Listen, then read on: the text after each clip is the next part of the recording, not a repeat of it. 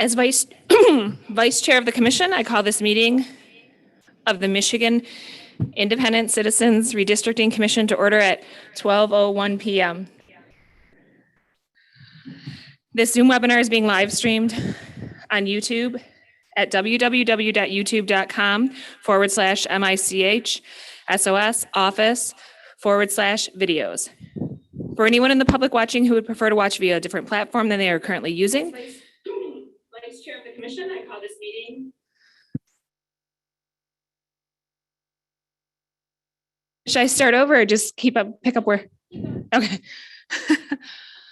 For anyone in the public watching who would prefer to watch via a different platform than they are currently using, please visit our social media at Redistricting MI to find the link for viewing on YouTube. Our live stream today includes closed captioning, ASL interpretation, and Spanish, Arabic, and Bengali translation services will be provided for effective participation in this meeting. Email us at redistricting@michigan.gov for additional viewing options or details on accessing language translation services for this meeting. People with disabilities needing other specific accommodations should also contact redistricting@michigan.gov. This meeting is being recorded and will be available at www.michigan.gov/MICRC for viewing at a later date. This meeting is also being transcribed, and those closed caption transcripts will be made available and posted on michigan.gov/MICRC along with written public comment submissions. There is also a public comment portal that may be accessed by visiting michigan.gov/MICRC. This portal can be utilized to post maps and comments, which can be viewed by both the commission of the public. Members of the media who may have questions before, during, or after the meeting should direct those questions to Edward Woods III, Communications and Outreach Director for the commission at woodse3@michigan.gov or 517-331-6309. For the purposes of the public watching and for the public record, I will turn to the Department of State staff to take note of the commissioners present. Hello, commissioners. Please say present when I call your name. If you're attending the meeting remotely, please disclose during roll call that you are attending remotely, and also disclose your physical location by stating the county, city, township, or village and the state from which you are attending. I will start with Doug Clark. Present. Juanita Curry. Anthony Eade. Brittany Kellum. Rhonda Lang. Present, attending remotely from Reed City, Michigan. Steve Lett. Present. Cynthia Orton. Present. MC Rothhorn. Present. Rebecca Satella. Present. Janice Follett. Present. Aaron Wagner. Present, attending remotely from Charlotte, Michigan. Richard Weiss. Present. Dustin Witches. Present. 11 commissioners are present and there is a quorum. Thank you, Ms. Reinhardt.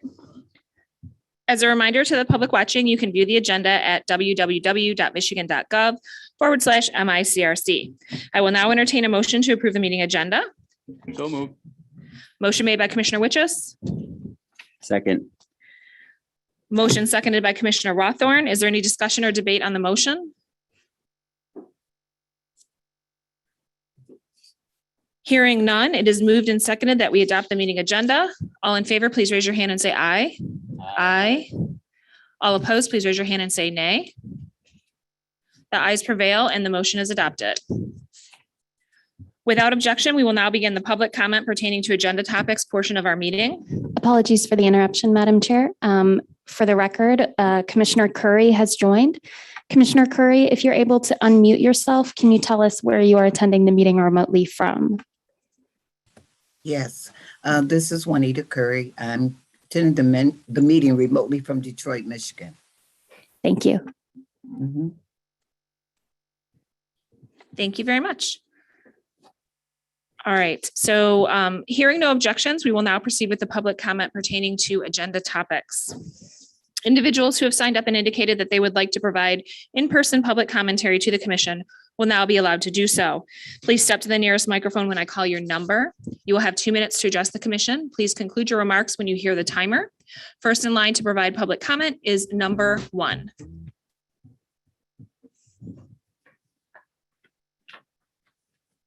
Good morning. Thank you. My name is Shelley Akanicki. I was born and raised along with my husband in the heart of Shiawassee County. We have 5 children, 5.5 grandchildren. We just found out we were going to be grandparents again that are also being raised in the heart of our community in Shiawassee County. I also grew up as a child in the southwest corner of Shiawassee County, playing on my grandparents' farm on Brewer Road, which is 10 minutes north of the Perry 69 corridor. I grew up knowing that our community was very different from the Lansing area. As a child, we would take a trip to the city, if you will, to Frandor a couple times a year with our grandparents to shop at the Sears store. And then again, have lunch after at the Big Boy locally there near Sears. Remember stories of my grandfather talking about learning how to get to the city and grandma always loving to go shop over there a few times a year around Christmas and school clothes shopping. It was an interesting culture, learning different from where we grew up in our small rural area to the greater Lansing area. I know growing up from our community that we do not have much of anything in common with the Lansing, East Lansing urban metropolitan region. Our region and community has always been aligned with other rural communities that best represents us, like Eaton, Clinton, and Gratiot County, who have similar ideals and resources. We are a small farming community with very different needs from the large Lansing region area. The core of Ingham County, including Lansing and East Lansing, should remain together with a Senate seat, and Shiawassee County should remain with the dominant population base for the House and the seat that has been with us for almost approximately 50 years. I hope you will take the time into consideration when drawing the lines of our community of interest, our small farming rural community, to take into consideration our population. Thank you very much for your time. Thank you for addressing the commission. Number 2.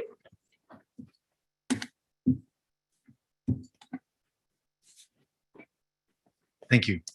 My name is Steve Myers, and we live in the city of Owasso, and my son graduated from Michigan State. So as a matter of fact, we came to Michigan State a lot, even while we have 2 children, while our children were small. And we really appreciate the East Lansing community. I was reviewing the requirements of this commission, and redistricting in general is one of the requirements, one of the hardest ones. The easy ones are contiguous and equal population, but it's much more difficult to do communities of interest. So I want to speak about communities of interest, and we are interested in Lansing and East Lansing. We've been coming to East Lansing from Owasso basically, the last 25 years. At any rate, I was born and raised on a farm in Indiana, and my wife also was raised in a farming community. And so these are our values, our goals. And we lived in the city of Flint after I finished college, and we lived there for 5 years or so. And then we chose a rural community because that's who we are, that's our interest.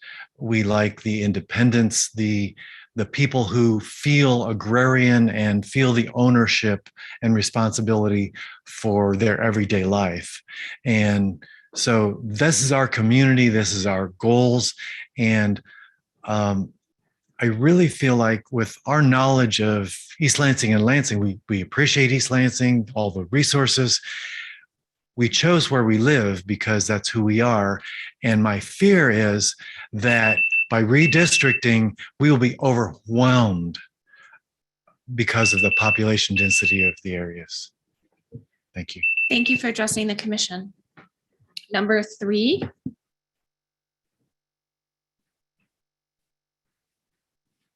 Hi, I'm Rose Hooper. I'm from Owasso, Michigan too. When I was single as a speech therapist, I lived and worked in Madison, Wisconsin, Los Angeles, and on the Navajo Reservation of Utah. As a family member, we also lived then in Seattle, Washington. I've lived in Flint, Michigan. And after all those places, I've chosen to live in Shiawassee County as my place to raise my family and retire about 17 years ago. I like that we know our shopkeepers' names. I like that we know each other and greet each other when we walk around in the streets. I like that we prefer campfires, bonfires, s'mores, and corn mazes for family activities. And I like that when you're in a small community, you get close knit and you commit. And so this is why I chose that kind of a community to live in. And I can see absolutely nothing in common with Lansing and East Lansing.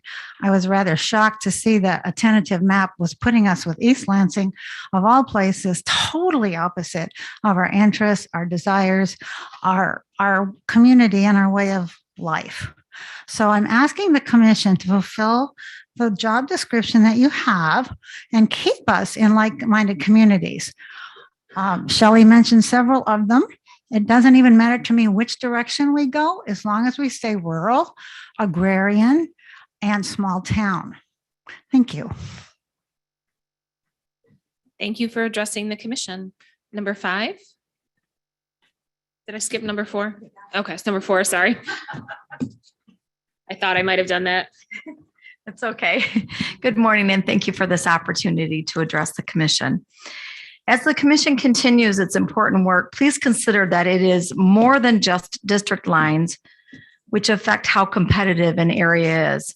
Shiawassee County has historically been rated as a toss-up, with the House district having been similar for the past 40 years or more.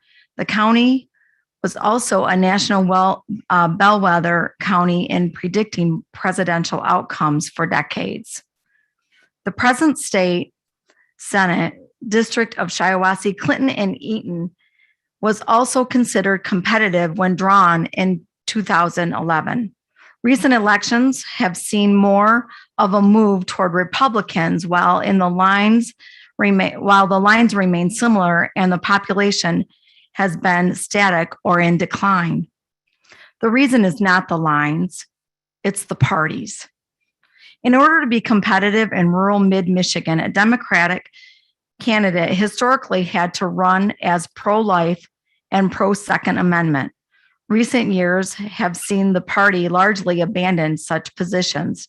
Democrat candidates have become far left-wing socially and fiscally. They have lost their race in my area before they even began. And we are seeing Republicans struggle to field socially moderate candidates in the suburbs in a similar fashion. The solution is not shoehorning urban areas like East Lansing with rural small towns like those in Shiawassee. The parties themselves have to answer for how out of touch their platforms are and make some changes to ensure their candidates are relevant to our region's communities of interest. In mid-Michigan, the lines and people have changed significantly in decades. The parties have not changed, the parties have. Shiawassee should not be combined with East Lansing. And thank you again for this opportunity. I appreciate it. Thank you for addressing the commission. Number 5.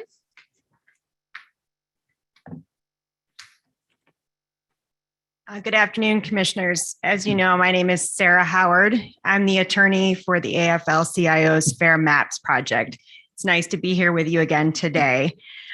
Today, I wanted to talk with you a bit more specifically about the Fair Maps project. As you know, we were proud to publish the maps and supporting documents on our website and on your portal almost 3 weeks ago.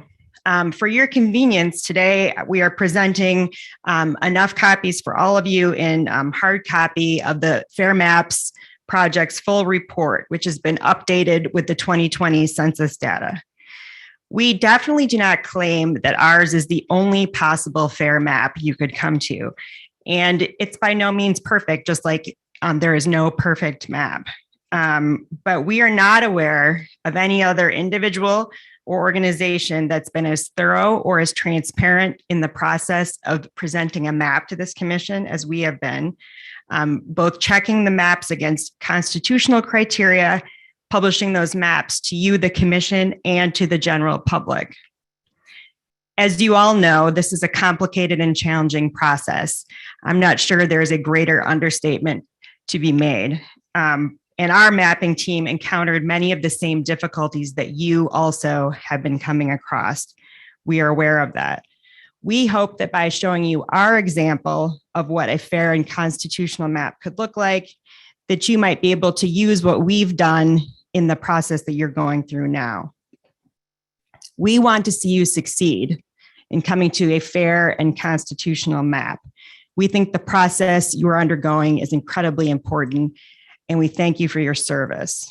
We encourage you to review what we've suggested with an open mind. And again, thank you for your time and consideration. I'll leave hard copies of the maps with the staff for anyone who's interested. Thank you very much, Commissioner Satella. Thank you for addressing the commission. Number 6. Hi, I'm Chris Andrews from Hazlet. I take ownership and responsibility for my life, and I live in a close-knit community. I've heard people call your job a thankless one, and I think that demeans the process. Thank you. It's noble work that you're doing. There are millions of us who are grateful that you've taken this time out of your lives to strengthen our democracy and create fair districts. I'm distressed that there are Republicans who are launching attacks on the independent members of this community, of this commission. There's nothing in the Constitution that prohibits an independent voter from giving money to a candidate or to a pro-choice cause. And I'm disgusted that there have been attacks on one independent commissioner for some tweets that he apparently made when he was a teenager. That's not what this is about. So please stay strong. My second point is that fair maps are the ultimate measure of your work. In a Republican year, Republicans should have a good chance of winning the legislature and the congressional delegation. And in a Democratic year, it should be the other way. And unintentionally drawing lines is unacceptable. I really think you guys should already be looking at the partisan nature. It's impossible for me to comment on the districts if I don't know whether they lead to fair districts or unfair districts. Finally, people didn't vote for proposal 2 because they wanted the best possible squares. Most people didn't know what communities of interest are. Please don't let communities of interest be the enemy of fairness. I live in Hazlet. It's half of Meridian Township. You can divide us up however you want if it leads to fair maps. Thank you. Thank you for addressing the commission. Number 7.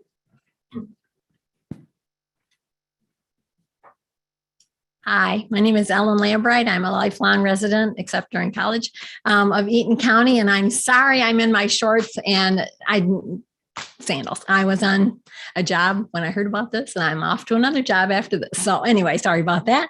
And thank you for all your work. I know this is not a fun thing, but it's important. And thank you for doing that. Like I said, I'm a lifelong resident of Eaton County. I'm a country girl, and I just really say where the country people are on their own and the city people are on their own, because there's no way if Eaton County gets grouped into Lansing, then I will be represented by a city person because of the sheer numbers. Anyway, I'm just requesting that you guys will keep us city, the city people with the city and the country people with the country. And thanks a lot for all you're doing. Thank you for addressing the commission. Number 8.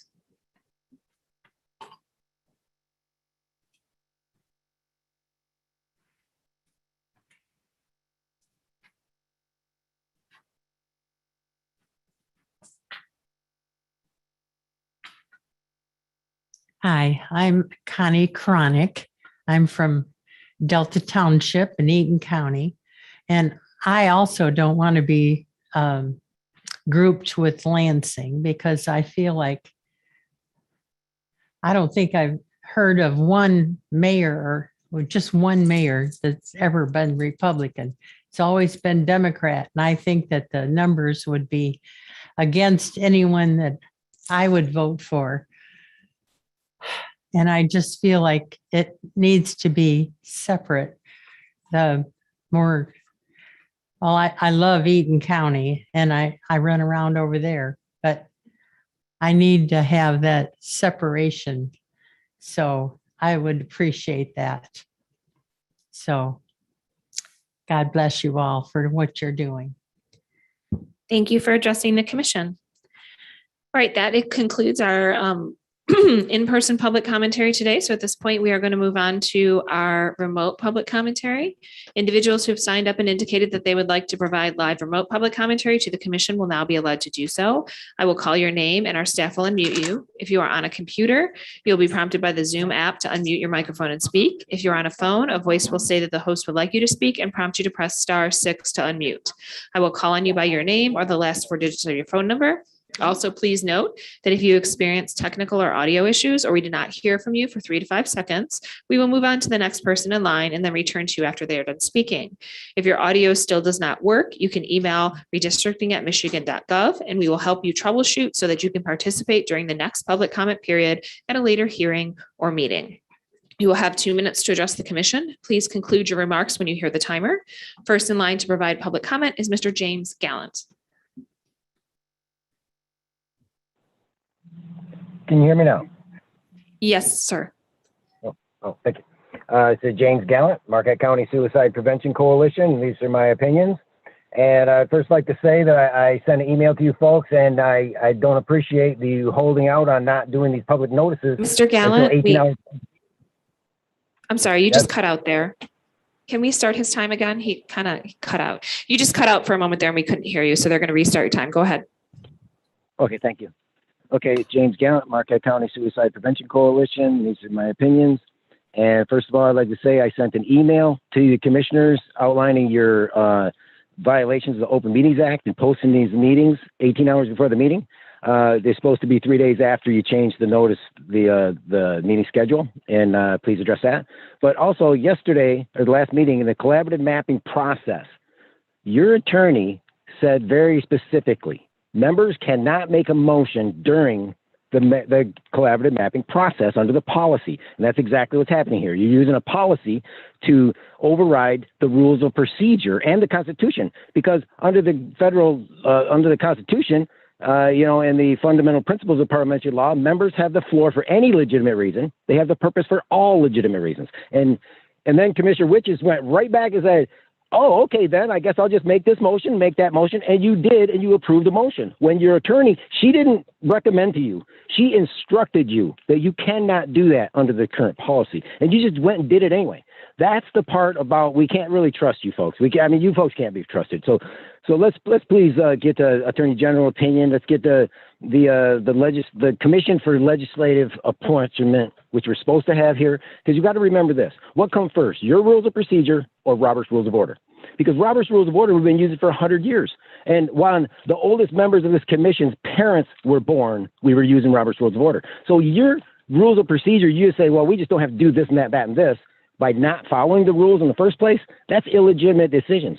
And as I read about the lawsuit that was filed against the state, of course, there's a citizen representing himself, and I will be representing myself. I'm just going to tag along on some of these, hearings that they're going to have and proceedings, and then I'll just do my own, and we'll just talk about these things, and we'll talk about the rules of procedure and why you haven't really addressed it. You don't even do what your attorney tells you specifically. Thank you for addressing the commission, Mr. Gallant.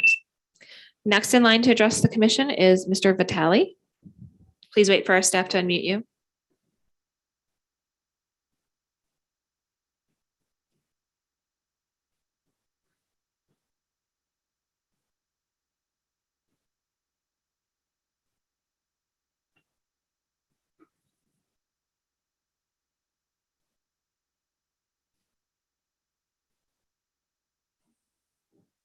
Can you guys hear me? Yes, sir. There we go. Sorry. Hello, everyone. My name is Brian Vitale, and I'm working with the API Vote Michigan. I just wanted to take this time today to highlight how important the Detroit Metro region has become and will continue to be in the future, to emphasize that the Commission revises its redistricting efforts to spend more time on its mapping plan to prioritize Michigan's most populous region. Southeastern Michigan has the 3 most populous counties of Wayne, Oakland, and Macomb, and has had strong growth with a net population increase of almost 10% within the last 10 years. It's evident that the Commission should allow more time to study and revise the roadmap in this region, considering that more districts are needed. In addition, it's worth noting that Metro Detroit is easily the most diverse region in Michigan and contains various communities that have historically been unrepresented. Because these diverse counties contain more than a third of Michigan's overall population, this has translated into higher volume of community interest submissions within the Detroit metro region, deserving the commission's reallocation of remaining time to prioritize district road mapping within this area. That's all I wanted to say today. So thank you for your time. Thank you for addressing the commission. We will now move on to Anthony Scannell.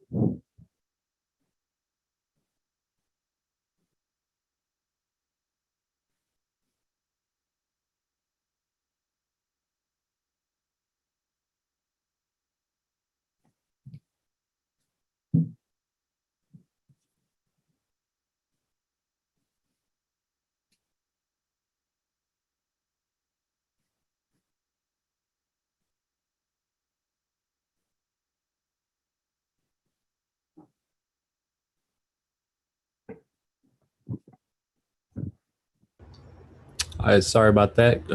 Good afternoon, Commission. I just kind of want to agree, I guess, with Mr. Gallant. You know, he says it all the time. It kind of does seem like the Commission is playing fast and loose with the rules and norms of procedure.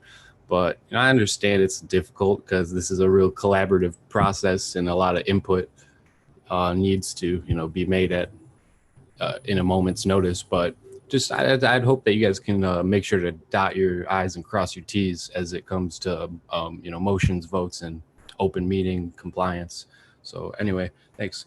But in terms of partisan fairness, my opinion is just that you already know it's not going to be fair because almost half of the eligible population doesn't vote. And the other question I have is, how could you distill 10 million Michiganders' opinions and down to 2 parties?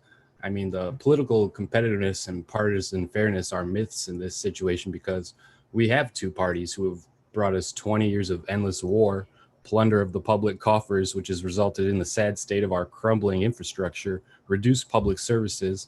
Our manufacturing base has been sold off to overseas interests, and our population is in decline. So that's what, you know, partisan fairness is going to bring you.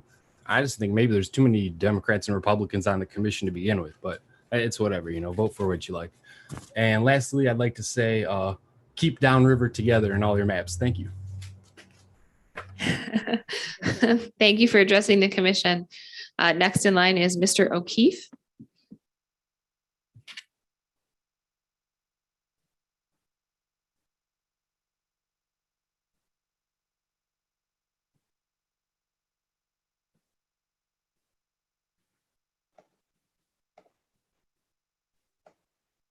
Hello, Nicholas O'Keefe, Detroit, Michigan. I just want to start off by thanking all y'all for your hard work. And I'd like to extend my gratitude to the people of Michigan for taking this matter seriously and understanding that allowing the party in power to draw our district lines is the quickest way to undermine our democracy, and our democracy is what's at stake here. Y'all have 7 duties you are bound by listed in order of importance. The first 2 are just that you don't break federal law. The third is that you consider communities of interest. So after do not defy federal law, your next responsibility is to make sure communities of interest are considered and that their voices are not drowned out in our democracy. All of us who have been paying attention have seen this duty shirked already. You gave yourselves 1 day to draw each of the maps for most of northern Michigan, which has a population of around 800,000, and most of those folks are white. You gave yourselves that same amount of time, 1 day, to draw the maps for Wayne, Oakland, and Macomb counties combined. That's 4 million people. And it's by far the most diverse portion of the state, with more pockets of communities of interest than the rest of the state, and it's not even close. You're giving 1 day to 800,000 people and 1 day for 4 million people. This is basic math, and it tells the story of where our priorities are. It tells the story of which communities of interest we care about and which communities of interest we're willing to accommodate. This comes directly at the cost of a free and fair democracy. Those of us that have been paying attention have seen Detroit consistently disregarded, not only by the state, but also by this commission. You may remember me as the guy who was woefully upset that y'all decided to give Detroit 1 community of interest meeting while giving multiple meetings in communities with a population of around 5,000. Detroit is continuing to be neglected. We need to do better. I do not believe any of this was done on purpose. It is our conditioning that allows us to look past Detroit. So we need to consciously be making sure that Detroit and the surrounding communities get the attention they deserve and get a fair chance at representation, which cannot happen with the current schedule. Thank you so much for your time, and thank you for your hard work. Thank you for addressing the commission. Next in line is Judy Maga.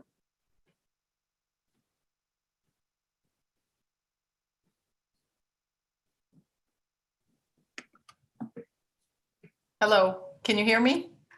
Yes. Hi, thank you, everybody, for all your hard work. This is no easy task. That is very obvious. And for the record, I do trust all of you. I think that you're working hard to do what you have been tasked to do, and I appreciate that.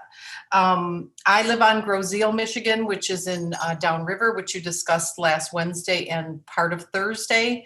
I wanted to say that the proposed map that you came up with on Thursday looks like this, which is much better than the state Senate district, which was this.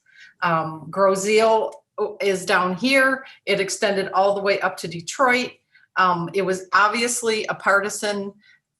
They were trying to lump every liberal vote, every Democratic vote into one area by doing this. This is a true community of interest, State Senate District 17, which is the one that you guys had tentatively come up with on Wednesday, and then there was a little bit of talk of changing it on Thursday. I don't know if that happened, but I appreciate this, which is these are the communities that work together, share police forces, share concerns about the environment, and who a state Senate representative would be best served, not having to stretch themselves between almost to the Grosse Points all the way down to Groseal. This old district was just complete insanity. So I appreciate your effort on that. I do believe that you should address the partisan makeup of these as you're going along so that we can have information on what the makeup will look like when they're done. And I also do have a question. When a person goes to sign up for a comment, it says that the deadline is 9 a.m. the day of the hearing. But then when you click on it and sign, it says 3 p.m. the day of the hearing. So if somebody could just clarify that either on the website or at one of the meetings, that would be greatly appreciated for the future. Thank you for everything. Thank you for addressing the commission. Next is McRoberts Lukaski. For the purposes of the public record, that participant is not currently present. Thank you. We will move on to Sarah Molinar.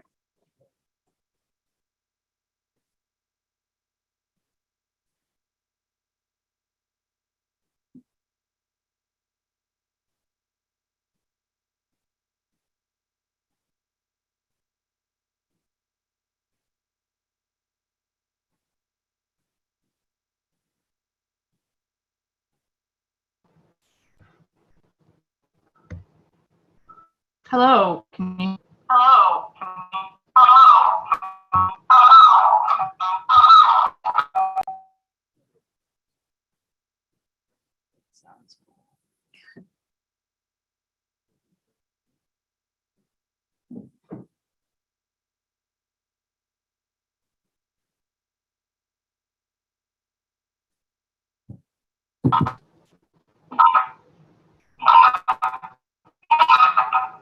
Hello, can you? Hi, Sarah. It looks like we're experiencing some audio issues with you. If you have the meeting audio on in the background, if you could turn that all the way down, and that'll stop the feedback that we're hearing.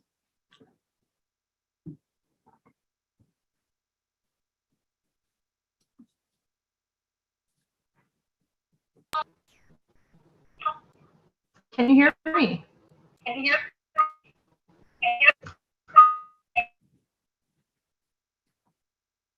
We're still getting a lot of echoing when you're speaking.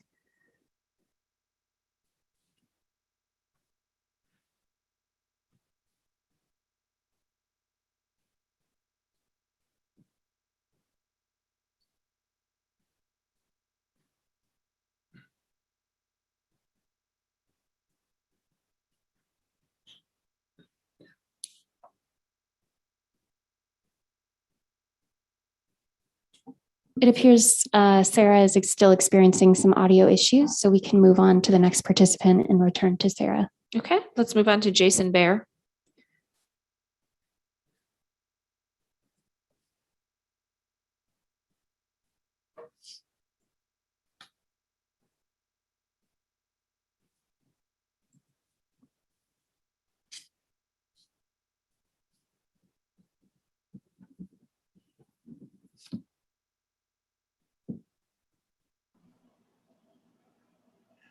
Hi, my name's Jason Bear. I'm Lincoln Park, Michigan, of the Downriver Community of Interest. I was with Voters Not Politicians in 2017 as a precinct captain, so I certainly know how difficult all of your work is, and I certainly respect all of the hard work that each commissioner is putting on. And I would certainly echo the in-person gentleman's previous sentiment of staying strong in the midst of the criticism that you're facing. I would strongly encourage you to include partisan fairness metrics and statistics in the maps that you draft and come up with. I no longer want to see one of the two majority parties in the state needing to get 6% more of their popular vote in order to get the most seats in the state house or state senate. I do appreciate your state senate drafted map, whereas Judy Maga pointed out, makes much more sense for our downriver community to be grouped as one. And I also appreciate how you have already decided to split up Grand Rapids and Lansing in your state senate draft maps. And I would like to see Washtenaw County and Ann Arbor also be given that same benefit, since Washtenaw and Ann Arbor are also very diverse communities. And I thank you for your time, and I wish you luck in all of the hard work that you have coming up. Bye. Thank you for addressing the commission. Angie Shaver.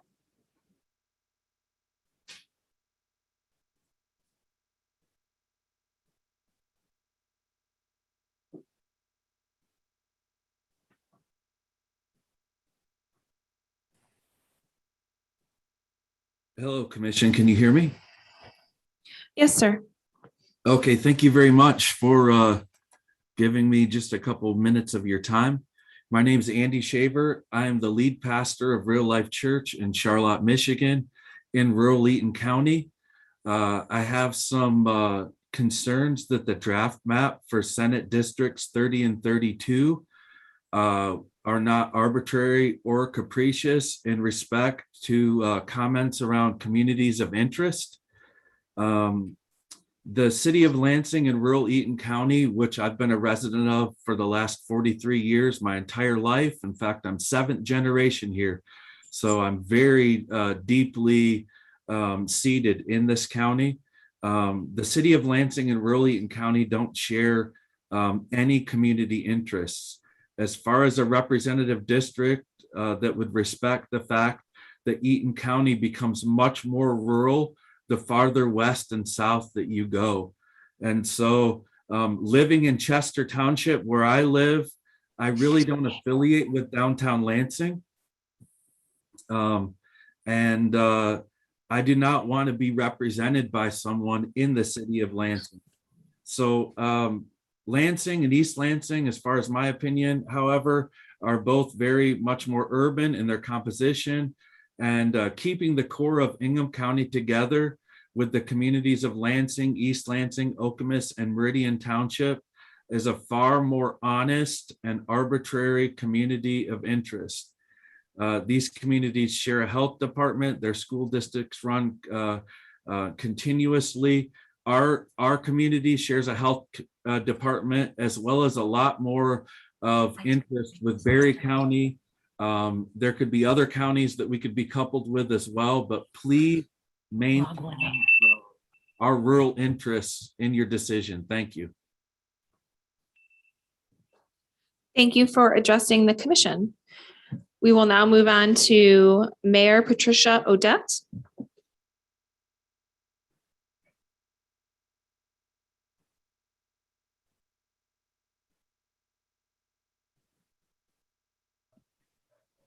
I think I'm unmuted. We can hear you. Okay. Hi, I'm Patricia Odette. I'm the mayor for the city of Woodhaven.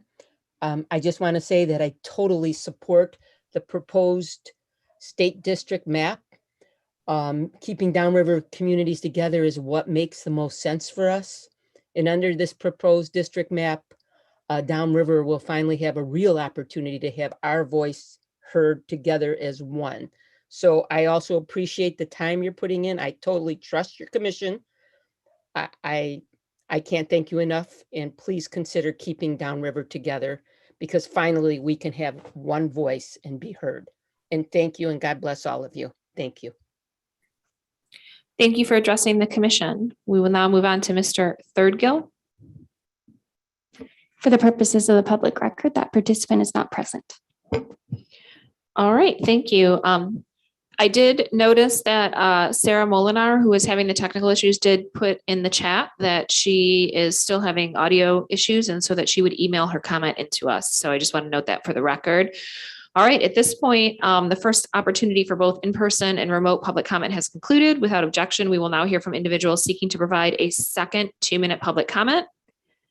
Hearing no objection, we will proceed with individuals seeking to provide a second public comment. Individuals who have signed up and indicated that they would like to provide in-person public commentary to the commission will now be allowed to do so.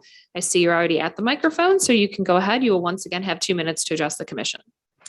Thank you very much, Madam Chair. Again, my name is Sarah Howard. I am the attorney for the Fair Maps project. Thank you again for hearing from me. Your general counsel is correct in saying that it's not possible to run mathematical analysis of the partisan fairness in total until you've completed a full statewide map. But we would remind you and encourage you that if you use publicly available partisan data, it's possible to do rough checks as you go.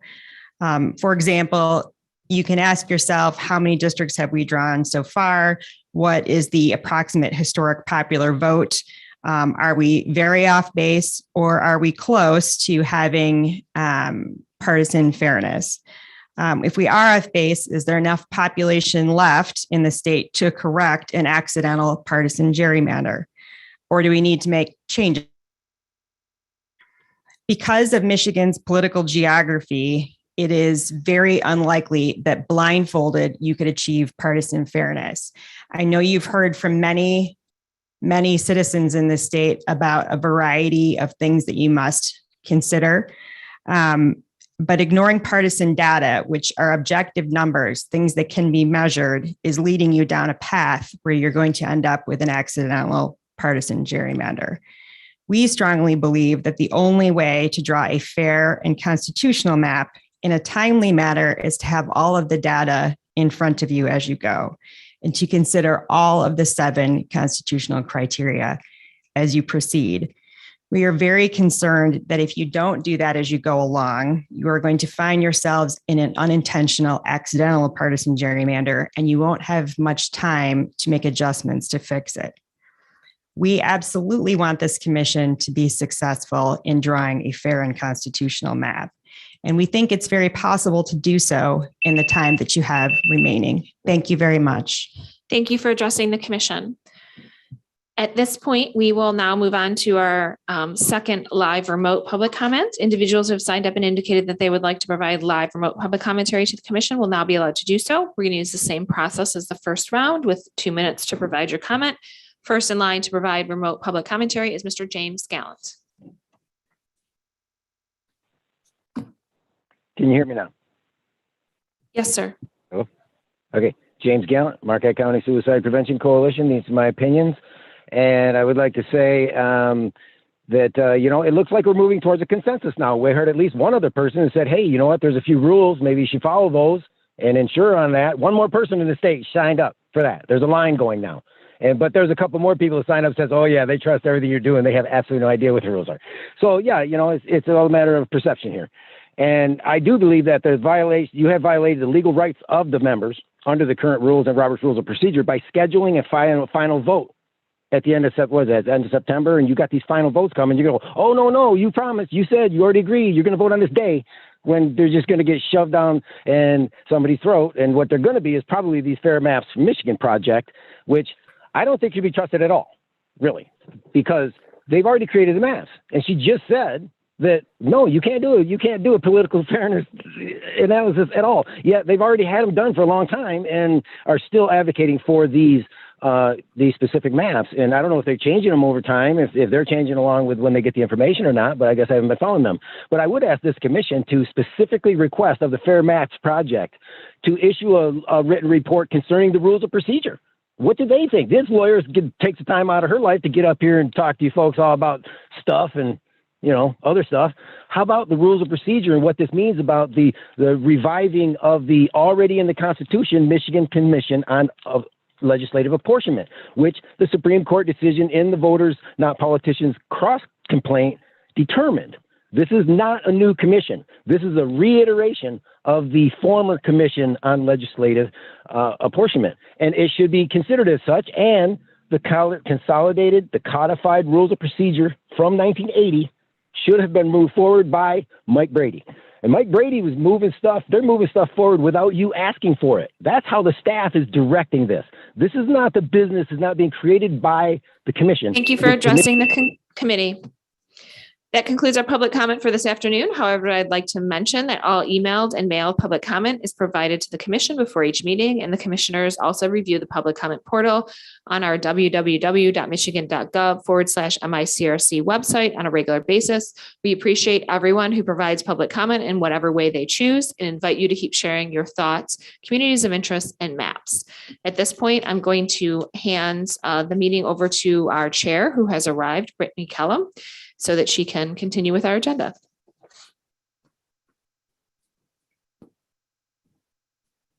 Next, I'd like to move to unfinished business, agenda item 5A. And without objection, continue with the draft mapping of state Senate districts in Saginaw and Genesee counties, as well as the Metro Detroit area. I believe that we ended with Commissioner Lang in our previous meeting, so it's Commissioner Lett's turn to instruct the line drawers. Commissioner Lett, I see that smile under the mask. Are you? Yeah, I knew you were smiling. It was in your eyes. Are you ready? Okay. Kent, are you ready? Commissioner Lett, you have the floor, and Kent, you have the floor.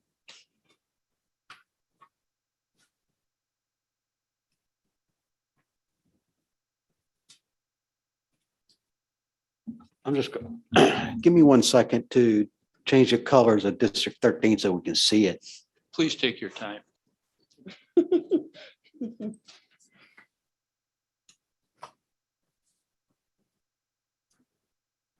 are terrible on my screen.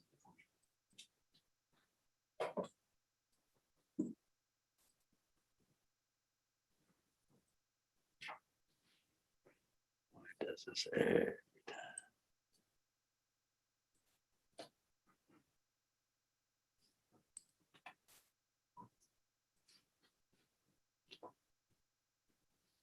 Okay.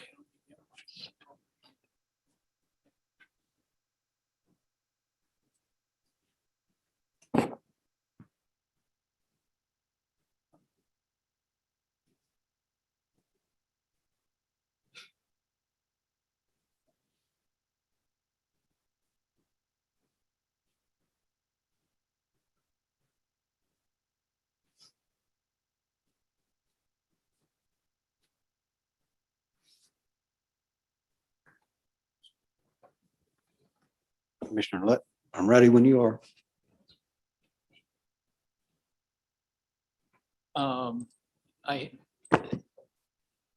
These are faint today. Is there something I'm doing differently or you're doing differently or? What is faint?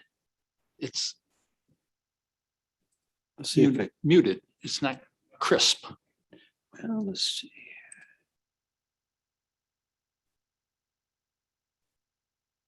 Can it be brighter?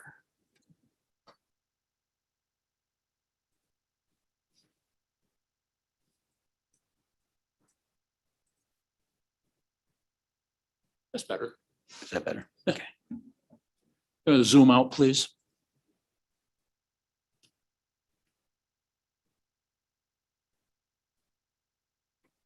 Okay, not quite that far. Go back in. All right.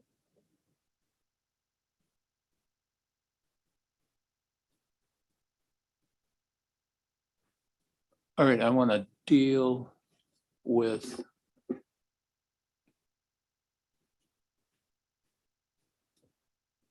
up in the Novi Farmington Hills area. Because if we don't, we're gonna lock ourselves into a box. In my opinion. So let's take Novi, Wixom, and Walled Lake.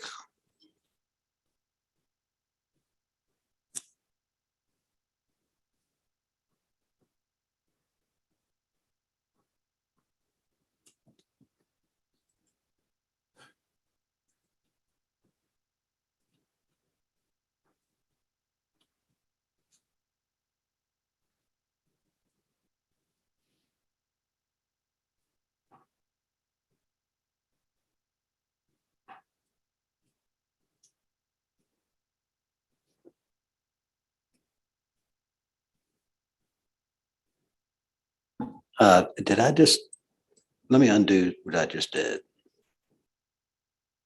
Maybe that'll answer my question. So there's already a 12. We need to do 11.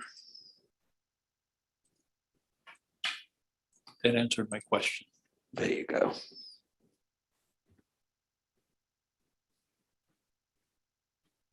You can barely see it. I can change that color so it's more visible.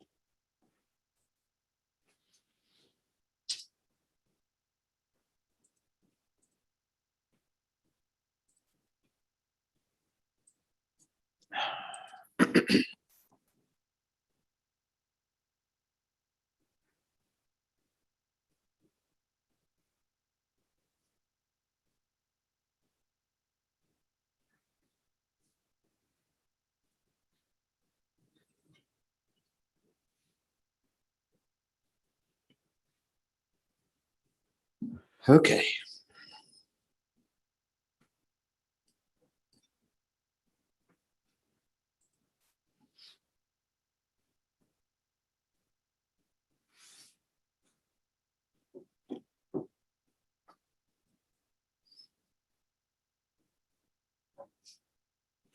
All right. Take the next block below, south, immediately south. You're doing voting precincts or? Those are Townships. townships, but they're Okay. just tiny. That's fine. And then we'll go to these precincts. Yes.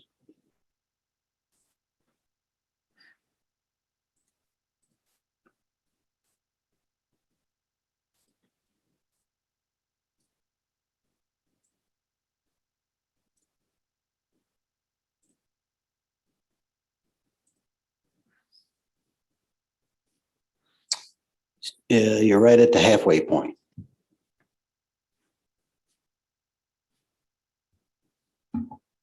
Any of the Southwest commissioners pipe in with any comments at any time? If you see that I'm, well, I didn't mean that soon, but go ahead.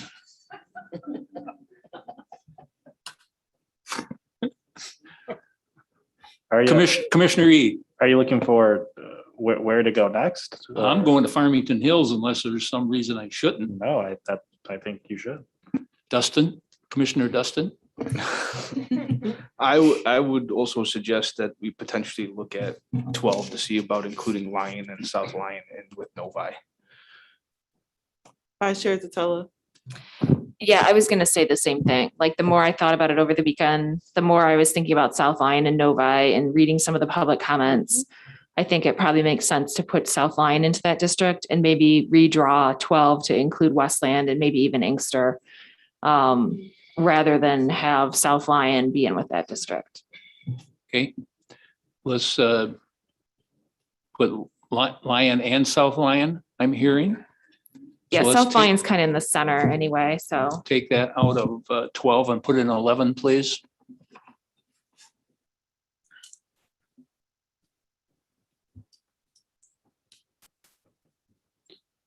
You still need 100,000 people approximately. See what Farmington Hills does for us.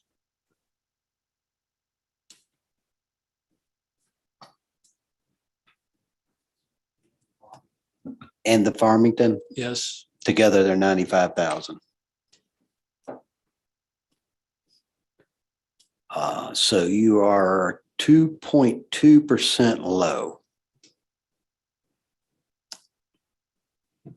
Commissioner MC. I think we want districts that are lower because we have been so higher, how much higher with our, I think our general count, but I would want to make, I just want to offer that it might be good to have it low. Thank you.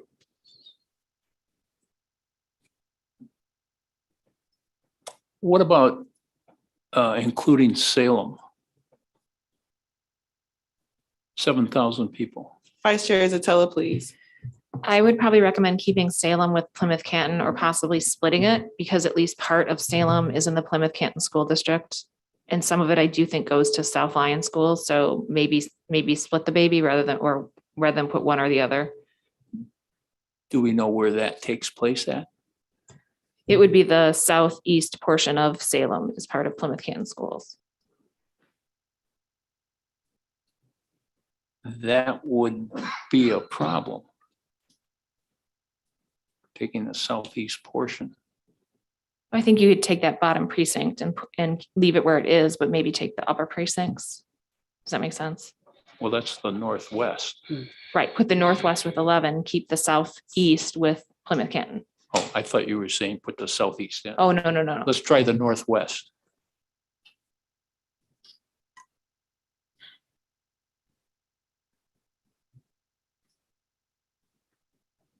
You're now at 1.04% under.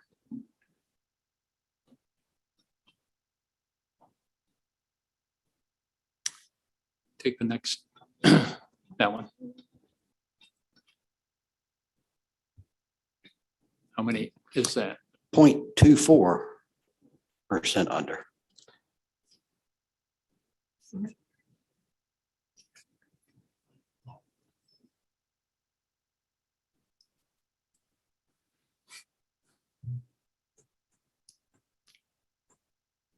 Commissioner Rothorn. If your goal is to try to respect that school district, we may have an overlay of school districts that may be able to help guide you. I'm not sure if that's true, but.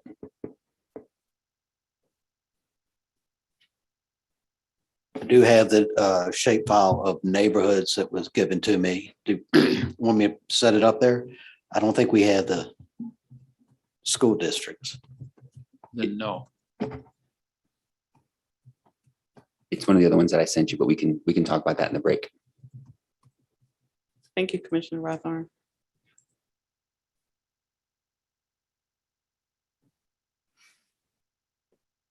I'm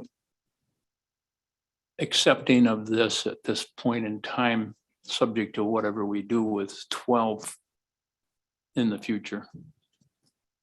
Do we want to deal with 12 now with me? Yeah, okay. The consensus is yes, Commissioner Let. Well, then I think we've got to go over into the Westland area. Is that what the southeast people are thinking? All right. You need approximately 35,000. Well, that certainly is not going to be all of Westland.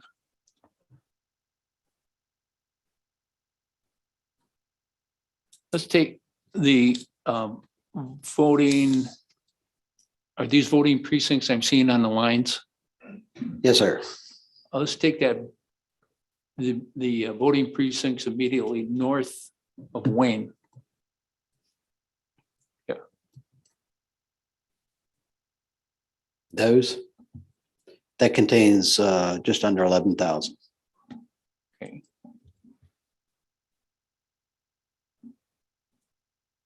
And let me change that number.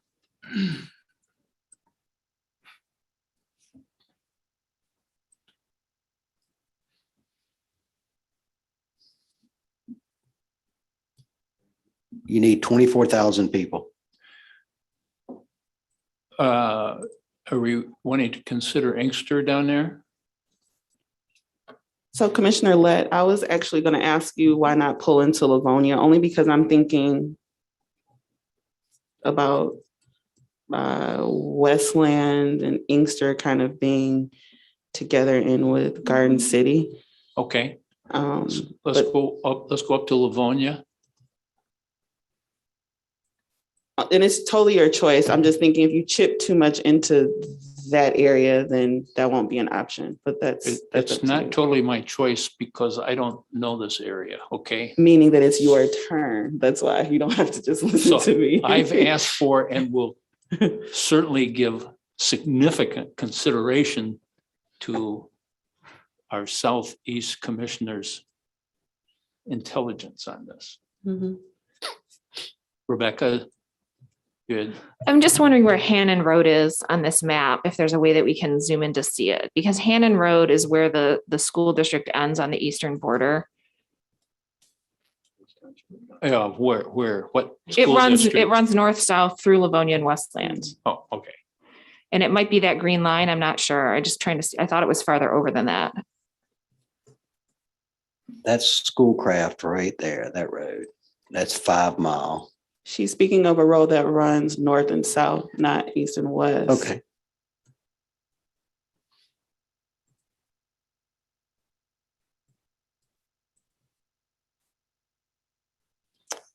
So it should be you have the freeway, and then you should have lots, and then you should have Hannon. And then Newburgh is after that. So it would be between Newburgh and the freeway. So if There's Plymouth Canton. So scroll down a little bit so we can see farther into 98, 275. So you got 275, and then you have Hannon, and then you have Lots, Hannon, and Newburgh. And east up to Hannon is Plymouth Canton Schools. So it just might be easy to pull those.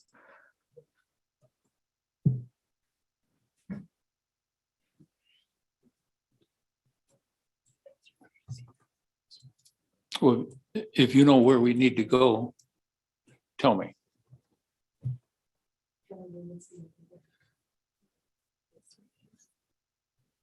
South or north? South?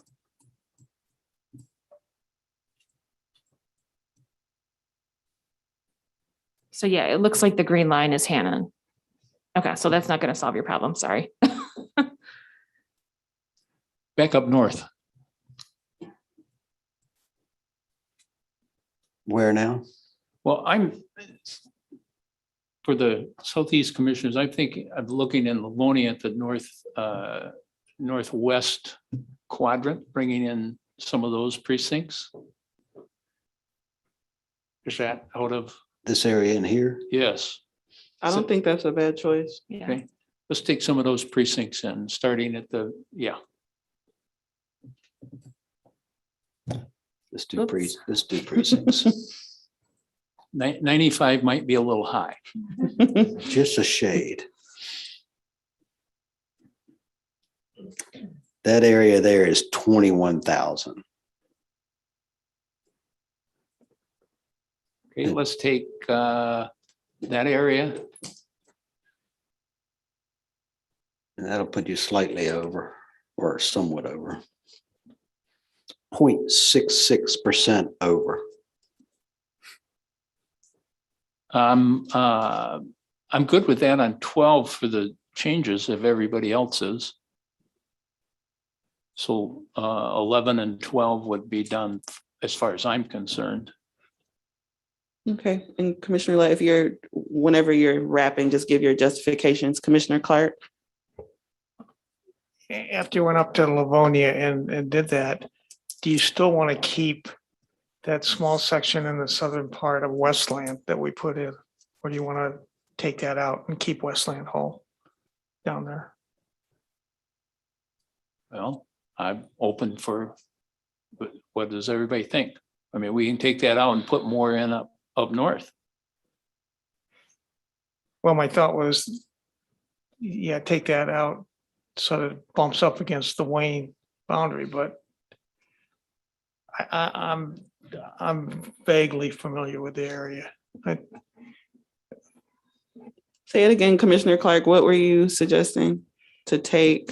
Take down in Westland, We got We 4 or add, 5 we added a precincts. row of,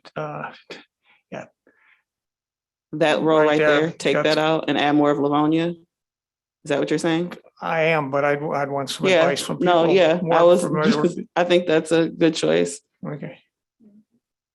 Oh, I thought you were raising your hand. Commissioner Orton. I was just gonna say the same thing. We don't need to break Westland up. All right, let's take those out, please.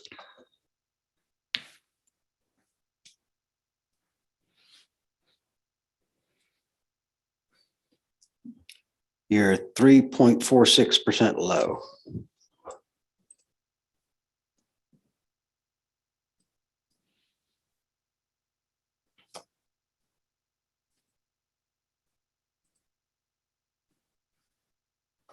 Let's take that area around Plymouth Road.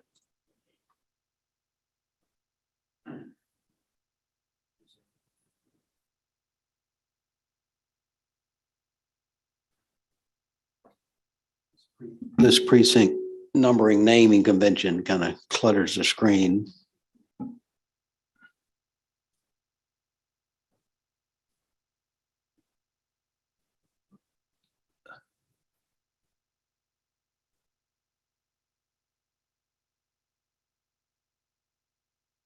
Yeah, make it 12.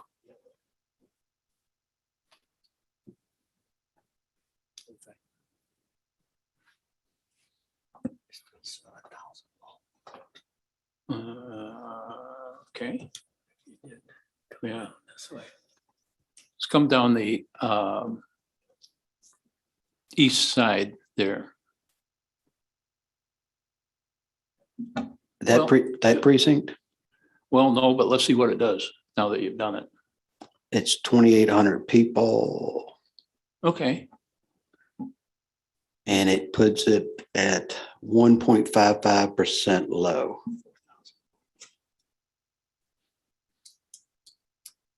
Commissioner Rothner, we need more or less.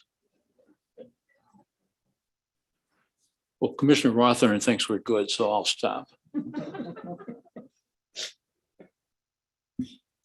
Commissioner Lett, be prepared for your 3 questions coming from Michigan Department of State.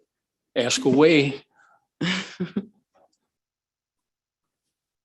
Could you describe, so we'll start with District 11. Could you describe why your District 11 took the shape that it did? Well, it took the shape that it did so that we didn't box ourselves in. So starting from the western side of that district and moving east, giving us room as we get closer into Wayne County, Detroit, and the other counties if we're still in them. So that was why we started there. I started there.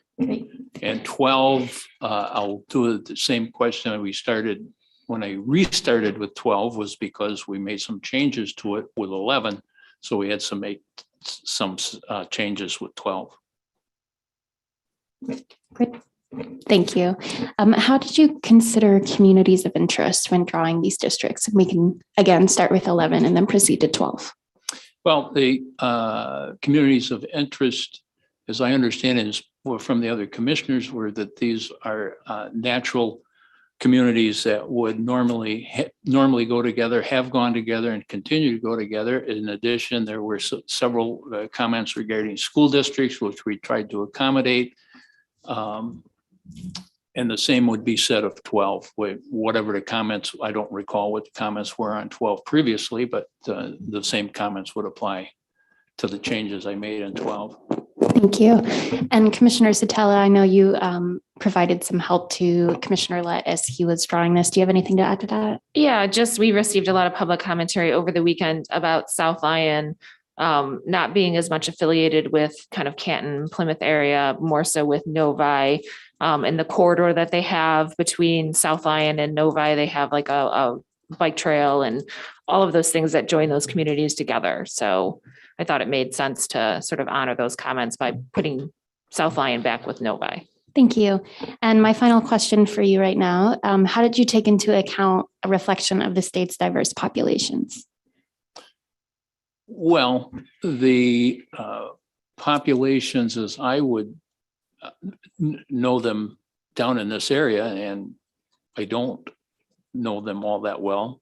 So if either Commissioner Kellum or Commissioner Zatella or Commissioner Eid or Commissioner Witches could address those, I would appreciate it.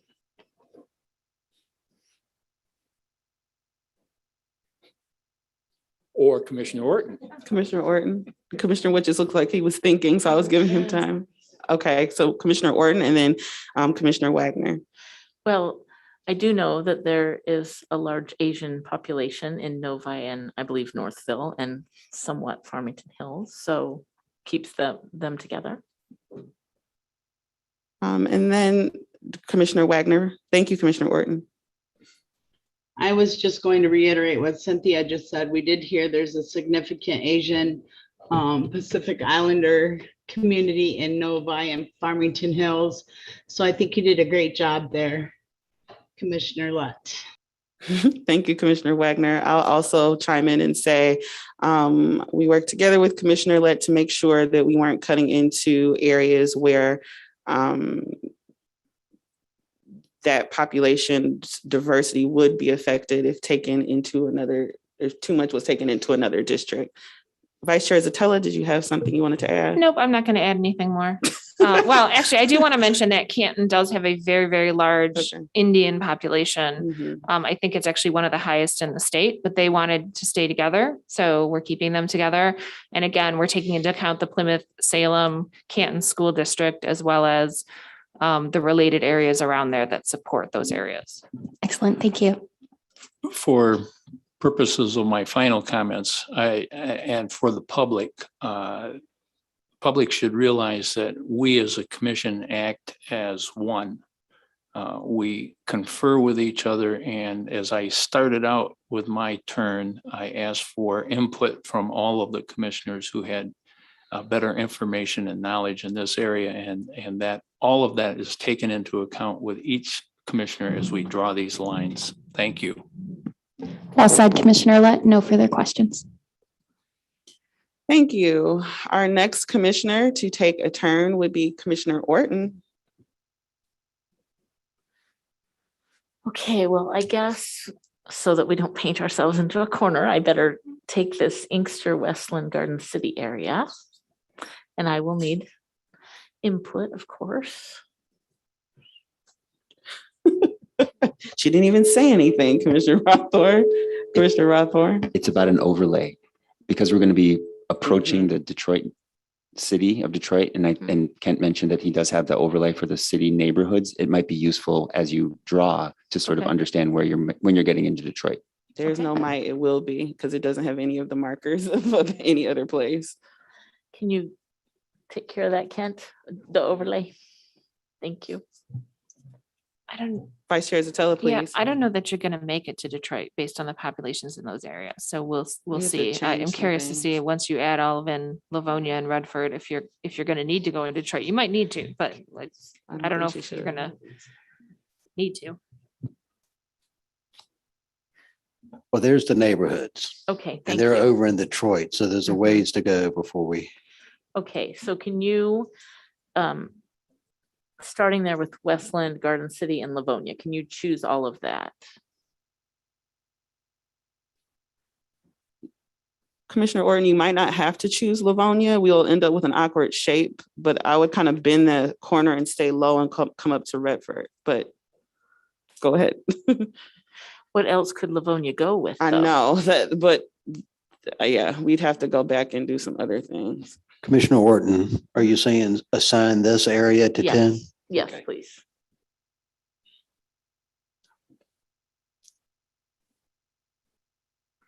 I think it's if you click township, I think it'll select all of West. Oh, yeah, that's true. Well, I was thinking Wayne was in there, but it's not.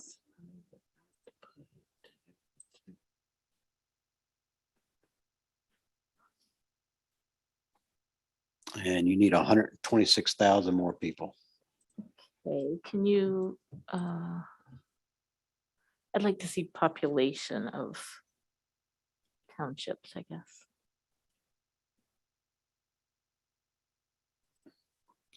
all of Livonia is 95,000. A fair piece has been taken out of it. Okay. Well, I think we're gonna have to take that unless somebody has an idea of where else we'd be able to use that. So Commissioner Kellum, are you thinking that Garden City and Westland do not associate with Livonia?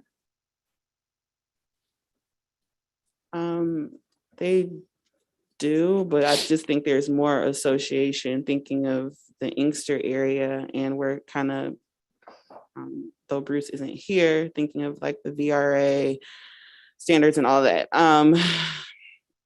So I don't have a fix for Livonia. I just have an idea of what to include for 10. So I don't have a nice tidy answer. I was just thinking of putting Redford, that Losser area, in with Garden City, Inkster, and Westland, just thinking of the communities there. But Vice Chair Zatella has a hand. So Livonia is a big area, and the way that I think of the Metro Detroit area, I'm sorry, let me take this off so you guys can hear me better. The way I think of the Metro Detroit area is you have Detroit, and then you have like what I call first ring suburbs, which are houses from the 1950s that are, in subdivisions that are relatively close together with like 50-foot lots. The southwest portion of Livonia is very much like that. So it's very similar to Redford and Garden City and Westland in terms of the style of houses, the type of houses, the communities where they're built around parks and, older bungalows from the 1950s and older ranches from the 1950s. As you start to go farther north into Livonia, you get into more kind of newer subdivision type areas that are what I would call like second ring. So 1970s houses, more spread out, more colonials. So I think, although I don't necessarily want to see Livonia carved up into 3 pieces, I think it might make sense to take Livonia south of 8 Mile potentially, or even maybe 7 Mile, and combine that with Redford. And then, or just, depending on population, maybe just take all of Livonia and combine it with Redford. You just have to see what your numbers are, because you only have 95 in Livonia and you took off, there's quite a bit already off. So, but if you're going to segregate Livonia, I would say north versus south. You're getting into that first ring versus second ring kind of communities, which are the first ring are more like Garden City, Westland, Inkster, and Redford. And I'm thinking about the data that you could show, like those dots that we get with some, and so maybe some demographic help might be helpful. And I'll also say that there is a population for, this is a little bit anecdotal, of African Americans when they're living in the city of Detroit. The city that they could be most likely to move into would be a Westland or a Garden City area, least likely to be northern side of Livonia, if that makes any sense. So that's why I was thinking of, then when I think of Redford, there's no possibility of where I would put Redford anywhere else, or Redford Township. But that is just my guess. Like, it wouldn't be appropriate to put it with 13. And then I'm thinking of the work that we have to do with the neighboring districts. Okay. So we've just done something awkward with the Livonia, the suburban area. So that's why it's like that. So Keep in mind, if you take all Livonia, you're going to have to fix 12. Commissioner Ede. Well, I think since we took off quite a bit of Livonia with 12, you might actually have the population if you put both the rest of Livonia and Redford in here.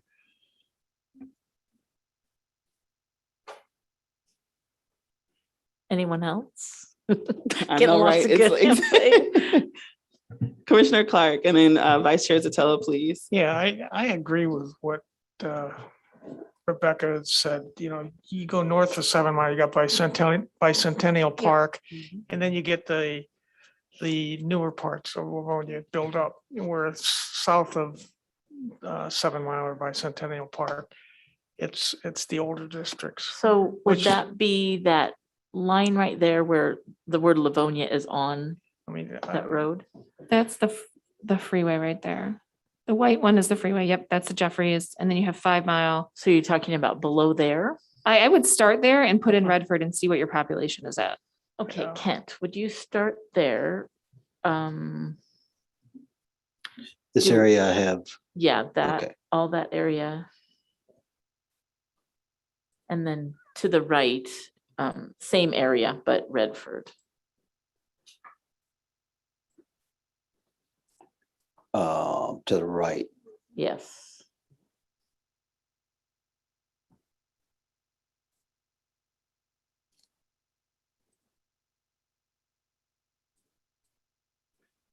Redford Township. I think. But just to the same height as, Oh, not all of Redford? right, just first, let's just try this.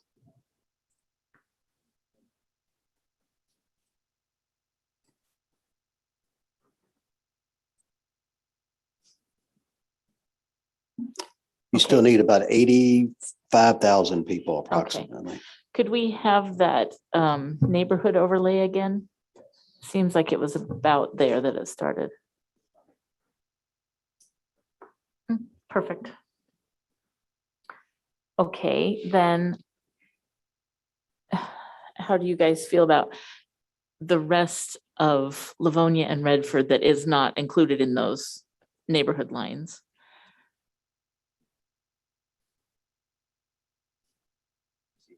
I am not assigning them. I'm just highlighting it to see what kind of numbers we have. Thank you. Commissioner Clark. That area contains 43,000 and you need 84. Okay. Yeah, I would say that's reasonable. That's, I think, what Anthony had recommended a few minutes ago. That area, all of that, you would still be light. Okay, well, assign all that, please. Okay. Yeah, see if you can take it to Greenfield and see what happens. I don't know, you might not be able to see that street. Like to So the just a bit east. into Detroit, yeah. I would take that whole little puzzle, like line it up where Dearborn is, just even it out. This area, you still need about 12,000 and you're running right down the edge of these neighborhoods. Okay, so that are in what there. area are you talking about, Brittany?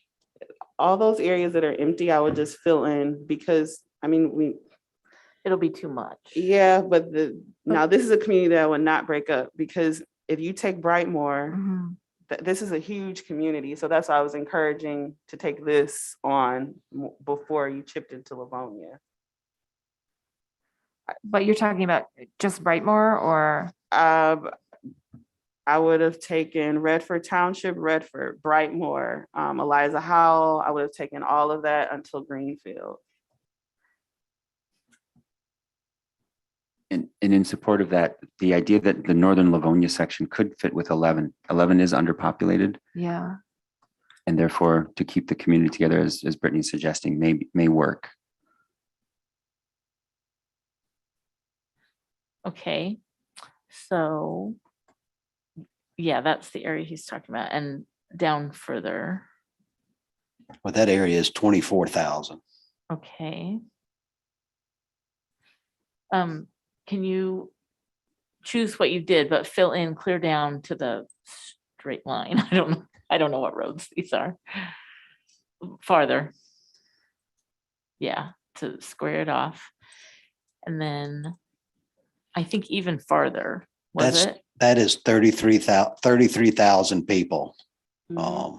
Okay, so More or can you less. assign that to, or unassign it for right now, I guess.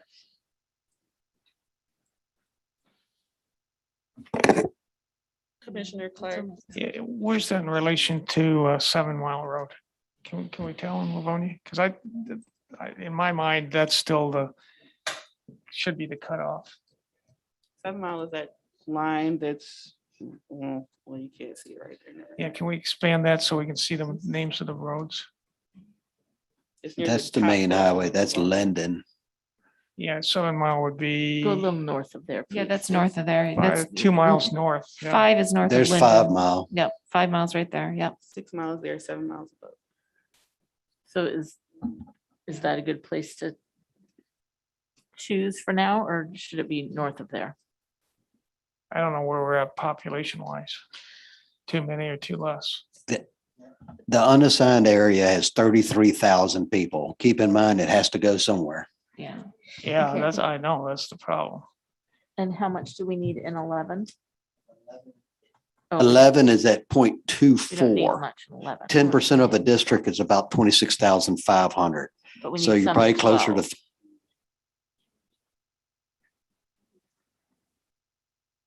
But we Okay, can put some in 12 too. well, for right now, zoom in a little bit to just the edge of those neighborhoods. And Yeah. can you select a chunk of that? Are you thinking the southern chunk of that? Is that what you're talking about, Commissioner Kellum? Zoomed in, hold on. The southern chunk of. The neighborhoods Yes. that are highlighted. I mean, this is jumping ahead. I probably need to make additions to the District 13 that I created too, but anywho. Commissioner Kellum, District 13 is overpopulated at the moment. Yeah. So she can take. Because I don't think we're gonna be able to take much of that. I think the population is gonna be quite high.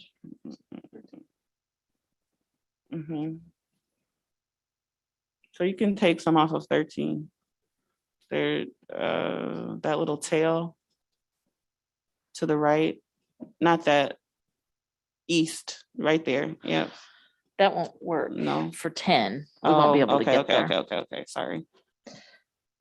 I just am not sure which of these areas by Redford, where the neighborhood outlines start. I'm not sure which ones associate with the area that we're putting in 10. You can select that area. That's fine. Brightmoor, Eliza Howell, Castle, Rogue. Yeah, I was trying to talk you all, Commissioner Clark. Yeah, I'm not sure I'd put any of that in 10. I think I'd be more concerned about the blank space we have over in Livonia and splitting that up between 11 and 12. Should we fix 11 and 12 first? And then see what we do Yeah, have I guess left? we could always come back to that. Well, the reason I suggest that is because we may not use all of that blank space and we may want to Right. assign some of it to 10. Right. Yeah. Commissioner E. So when we're saying fix 11 and 12, it looks like 11's okay. 12 is a little short on population. It's within 2%. But then 13 is down 25,000 people. So over. Oh, it's over 13 is 25,000. over Oh, okay. 24,000. Never mind. Okay, well, Commissioner Zatella. I honestly would just say keep Livonia in 10. Were we over when we had that other area? No. We were still short. And how short were we? About 12,000 people. About 12,000. So we could potentially take some off of 13 on the other side of it. That's Grand River, right? Is it Grand River diagonally? for right now, Kent, assign Yes. that to 10. Yeah. Assign this area to 10. Yes, please. Take a little part of the area north of Grand River and maybe assign that into 10. That's what I was saying. Take this, I don't Yeah, know that what little street part it up is. there. It's very densely populated, so That one precinct has 1,500 people in it. These neighborhoods dissect, as you would expect, voting precincts. So if we're going to really stick to the neighborhood lines, we need to, use census blocks, like right here. so where would you cut on that? Is Commissioner Curry on? Commissioner Curry, are you at all familiar with this area of Detroit? We can't hear you if you're talking. Yes, I'm somewhat familiar with it, yes. Which of these areas do you feel would best go with the Redford Township? the 10, Yeah. District 10 that we're creating?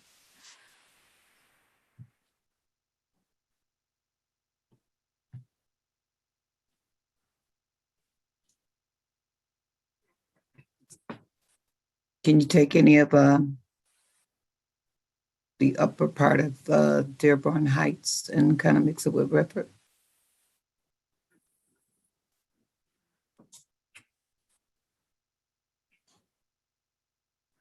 I can't hardly read the words to Yeah, I mean, we could do that, but we're overpopulation overpopulation in 13, whereas 19 is pretty good where it's at. So we were looking Okay. at taking some from 13 because we're 26,000 over in 13 Okay, and we're 13 is under in up there.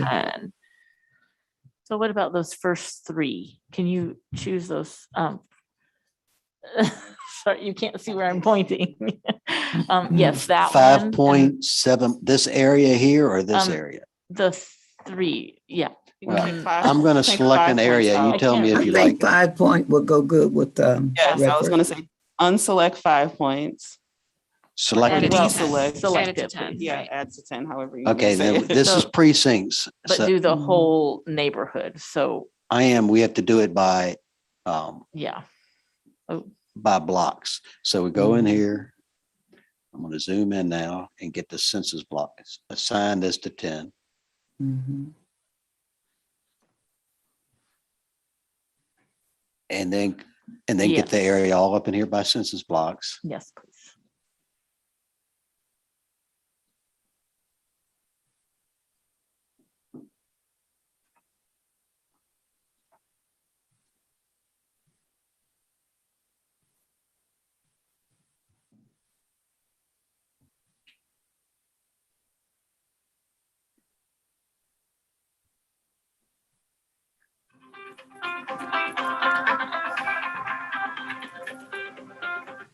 We're still a long ways. Well, you need 10,000 Okay. people. So can you go ahead and choose that south out?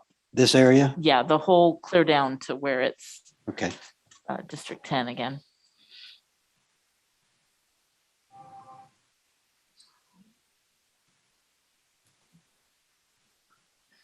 That area? Yes, and the one below as well.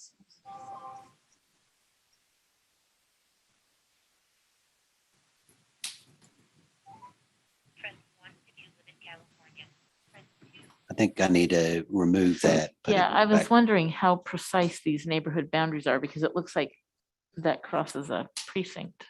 or Well, a this is block. a highway here, and I think this is just a median. I may be wrong. Yeah, it is. That's a median. Oh, So all it does is make it look oddly shaped as more than anything. Okay. You want to assign 5 points and the I, and the one below. we've already done that. This little guy here. Yes.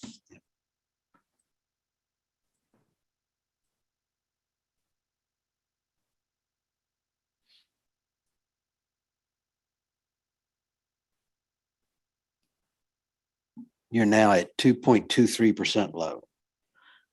Okay, can you zoom out a little bit?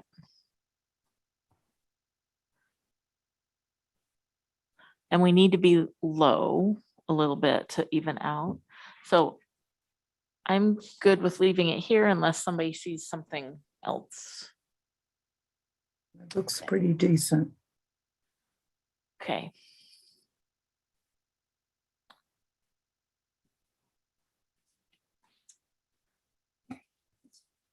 I'm ready for the questions. Good job, Commissioner Orton. I know it's not easy. Commissioner Orton, Yes. why did this district take the shape that it did and include the areas within it? Okay. Kent, after you're able to save, would you zoom out a little bit so I can see the shape that it took eventually? Well, I didn't want us to get boxed into a corner. And so that was that southwest portion. And then we added for population in areas that we thought that commissioners felt associated together.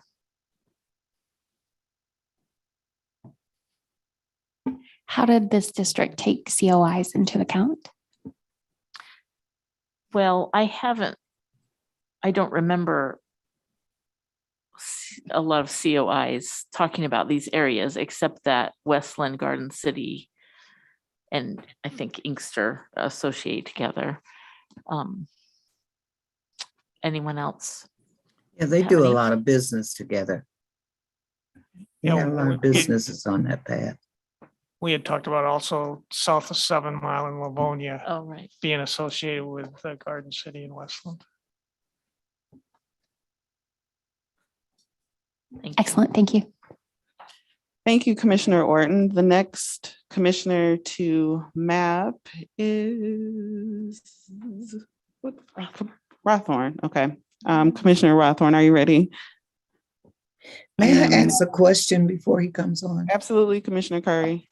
Okay, can all of this, the letters that's in this pinkish and yellow part, is there any way you could make them black?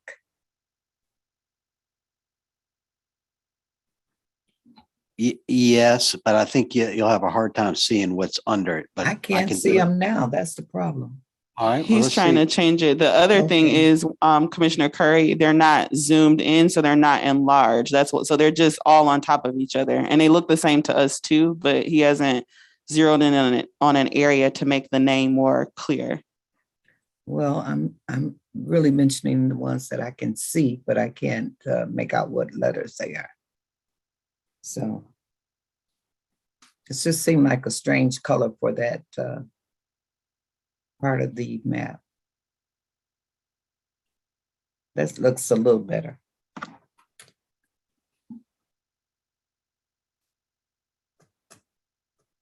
And Commissioner Rothorn, when you're ready to begin, you have the floor. Thank you.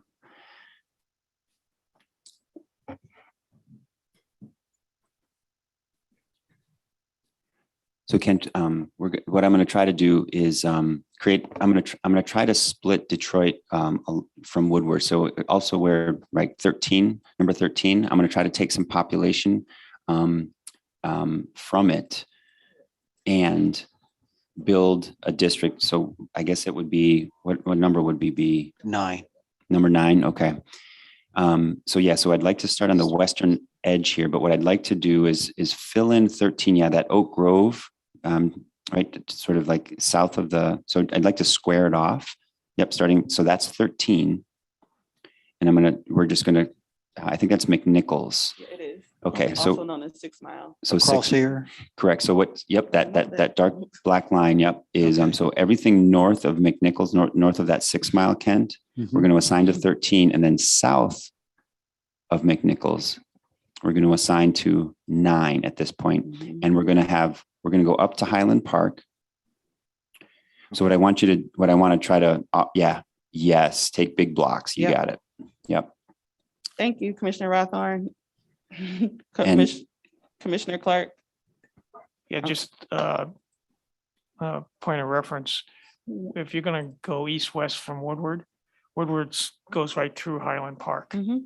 Yeah. Yeah, And so you may not want to go that far well, east. so help me understand. Well, what I'm looking at is, I think, so when I was doing this at home, what I think the state, not the state of Detroit, but yeah, the city of It feels Detroit, like it. the city of Detroit has enough population for 2.5 Senate districts. Right. I think what we have with 13 right now is we have half of it taken out. So there's about 2 districts left. And so the question, and it makes sense to sort of have an east-west Detroit, and considering the COIs, and I'm looking for help here, but I'm trying to help you with my rationale, essentially, right? The idea that we're south of McNichols and staying west, we may find that we hit the population. And where the east-west divide is, right? Does downtown Detroit, I don't want to necessarily divide up neighborhoods if the neighborhood crosses. Okay. Right. And so Highland Park is an example. I mean, awfully big neighborhood. I think it's a city, right? But that idea is so I'm trying to keep east-west without necessarily breaking up neighborhoods. And I do want to, so Kent, if you would fill in as best you can, starting in the upper northwest corner of that Detroit, of this district number 9. Yep. These are census blocks. Oh, I see. So, so let's do precincts first, and then we'll go back. How about that? And that is precincts. And I inadvertently took part of 13 and put it back in there. This precinct was previously split. That's why it's like this. Okay. So I don't mind splitting precincts. I'd like to keep neighborhoods intact rather than precincts at this point. Yes, sir. And let's say at the precinct level, and take large, to get a sort of an idea of the population. Let's fill in from the northwest corner south and then head east, please. Ken, could you open the population tables? Yes, and thank you, Sarah. That's exactly what I was looking for. Commissioner Clark, please. Yeah, I believe Detroit starts at 8 Mile and some of that is already in 13, which is good because we have 2.5 Senate districts. So a chunk of it's gone. So we're starting down, what is 6 Mile or 7 Mile? McNichols, yeah, Six, six yeah. mile. 6 Yep. Mile. Yeah, 6 Mile. So I think that's good. And The only Kent, other thing I would suggest is we move east is keep Hamtramck open because if we need population, we can go up into Warren where the Bangladesh people. yeah, that is yes, Yeah. that's definitely what I'm looking at. And Kent, back to what Sarah was suggesting, what I'd like to see, please, if you can put the population numbers, I'd like to see population total and then the non-Hispanic white population, sort of top, above and below. Okay, there's the total population of where we're going with it. Thank you. There's population, non-Hispanic white, non-Hispanic black, so on. Right. I'm sorry. I'm looking at a theme. If you could put the theme on the bubbles. Oh, And sure. the theme be the, Shall I assign this area? yes, please. Thank you. To number 9.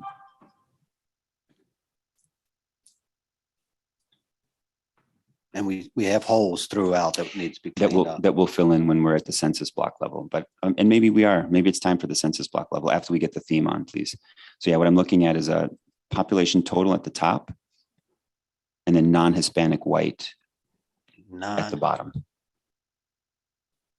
Okay. No, I got to get the fields right here. Population total. I like to say pop tot.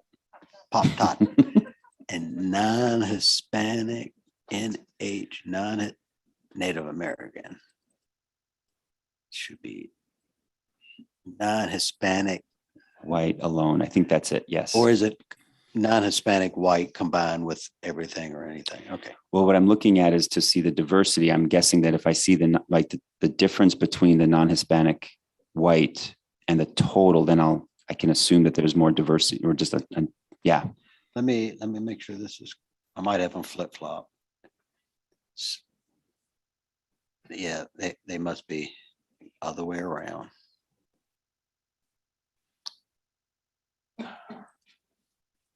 And I think I did tell you to put a theme, but I'm not sure. Is this the one that give us the bubbles, the circles? Is that the theme? Yes. Okay, thanks.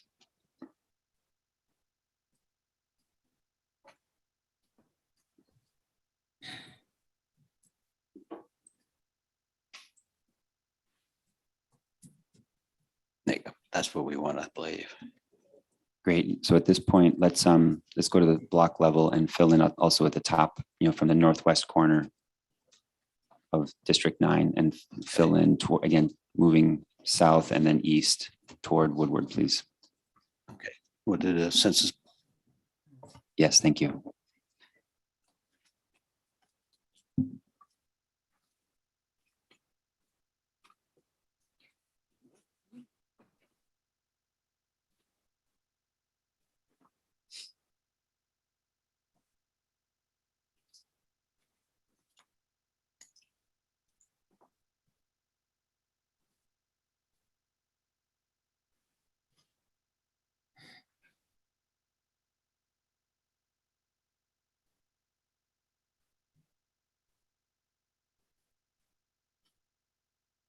And Kent, I'm noticing that we have broken up a neighborhood here with 19, District 19. Is it, what I'd like to do, commissioners, is sort of understand if we should. Oh, this is, yeah. That was done to add there's a very high Arab American population in that area. That was why it was added down to Dearborn. Excellent. And it's what I'm hearing is it's appropriate to split the neighborhood. Okay, thank you. Great.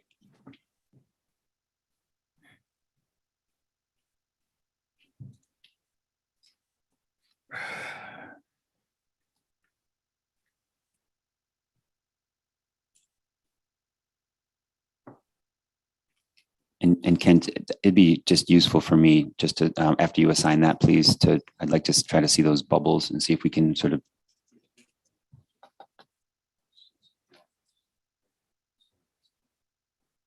Yeah. Commissioner Clark, please. Yeah, I just need to get a reference.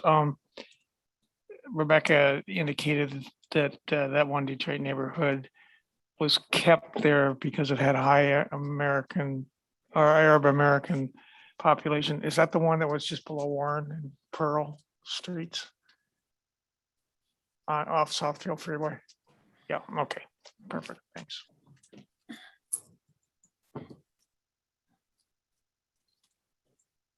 Here's the precincts, and this is, yeah, it'd be 90% non-Hispanic, white alone. Interesting. And that jives with, because the census data, right? We have Arab Americans marking white, and that helps. So, and sorry, just if you would, Kent, just for me to the western edge of the District 9, where 19 and 9 intersect, that southwest corner there. What I'd like to do is just try to get just numbers, so to speak, the dots, help me see what the.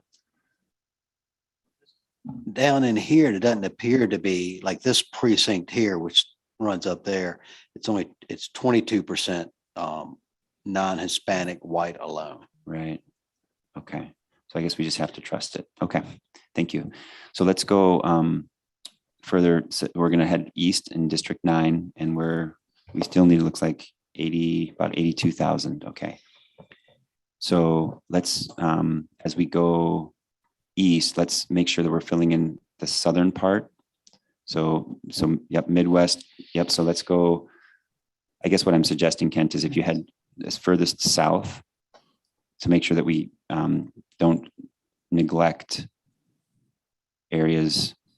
Yes. So Delray Down in here. Correct. Yep. That we want to start underneath District 19, Commissioner Rothorn. Yes. And then, yeah. Can we zoom out, please? Yes.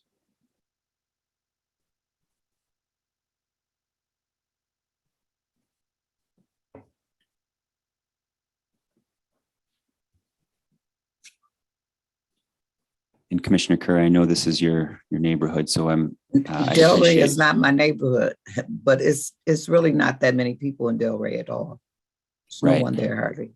About 5 But or 10 Springwell's- houses. If So I that guess many. help me know, does Oakwood Heights, Carbon Works, Delray, Springwells in this district as a Western district? I would take that. Yeah, Okay. they would go together, yes. Okay, thank you. So let's do that, Ken, please. And then just head east.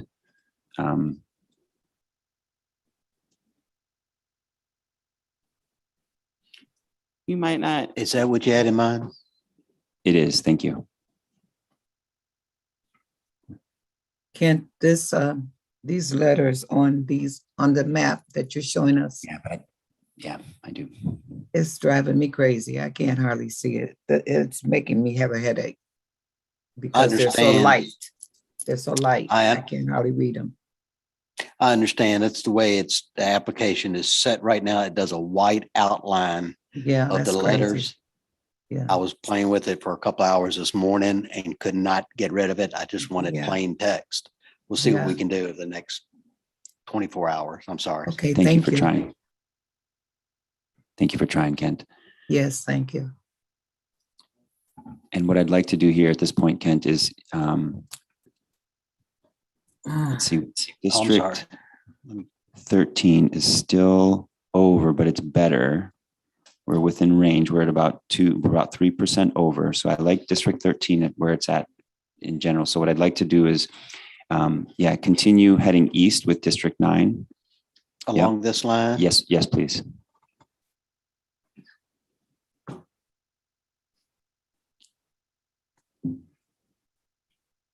Commissioner Rothorn, you could almost, I don't know if it'll be too much. I was going to say you could extend it to Hamtramck, but I don't know if that's your thought.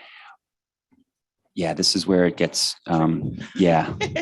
So I do want to try to honor that, a Senate district that might allow Hamtramck and heading north towards the, Warren, Sterling Heights area. So I'm going to try that. And what that means is, but I do want to honor Woodward also as sort of a divider where we don't break up the neighborhoods. Yeah, so what I think you just did there, Kent, is I'm not sure where we're at now is 1.84 under. do you see when I say Woodward, do you know which part I'm talking about when I say Woodward? No, sir. Yeah, that's what I'm not quite sure either. And I think it's that, yep, I think it bisects Highland Park. So we've taken off, so North Campo. And yep, I want to take those out. I only want Highland Park. Okay. And Piety Hill is a divider. Campo.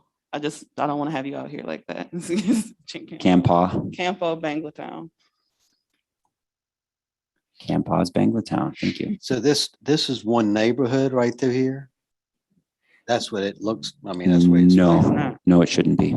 Well, that's what's drawn. I mean, that's what we have. It's two political subdivisions. Highland Park and Hamtramck are their own political entities within the broader city of Detroit. Yep. So just so in that vein, these are two precincts that we want to remove from Section 9 or District 9. Thank you.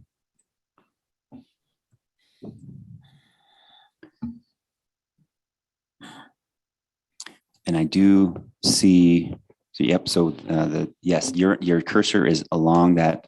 Yeah, so Piety Hill, we want to take Piety Hill, for example, but not North End. Do you see the name that I'm referring to? Yep, you got it, Kent. Your cursor was closer. Okay. I'm going to zoom in. I see it. So you want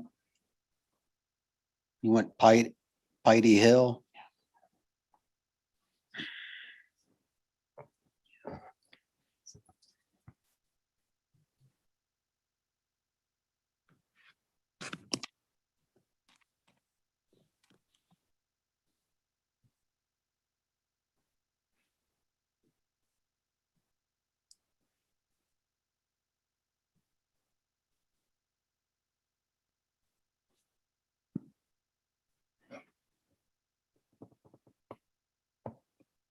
Thanks, Ken. So we're going to try Piety Hill. Yes, we're going to add Piety Hill. And I'm just looking at the percentage of minority. We're at 94%, and I'm not happy with that. And I'm not sure what to do. So I'm just sort of acknowledging, putting it on public record that this is, it sure, yeah, it looks like we got to do something different and to respect sort of public, yeah, the way that Detroit making sense of it's 2.5 Senate districts, trying to keep it together as much as possible. This feels like I'm going to draw this until we get, voting rights council or something else that feels like a better way to draw it. So at this point, Kent, yeah, let's zoom in again. Sorry. We're going to try to keep neighborhoods whole and respect that, and we're still at the precinct level at this point. Yep. And we're just, yep, we're heading south to Midtown, south, and I guess it's southeast, right? Yes, you got it. Yep. Yep, and we'll clean it up down into Core City, Wayne State. Yep.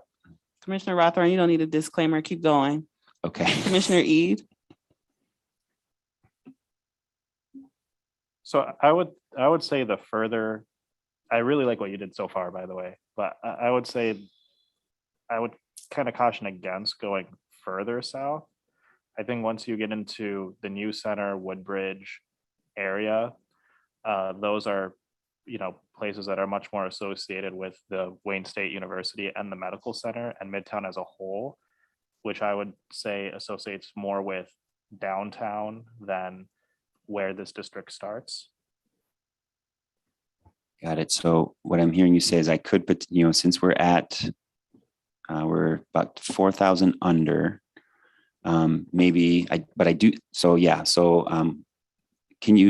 let's try the undo button, Kent, and just see what happens there and see if because what I'm thinking about is keeping Corktown, North Corktown, in that area, because I do recognize there was a community of interest that was the 48217 proposal that was given to us, and that's this, yeah. So I'm going to jump in. I see Commissioner Clark's hand. Guys, sometimes I have to steal my turn or I'll never be able to have input. So I apologize, but I hear what Commissioner Ede is saying. I just wouldn't know where else to put that where it would make sense, because I know though it is identified as Midtown, that area is still largely responsive to both the east and west sides of Detroit in terms of like services, even the hospital center being there. So I don't know, that would be my 2 cents. I would be fine with you extending it all the way down.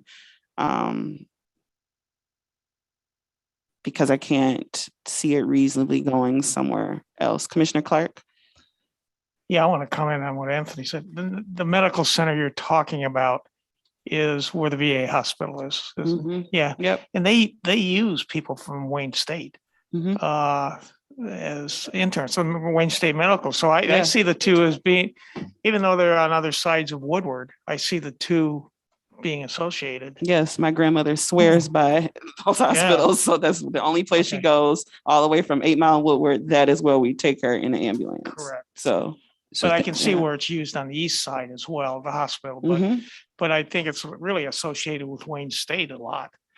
Yeah. And I'm happy to try to entertain that that for the moment, meaning leaving it out of the west side district, if you will.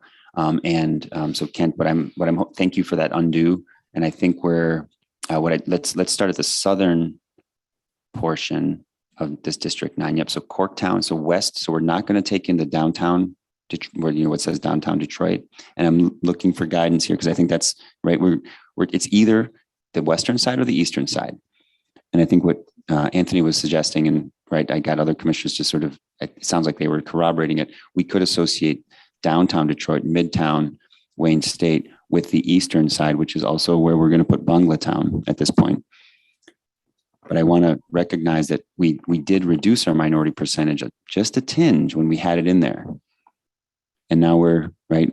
So I'm looking at this VRA district. And so I just want to watch those numbers and looking for help. Help me watch those numbers as we add districts and see what the difference is between east and west, or as we make it. So Kent, thanks for listening, but I'm going to direct you to do, west and to Corktown, North Corktown, and Core City.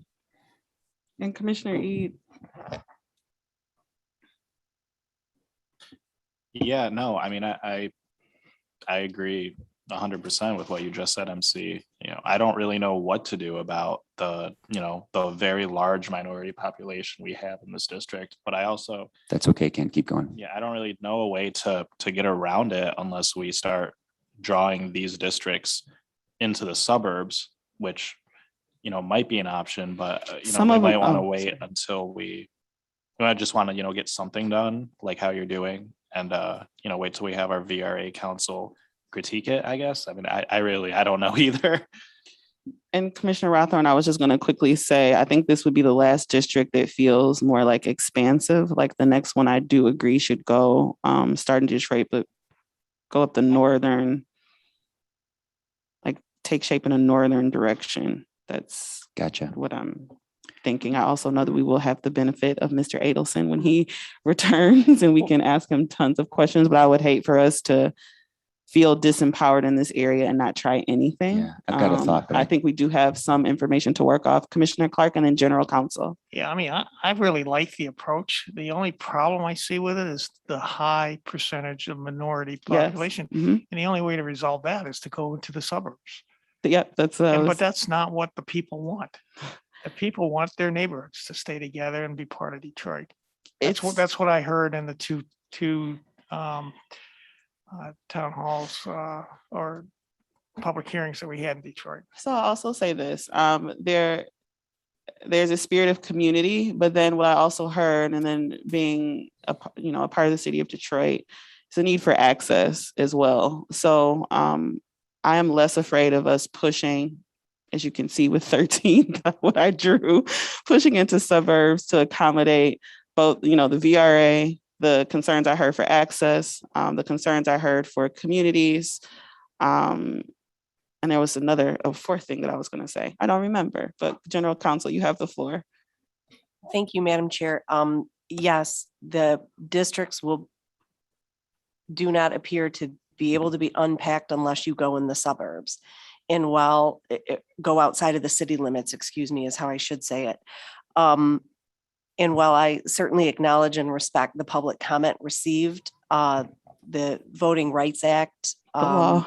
being the first criteria is going to need to be respected and adhered to. One of the issues I know with the higher percentages is when you create those expectations in the community to then have Mr. Adelson will have the benefit of him present via Zoom tomorrow for the full day. And I believe that Mr. Brace will be outlining the data set that's been loaded that'll help support your VRA analysis so that the commission will have the benefit of both of those things tomorrow. Thank you so much, General Counsel. Vice Chair Zatella. Is it possible to sort of zoom out a bit so we can see more what this district looks like? It's just zoomed in awfully tight. Just a moment. Yeah. Commissioner Rothhorn, this is a highlighted area. I haven't assigned it yet. Is that what you had in mind? It is, and we'll take out pieces that for the block level after you assign it, but yes.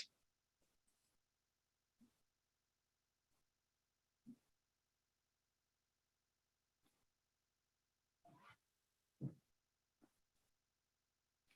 So Kent, at this point, is it okay if I go, Rebecca?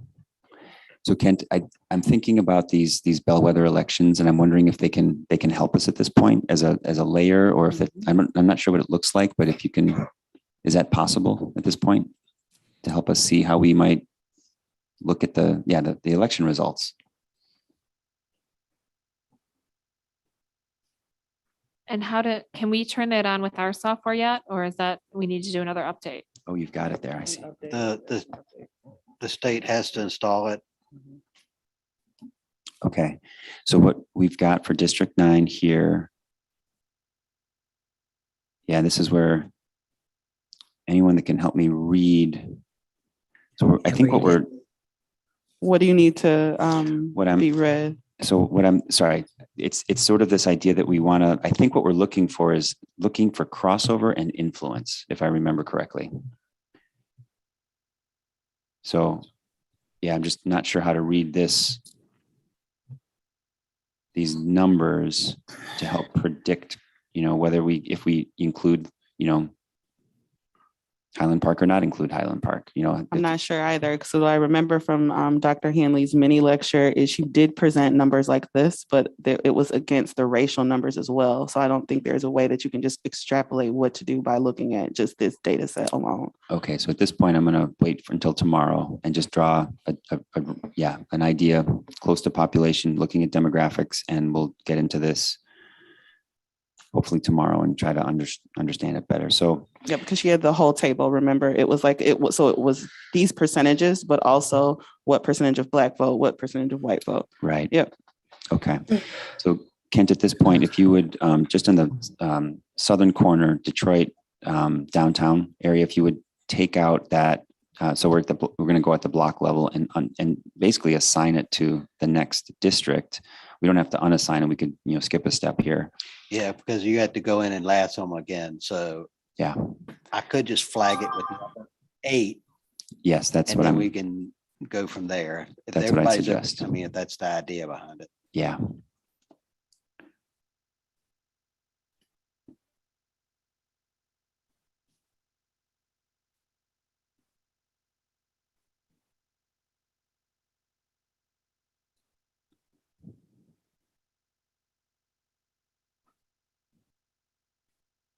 And the Riverwalk.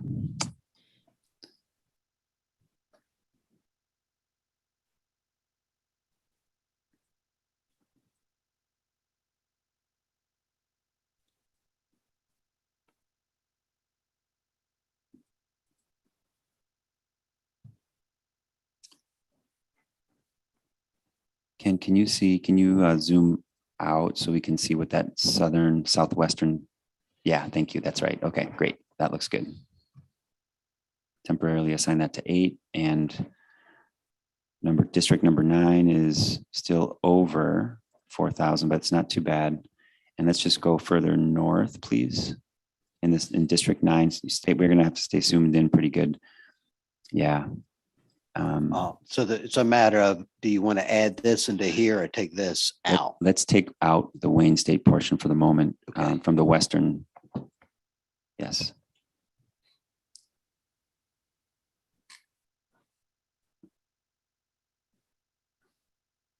And we'll add that to 8, please. Yes, thank you. Assign it to 8. Oh, I'm sorry.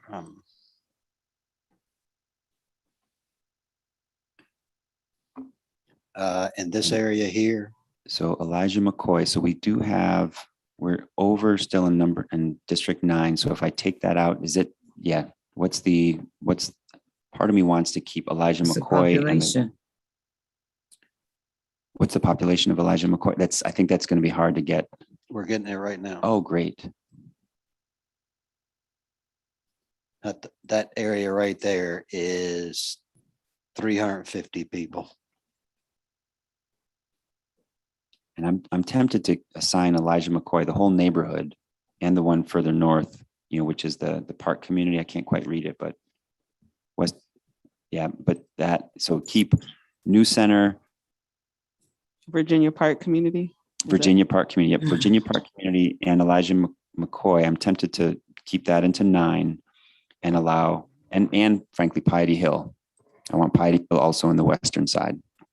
But then New Center Commons on the western side, meaning District 9. And then New Center Commons, New Center, Tech Town, Wayne State, and Midtown. Assign that to District 8. Please. MC, I think. So you want all this area right here in what you've just selected is 9. 9. Please. And then the remainder of Piety Hill. And then Brittany, sorry. No, I was just, I think affirming that decision, just thinking about, like when we meet in Cadillac Place, for example, of course, Grand Boulevard, everything behind, even though you're passing New Center, as you're traveling back behind us is the area that you've just drawn. Whereas if you're going, north down Woodward, that's when you get into New Center. So yeah, that would make sense. Those are different communities. And my home away from home when we're in Detroit is Piety Hill. Yes. So I bike through that area. But you could also go right across to New Center. So yeah.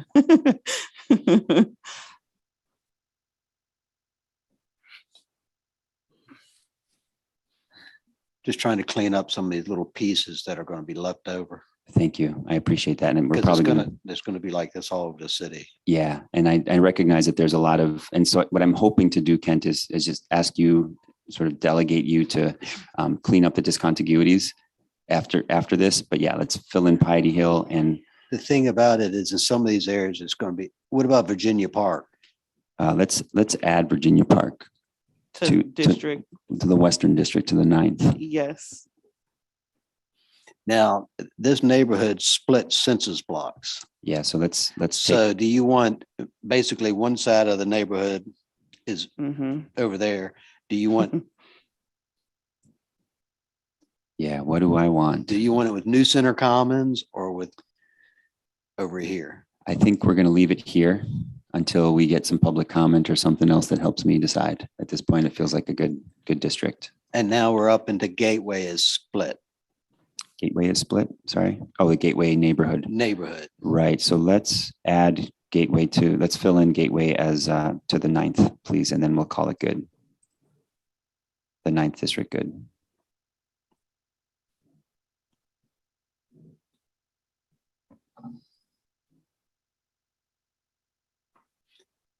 Commissioner Rothorn, be thinking of the answers to your 3 questions. There again, this neighborhood line split census blocks. It probably goes up an alleyway. So let's leave it where it is, Kent. But most of it, yes. Yeah, so I think we're at about 7,000 over, almost 8,000, which is about 3% over. And that'll allow us to get Hamtramck. I'm trying to answer the question. Ooh, I see a hand. Commissioner Eve? The only thing I would look at is maybe taking Woodbridge out of it and assigning it with, whatever comes next if we're over.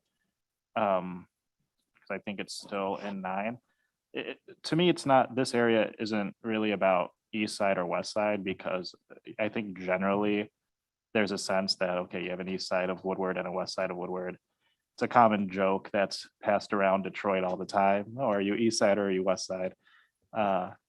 But this community, to me, we're getting into the university and, the financial districts and the medical districts. And that part of it really does serve both sides. So which one's Woodbridge? It is. Oh, I see it there. Upper left, yeah. You have it right next to 8 right now. Yep. I just wouldn't want to split it up from. And what about that does it say Jeffries? Should Jeffries, was a Woodbridge and Jeffries, which is a smaller one just to the east? And smushed between West Bridge and Midtown, that Jeffries neighborhood? Should that also be an 8? And that was a thumbs up, right? It could be. So Kent, let's just assign Woodbridge neighborhood and Jeffries neighborhood to 8, and then I'll try to answer the questions. And I'll actually, while you're doing that, I'll answer the questions. So I think looking at the demographics, well, the reason that it took the shape is in an effort to try to recognize 2.5 districts, Senate districts within the city of Detroit, and then recognizing that a common divider is the Route 1 first highway in the state, which is, why am I blanking on the name of it? Woodward, thank you. And then trying to stay west of Woodward and I guess south of the McNichols to create, a region, if you will, that is sort of the south, western Detroit. And then demographic data. So the demographics at this point are troubling, frankly, and recognizing that it's drawn mostly with sort of community of interest and regional understanding, but the demographics do not work well, and we have to sort of wrestle with that later. But at this point,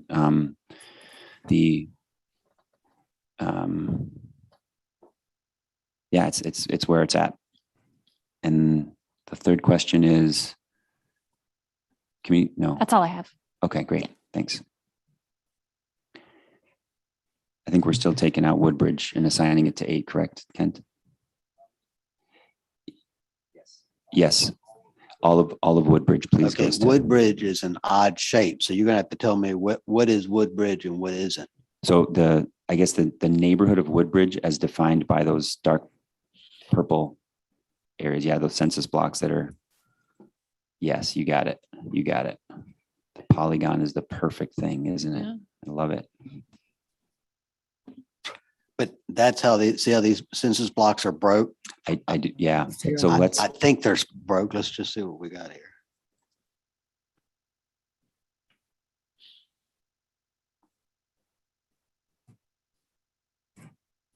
No, they're not. Okay.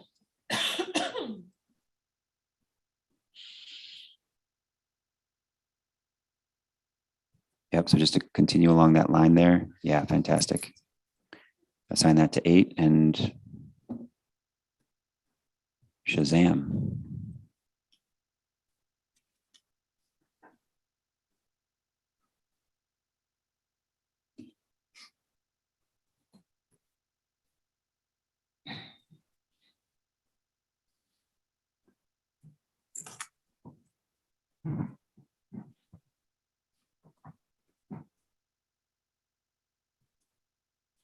There may be more up through here. I'm not sure. Pretty close. I guess, is it okay if I just on public record, just say, please check for discontiguities afterwards and we'll move on to the next person? Is that good? Looks like it's legit. We have some, these neighborhoods in here. You see how these neighborhoods are in 19 and split into between 19 and 9, right? I do, and those are split with the understanding that there is a significant Arab minority within the southern region of 19, District 19, and therefore it's appropriate to split the neighborhood. Thank you.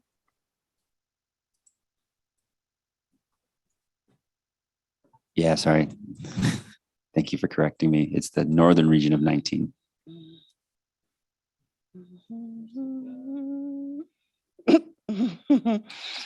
Commissioner Rothorn, did I know I stepped out for a minute for the restroom. You gave your, yep, okay. I did. And the one thing that I'm noticing now is District 13.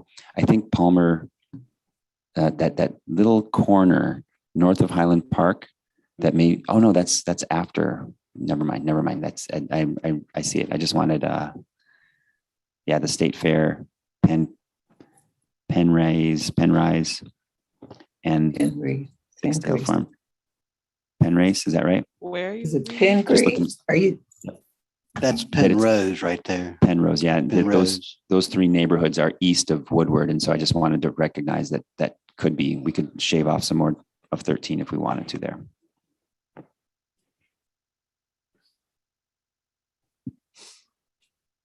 Okay, thank you, Commissioner Rothorn. Our next commissioner is Vice Chair Zatella. All right, so 9 is 4,000 over right now, right? Correct. Okay. So can you zoom in a little bit? What area? Just right to the center. I want to look at Highland Park in particular. A little back out. Highland Park and Hamtramck. I'm trying to see the lines for Hamtramck. Hamtramck would be this area. Yeah. All right. Can you scroll in so that Hamtramck is central? And lift it up a little bit. You want to go upward? And I just want you to zoom out a little bit. I just need to see the areas around it. So this, what are the dots that we're seeing? Is that That's the non-Hispanic white alone population? of the total pop-up area. Okay. What happened to all our little dots? Where'd they go? They were there a second ago. Can you zoom in a little more? There we go. That's better. Okay, so I'm just gonna start there and pull down to the shoreline. So I want you to select everything along there to the shoreline. Okay. Shall this be District 8, I take it? Yeah, you're because gonna we already tie- have, yeah, we already have little bits of 8 down there. So Just to help Kent out, is he grabbing Belle Isle too? 'Cause he won't know yes. to grab. Yep, I want you to grab Belle Isle too. I want you to grab the airport sub too. Whoop. Nope. Holy cow. Kent, now that is not what we said.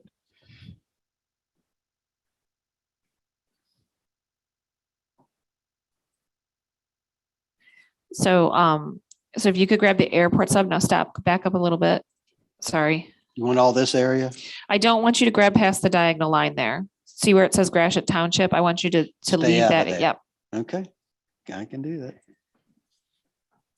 So you want airport sub? Airport sub, Gratiot Township, and then McDougall Hunt down, Elmwood Park down. All that area? Yep. Including this area? Yep. Grab those and throw them in.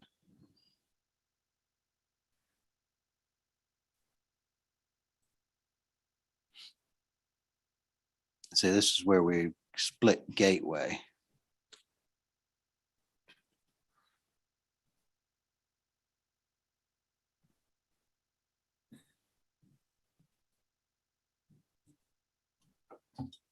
I'm gonna go ahead and get Assign, the, yeah, at if the you wanna. block level. Yep. It's a little tedious, but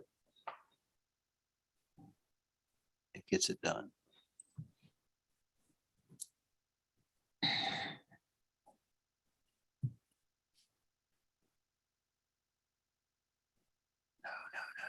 Get back over here.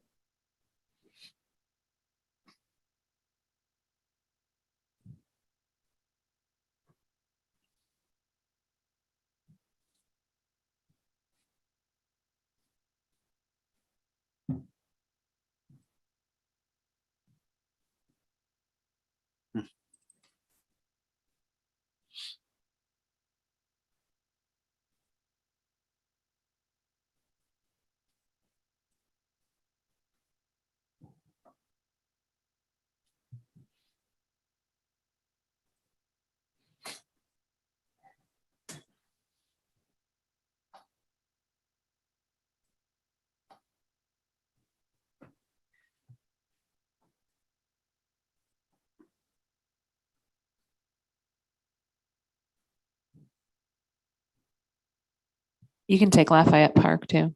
So this is gonna stay in 8? Yep, all of that whole area, Okay. everything that's unassigned Lafayette Park. Yep.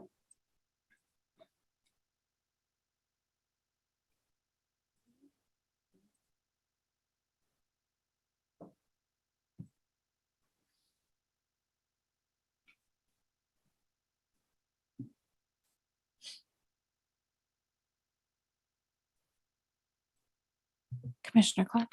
Yeah, what's the logic you're following, not going below that one line, going further south? You'll see as I finish. Commissioner, I'm trying to keep that for what about growth. this area in here? Yep, I want Greektown. Okay. There is one pink dot, which is District 9 Kent, close to, just to the left of where you're working.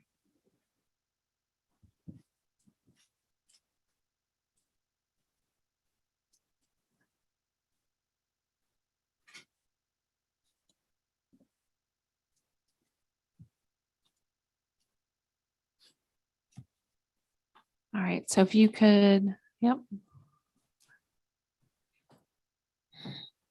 Zoom out a touch. Yep, there we go. So I want to start moving eastward from where you're at. Elmwood Park up in here? Yep, Elmwood Park, and we want to go, so I want to basically, you see the strong line right above East Village running, This, nope, down farther, this, down, right there, that line. So I basically want you to select that whole area and then go out to Belle Isle.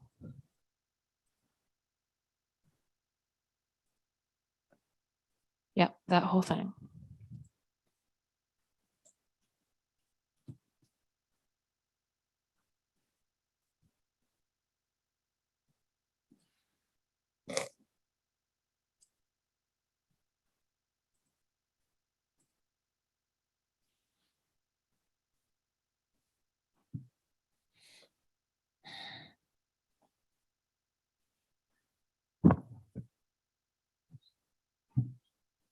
and this, what about this area right Yep, here? just fill in that whole area. So we're just following the existing eastward line that you have and kind of filling up, and then we're going to move north from there.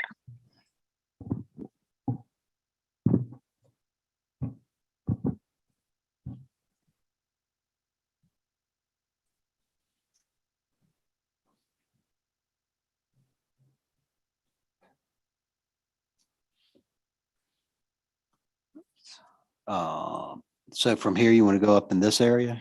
Yeah, but I want you to fill those few white areas that are down there where we had like, I think it was East End. All this? Yep, that whole, Oh, line. okay. I Yep, thought East End. we were cutting off there. Okay. Nope, we're gonna grab those, that little triangle there, basically. From right here? Yep, that right there, down to there and across. It looks like a melted Hershey's Kiss or Yes, it's a something. melted Hershey's Kiss or a piece of candy corn.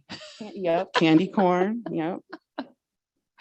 Fry at the bottom of It's the almost bag. Halloween, so we Mhm. got to go about the, you know. Now this crossed over the line, so we go in and unassign it. No, just leave it for now. Okay. Now I want to go north from there. I want to like pull up all the way past. Yep. So all of those areas, Knowlton, Farwell, Mount Olivet, Grant, Buffalo, all of that. Banglatown.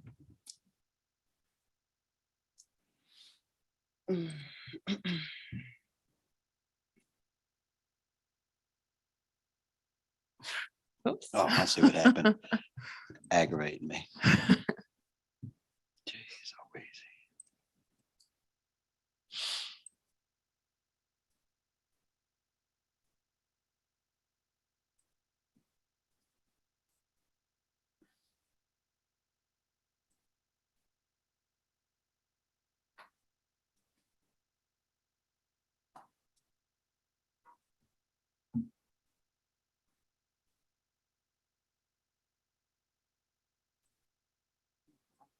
Do you want to, this area?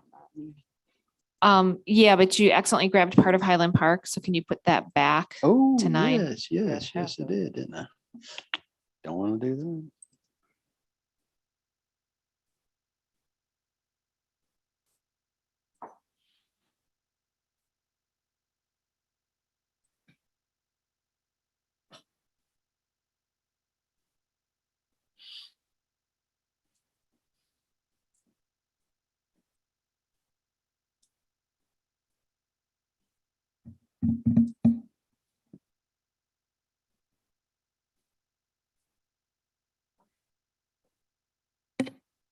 Yep, and just continue to follow that diagonal like you're doing.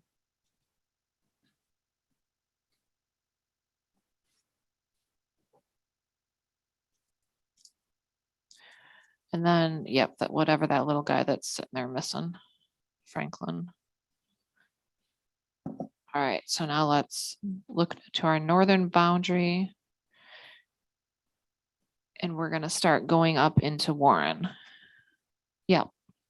So I would just start with the southern part of Warren and up to the top of center line and cut across and see where we're at for population. Oh, wait, I was going to turn the label on. That's 140,000. Yeah. So you can get most of Warren or go across here. Commissioner Weiss. And then Commissioner Orton. I just noticed, I don't know if you noticed, but he's got 9. Oh, tied in yeah. there. Yeah, look at that. Oopsie. Isn't that nice? Thank you. Thank you. Oh, that was her. That was Commissioner Orton's. Eagle Eye Horton over there. The catcher.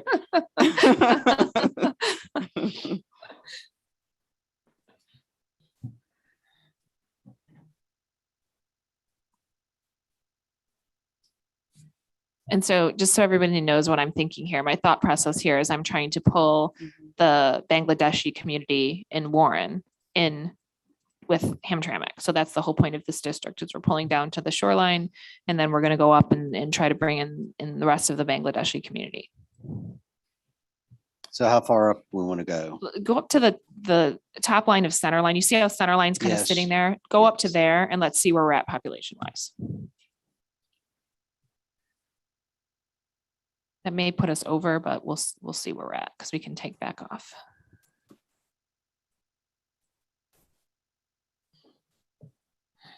That right there is 68,000. So that will take you 10,000 over. Okay, so take out center line.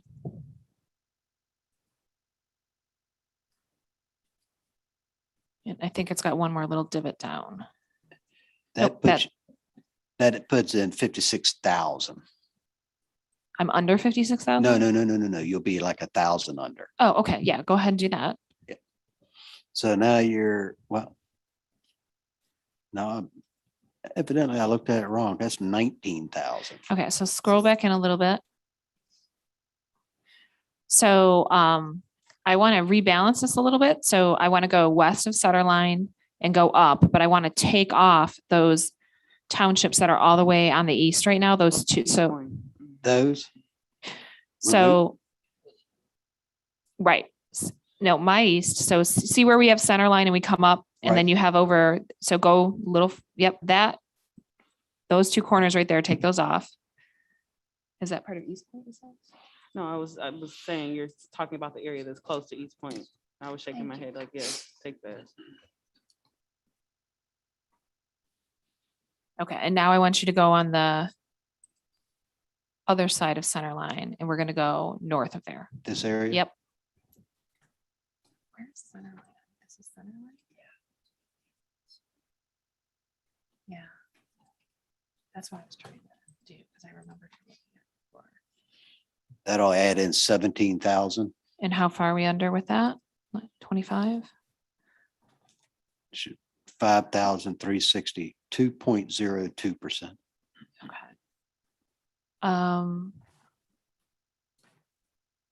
So we're 5,000 under. What were the areas on the other side?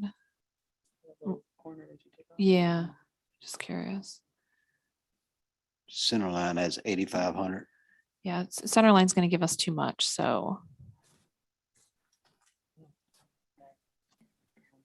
Yeah, can you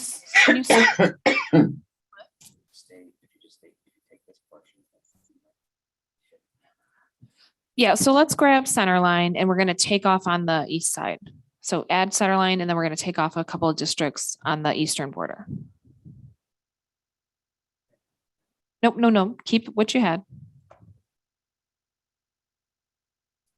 So add center line. So now we're going to go over. Okay, and now I want you to go to the right of what you just added. Yep. And I want you to start chipping away. So take that upper township or to upper precinct. I'd rather you start north and kind of come down around center line, but that'll work too.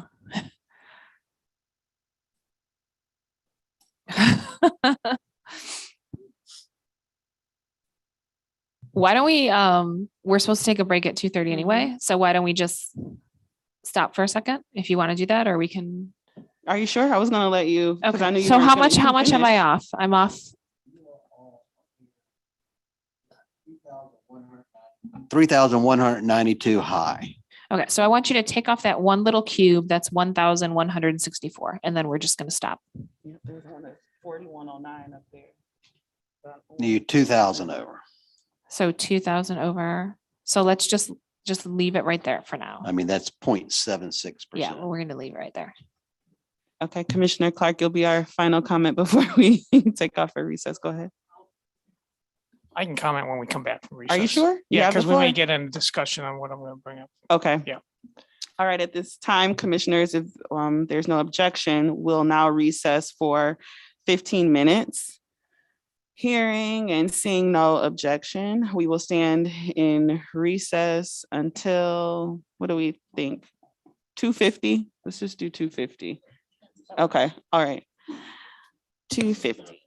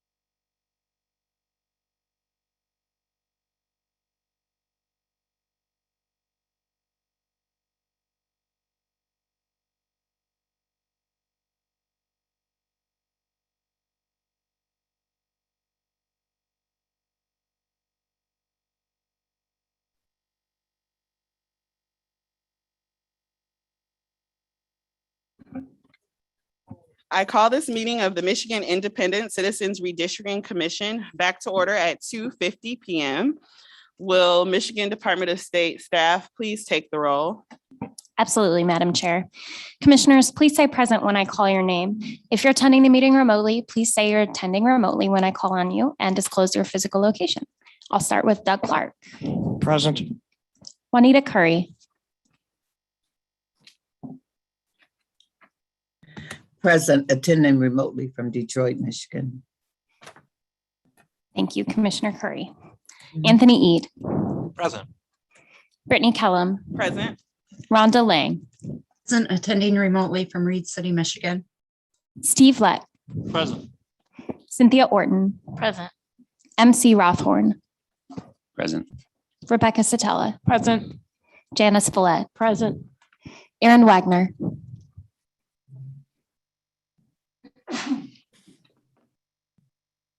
Commissioner Wagner, can you hear us?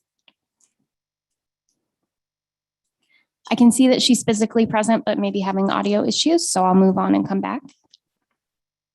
Richard Weiss. Present. Dustin Witches. Present. Commissioner Wagner, can you hear us? I'll reach out separately, but mark her as present and we can resolve audio issues offline. Thank you. Hold on just a second. 13 commissioners are present and there is a quorum. Thank you so much, MDOS. Without objection, we'll now resume item 5A, unfinished business. Hearing no objection, we'll now resume mapping state Senate districts in the Metro Detroit area, as well as Saginaw and Genesee counties. I believe we are continuing our mapping with Commissioner Villette.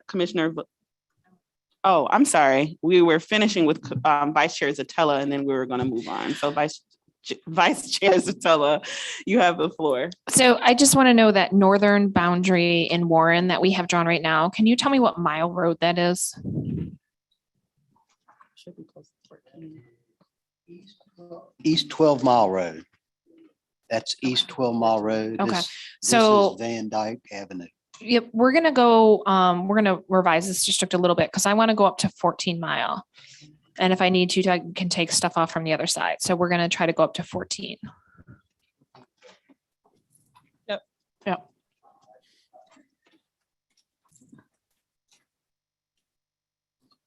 Is Chicago Road the same as 14 Mile or? No, it's No. not. There's 13 is right 14 up there. there. It's That's all the Chicago's way up 13. at Yep. Sterling So go all the way up to there. Okay. And you can, yep. What are we going to do with Madison Heights? That's gonna be problematic. Big problem. Yeah. It's just anywhere near literally. And it really needs to be How, what's the population of Madison Heights? Anyone know? Let's see.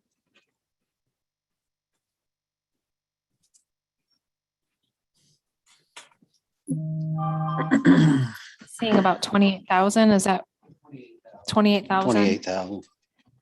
Okay, so I want you to add in Madison Heights. Yep, add in Madison Heights. The 8. Yep.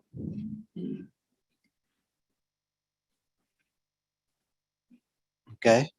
All right, we're just gonna take that first strip of Warren up to 14 Mile Road. So just that little, yep, right along Madison Heights, just a little bit, just not the whole area across, just a little bit. This area? No, not the whole area, just Okay. that first strip. The first precincts there. That's still too wide. I just want the eastern border right along Madison Heights. This area? These? Yep, that's Okay. right. Sorry if it wasn't more clear. Yeah, I was just looking at it different. Okay, so now we're 30,000 over. 38,000. Okay, so now we're gonna go back to the eastern edge that I had drawn near Sutter Line. And we're gonna take off those. Yep, take off over there and then see what the population is. Mm-hmm. Yep. So just select those, let me know what the population is. That's 8,000. Okay, keep going. 14,000, Okay, keep going. 21,000, Add in center line. that's 29 or 30,000. That's 30,164. Okay, remove those. Well, I did it just wrong.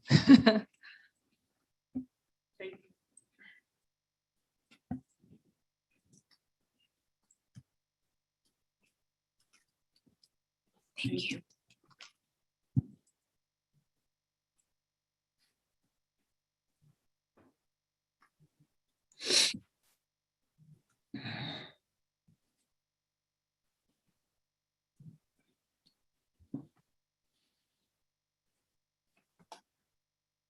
And now it shows District 8 is being 11,000 over.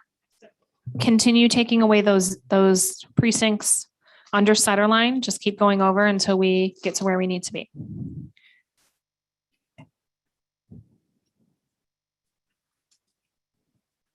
That's 897 under. Under, okay. So now I'm gonna leave it where it is. Commissioner Clark? Okay, so here's my question. There's some Detroit neighborhoods that are still left unassigned. And the only way you're gonna get them assigned is to group them with Grosse Pointe. Mhm. And those neighborhoods specifically have said during the hearings that they don't want to be associated with Grosse Pointe because all the money tends to, or all the influence tends to flow toward Grosse Pointe because they have more money. And they feel like they get shorthanded. So that's the environment that we're setting up by having District 8 going north. I don't see anything wrong with District 8 going north because that's how we're dealing with the Bangladesh people. Yeah, but we've created another problem by doing that. So I want to bring that up for a point of discussion. Vice Chair Zatella. Yeah, I appreciate that. And I did give it some thought, but I'm trying to balance the Voting Rights Act against preferences because Voting Rights Act is our number one. So I'm trying to make sure we don't get concentrated populations like we have in District 9, where we have the communities that are more spread out. And then we also did receive some back and forth about, I believe was it Hazel Park? What's right next to Grosse Pointe Woods? Harper Woods. Harper Woods, Mhm. Harper Woods, not Hazel Park. We received some public commentary saying they didn't want to be with Grosse Pointe. Some people said they did want to be with Grosse Pointe. So I felt that was kind of mixed. But I think doing it this way will give us a more balanced district from a voting rights perspective. And then secondary to that is the communities of interest. And then again, we can focus more on having like a concentrated Grosse Pointe area House district instead of a Senate district where we need more population. So it was something I thought about, but I just was trying to balance that Voters' Rights Act because I don't want to have a super concentrated district, which we would have if we just kept this in Detroit. And then we also wouldn't include all of the Bangladeshi community. And then Commissioner Clark, just to kind of follow up, can you do me a favor? Can you zoom in with the neighborhood names? I want to make sure what I'm about to add is actually true, Commissioner Clark. Okay, I think so. It is true. So there's a choice here, right? And not just for Commissioner Clark, but for us all. It's basically looking at, do you stick East Village, that part of the east side in with a Grosse Pointe or East English Village, Cornerstone, Morningside, or Harper Woods? I think just basically echoing with what Rebecca said, I think that these communities, though I know what their concern is, especially being very familiar, teaching in that area and driving through that area. For right now, because of the VRA, this is the best shape unless we completely redraw some of the suburbs and put East English Village, Morningside, Cornerstone Village with 8, and then you could put Harper Woods with East Point, Grosse Pointe in those areas. But that's just talking it out. Vice Chair Zatella. Yeah, I would also say look at the percentages of African Americans in District 8. It's just below 50%. So it's still a minority majority district based on Dr. Hanley's reporting, but it's not packing people in, which is exactly what I was trying to accomplish. Commissioner Clark. Yeah, I mean, what I realize here is we have a conflict. We're either gonna go supporting the up north, supporting the Bangladesh people in a district, Senate district, or we're gonna go and protect, I don't want to use the word protect, but Support. yeah, the Detroit's wishes on the far east side of not being associated with Grosse Pointe. So maybe we can adjust that when we do the House districts and take care of it then, so. And Commissioner Rothorn, please.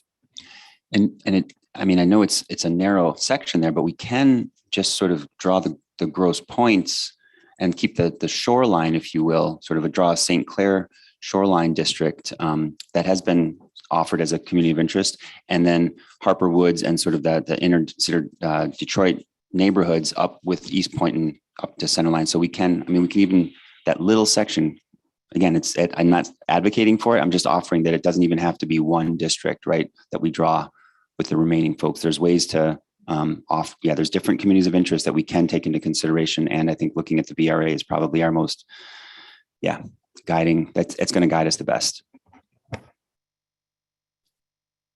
Commissioner Orton. Before we move on from 8, it just, now that he put the neighborhoods up, it looks like we do have one neighborhood kind of split. So I don't know if you want to take that out or not. Is that part of a precinct? Is that how that happens? Yes, Okay, so to pull it out, you're pulling it out of the precinct. you have to do it by blocks. Yeah. Okay, take those out.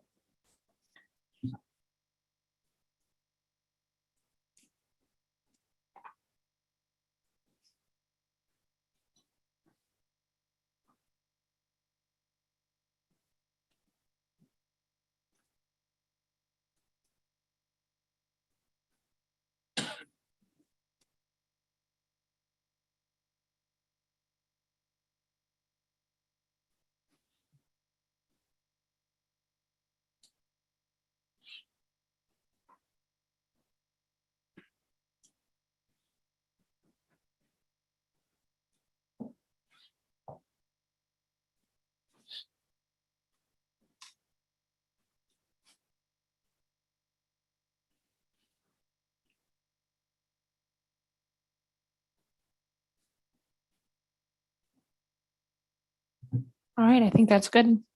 All right. Thank you, Vice Chair Zatella. You're about to answer your 3 questions. Are you ready? Did I already answer them though, Sarah, or do you need more? It's never enough for her. So I have recorded a lot as we've gone, but just a few more questions. Can you describe or detail, I guess, how you took communities of interest into account?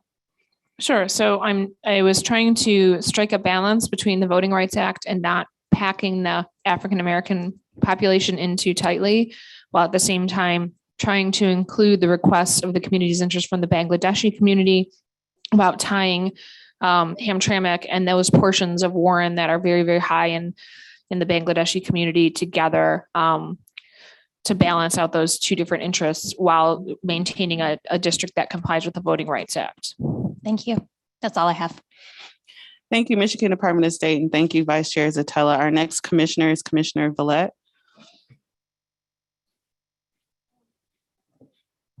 Well, I'm not going to finish Detroit because I know nothing about that area. So can you see up north?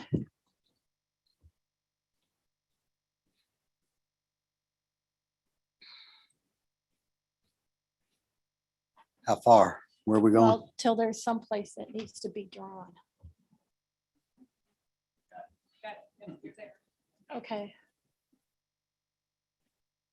So can you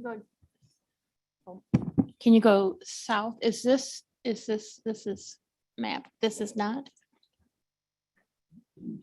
Okay, above 18.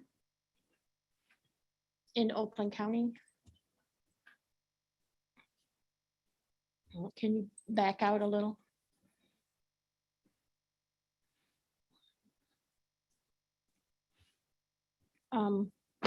Back out a little bit more. Okay. And then can I see the townships? Townships?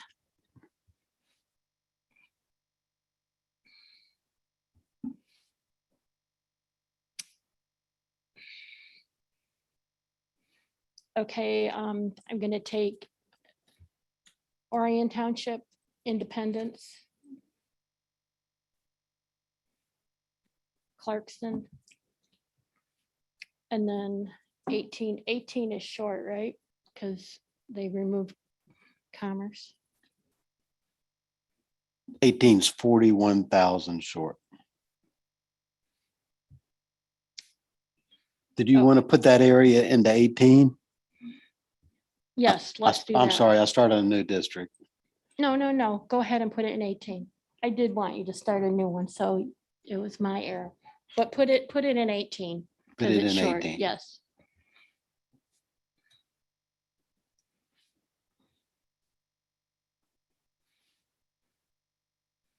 Now 18's 34,000 high.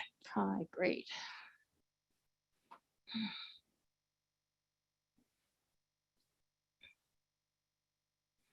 If you take out, I can't read Independence. What does Independence say? Orion, Independence, Village of Clarkson. Independence is 36,000. Orion is 38,000. Commissioner Clark, please. Yeah, can I make a suggestion? Absolutely. We have District 16 going into Sterling Heights a little bit. Maybe if we eliminate that and then move District 16 into where Lake Orion is and Orion Town, a little bit Orion Township, and see if that'll balance out. I think that's more appropriate. Okay, so you want to put Orion Township into 16? What I'm saying is the part of 16 that's in Sterling Heights, eliminate that. Okay, go ahead and do that. And then move, put more 16 into where Lake Orion is. There's more associated with that part of the county. Janice? Hold on. I try to give, when someone asks a question, I try to give the other person enough time to respond and actually engage. So I apologize. Commissioner Rothorn. I was going to say, before you do that, you might just want to look at the Asian American population and just make sure that you're not undoing something that we may have done because of Asian demographics. Okay, can you show that? Just a moment.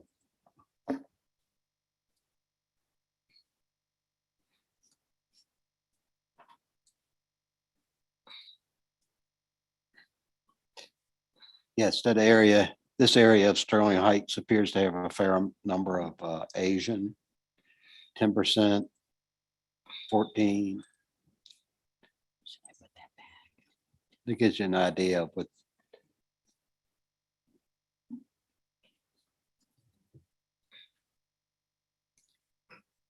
So go ahead and put them back. Put it back.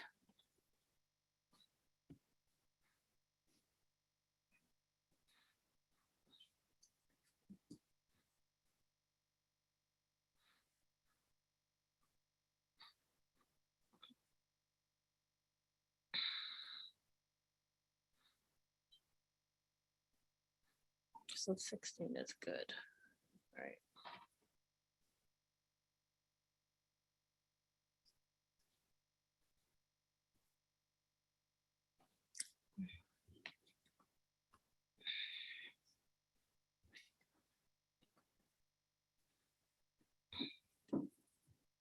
Okay, can I take out Lake Orion?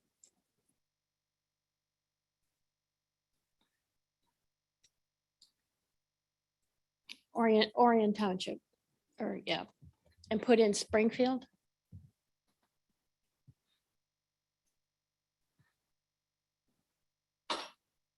Right, that right there alone, you're at 0.25% over. Oh, I'm over.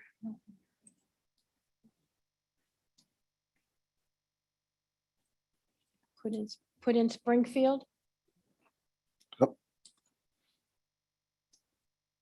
Sorry about that. I can have it of it. With Springfield, it says 0.25% over.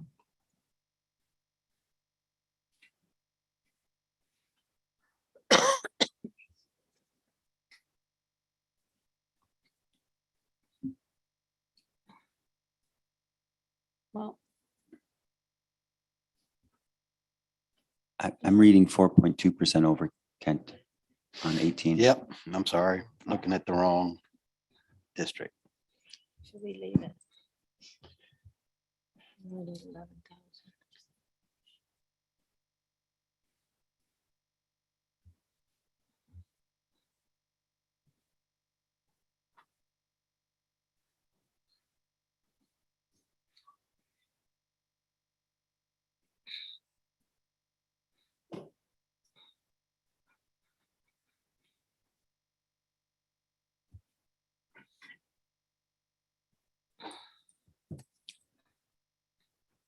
Anybody have any suggestions? Dustin? Anthony? Commissioner Orton? Yep, I was gonna say, I think Commissioner Orton has something for you. Maybe if you just take a couple of the precincts off of maybe Independence. Okay, can I see the precincts?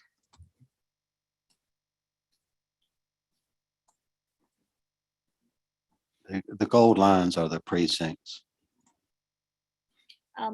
Take that top corner one. This one? Yes.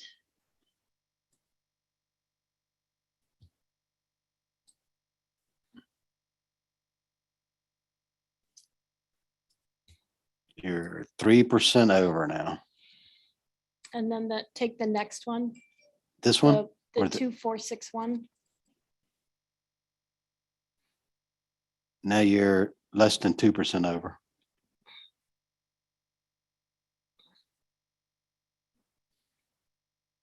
What if I take this one out? Take the 3403. And now you're less than 1% over. Okay, that's good.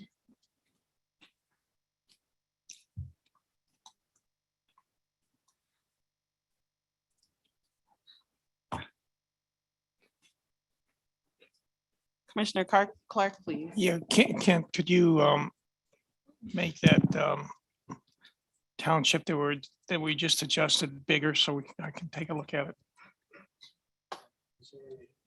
Yeah, I was just making sure. I think what we did,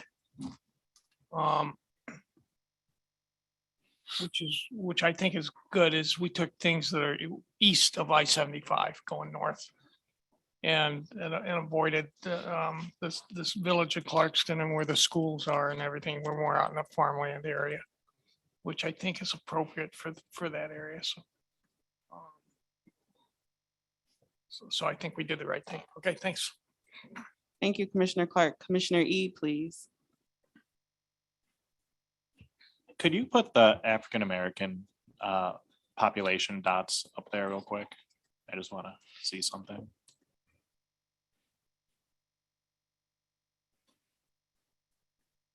All right, just a moment.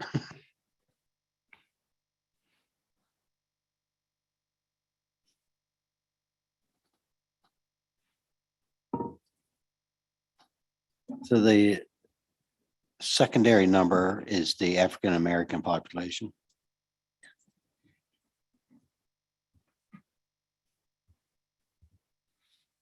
And the top one is the population total. Yes, sir. Thank you.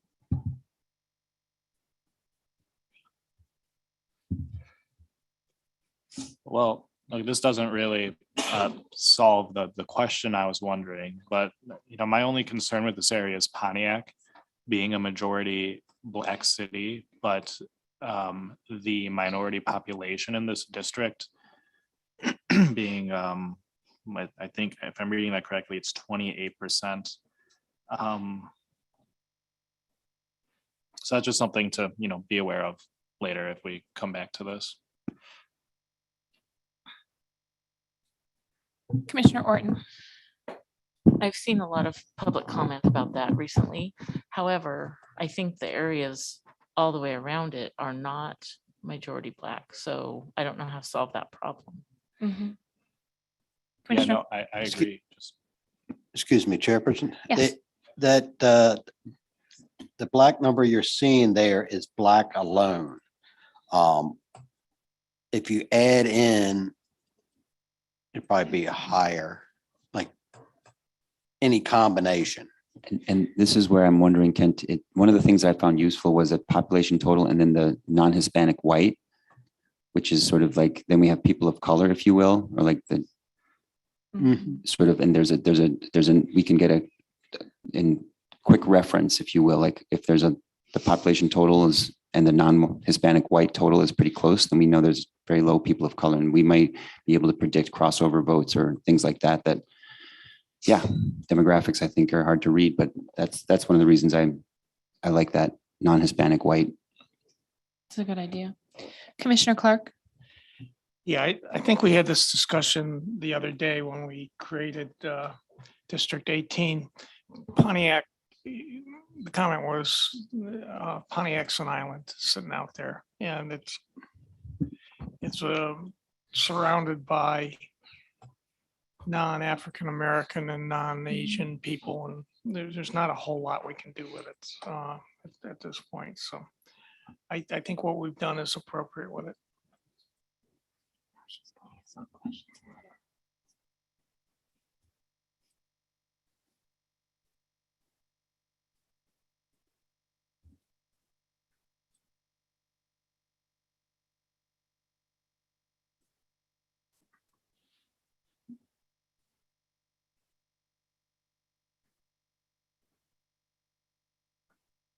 So that's currently total population and then non-Hispanic white. Yes.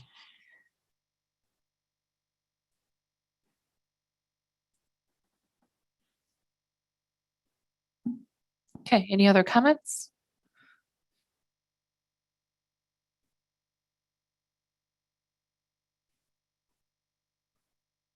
Janice, do you want to change anything with this district, or are you good with it?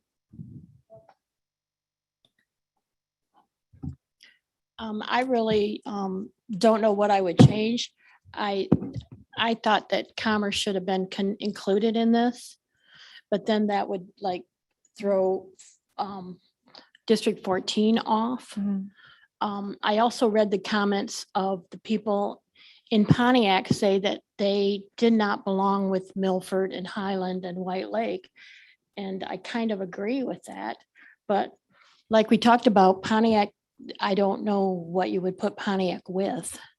Yeah. Unless anyone has got some suggestions. Oh, we could just go back to the old map where it ties all the way down through Southfield into Detroit. Because we know how popular that was. What if, so it does look like Rochester Hills and Rochester, right, do have more people of color just in general. There's a very high That's Asian American population. That's non-Hispanic white alone. Non-Hispanic white. So we want to create more of an Asian district there okay. Thank you. That answers my question. So I'm certain that, after we're going through them, they'll be redone anyway. So I'd like to leave it at this for now. Okay. All right. I think Department of State staff has some questions for you. Yes, can you outline like some of the changes that have occurred to this district and why it now is the way it is?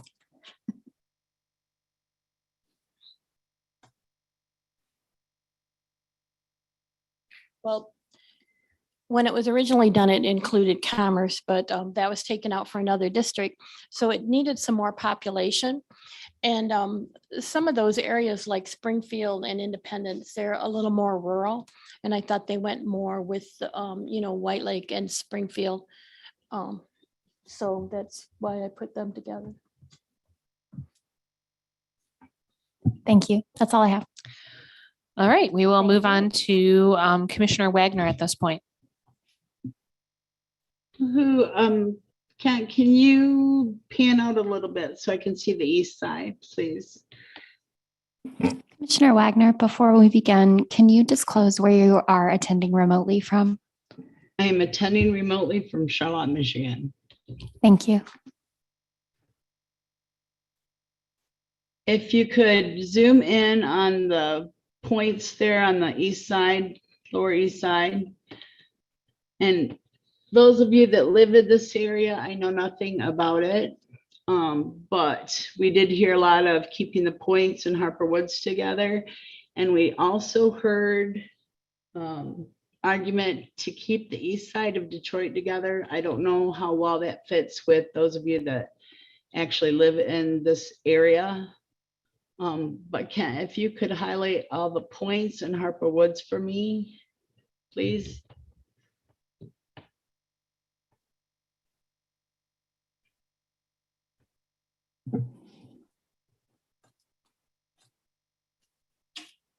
Is that what you have in mind? That's Harper Woods, Grosse Point, Village of Grosse, Grosse Point, Grosse Point, Grosse Point. Yeah, there's 5 of them, but I don't want to take away from 8 at all. None of And those isn't are. that- Okay, then that's fine. Harper It Woods looks is not like- part Harper Woods is not part of the points though. You've got Grosse Point Woods, Grosse Point Shores, Grosse Point Park, Grosse Point. What's the other one? But we heard Harper Woods was part of the points, that they considered themselves a community of interest with the points. Okay, you're including, I'm just saying it's not a Grosse Point. That's all. I thought Right. you didn't want. Yeah, I get that part. Wow. So yeah, we will have to include that east side of Detroit. How does that feel for you, Juanita? I know nothing about the east side of Detroit. And I'm in the same bag as you. I know where Harper Woods is and Grosse Point somewhat, but I'm not too familiar with the other points. Aaron? Right. So we did have a discussion about this with Commissioner Kellum. She had mentioned, we pulled up the neighborhood maps. And so you have like East English Village, and I think Sherwood Forest is in there. And she had indicated while she was in the room that she thought that those communities, yep, there we go, do affiliate Morningside, Morningside, Cornerstone Village. They all associate with the Grosse Points, and, you know, there's pros and cons on that, you know, one way or another, like Harper Woods, but it would not be unnatural to put them with the Grosse Points. Then let's go ahead and do that, please. Commissioner Eid.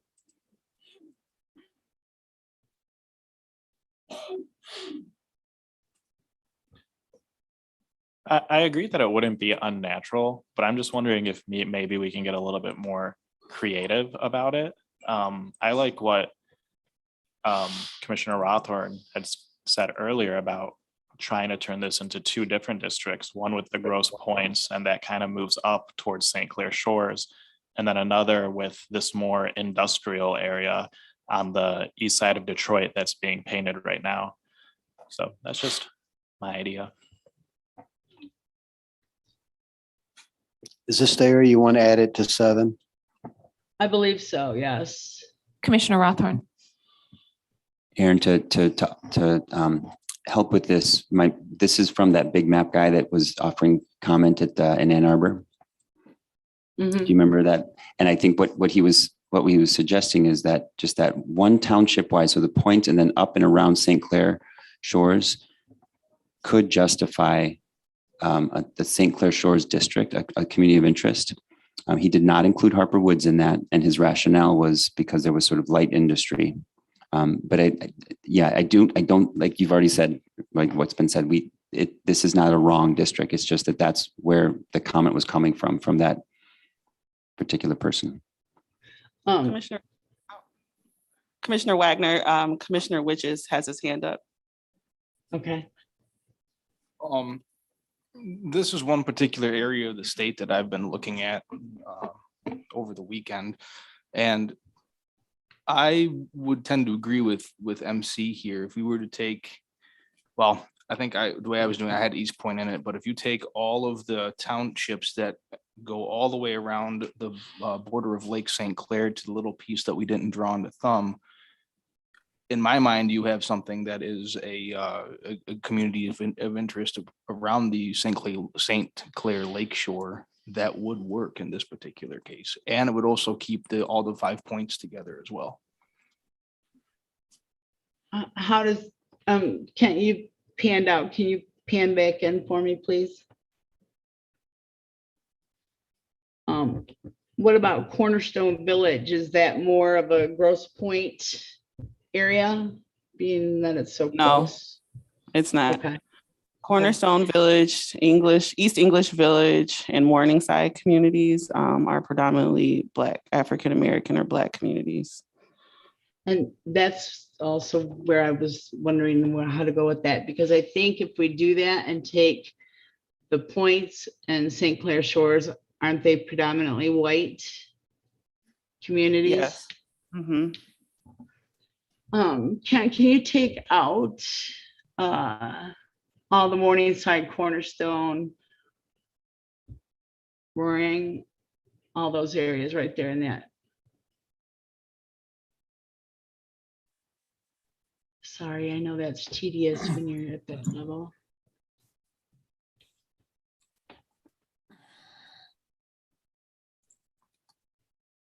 Commissioner Clark. Yeah, while we're doing that, I support what Dustin just said.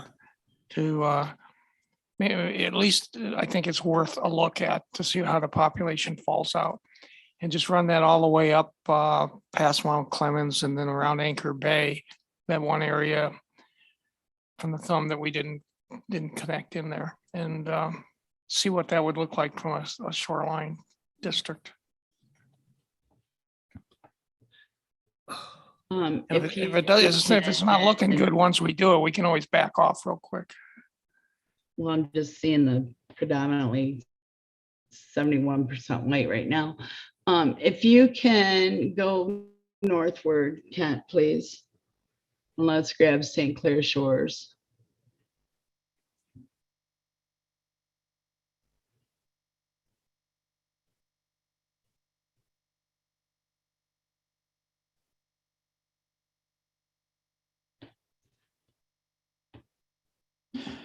You still need 144,000 people. Oh boy, I'm lagging because you hadn't grabbed St. Clair Shores yet. And can we see the population in that area, please?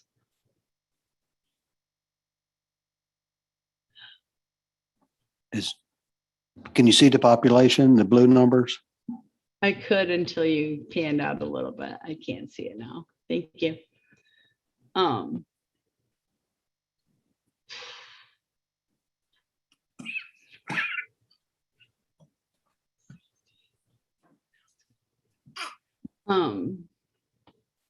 Go ahead and grab northward along the shoreline, please.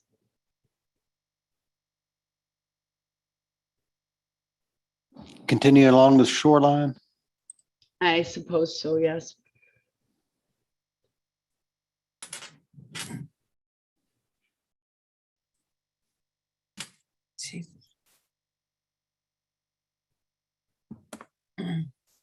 Oh, We have this area in here that either has to go in 25 or back this way, because it's certainly not going to Canada. Right. Too funny.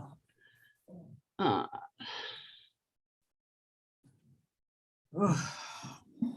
got all that peninsula to wrap around there. Ira, yeah, Contraville, That's what, Algonac. you want all that put in there? That's all part of Michigan. Yeah. I understand, but it's either got to go in 25 or 7. Yeah. Let's put it in 7. Yeah. Although I don't think it has anything really interest-wise with the points at all. Aaron, I'll offer that. I think it's the St. Clair Shores district, or that idea that it's around the St. Clair. It's that body of water that is the community. That's the common interest there. That would be the only common interest, I would think. There. I'm still 37,000 short. Oh, and if you zoom in, and if I grabbed East Point, wouldn't that would not work. Actually, that number wise, it works. The problem with Number it wise, is exactly. it cuts it off. Cuts off the whole eastern section of Detroit, or yes. Can you, little north, there we go. How about, let's grab Commissioner, Mount which, Clemens. oh, never mind, Commissioner Wagner. I think he was wanting to jump in, but you just said what his suggestion was. I would grab Mount Clemens, please, Kent.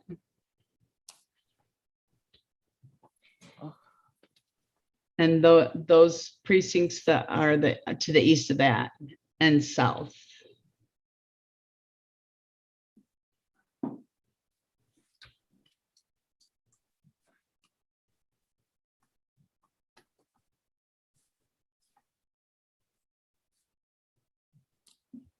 That area is 21,922. Okay. Can I see population on those two precincts north of Mount Clemens, please?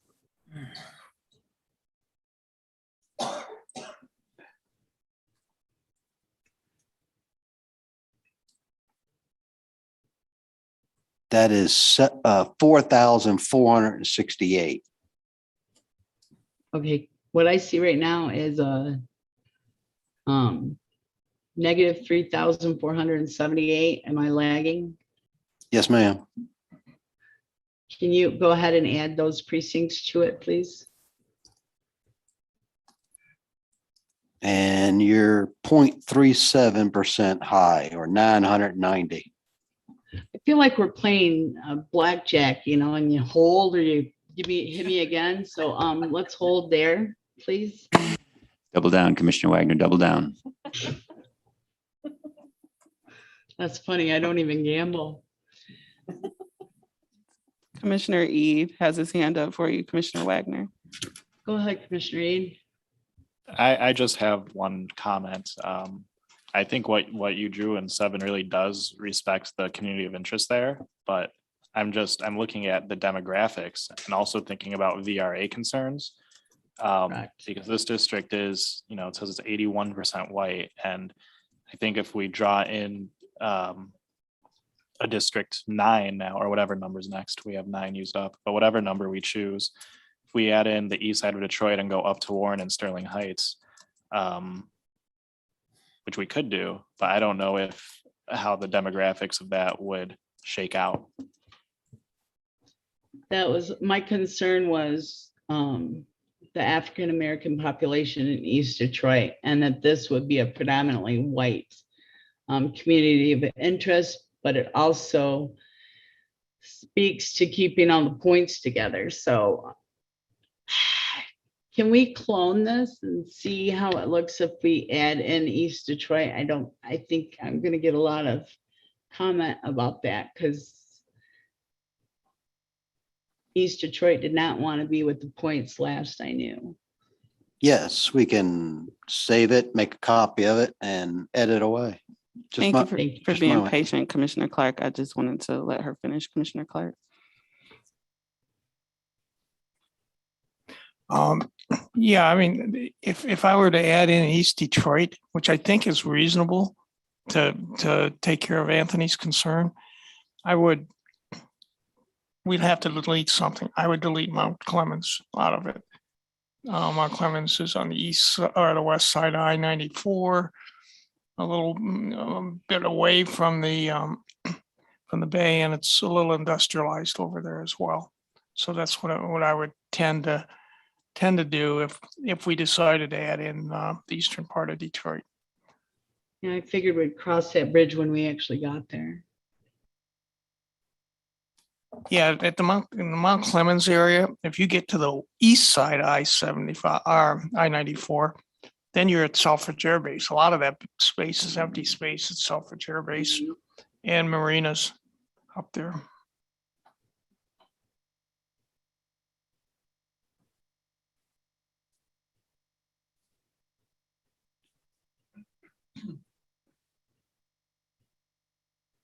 So this is a copy of the plan that have been working on this earlier today.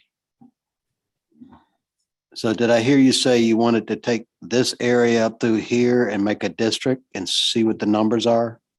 Let's add that east portion of Detroit right there up until that line in East Point and take off the northeastern part where we wrapped around. Put this area into 7? Yes, please. Okay.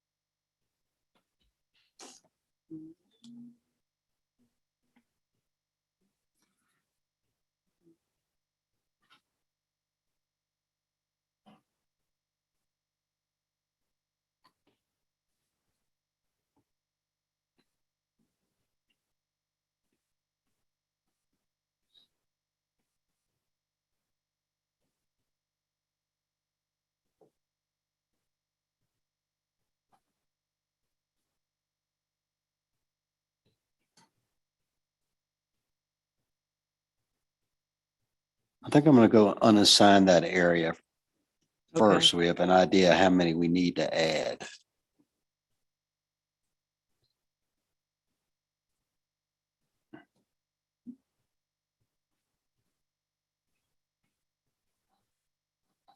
Commissioner Clark, please. Yeah, what's the logic, Janice? Aaron. Or Aaron, of deleting or unassigning part of the lakeshore communities when we're trying to create a lakeshore district?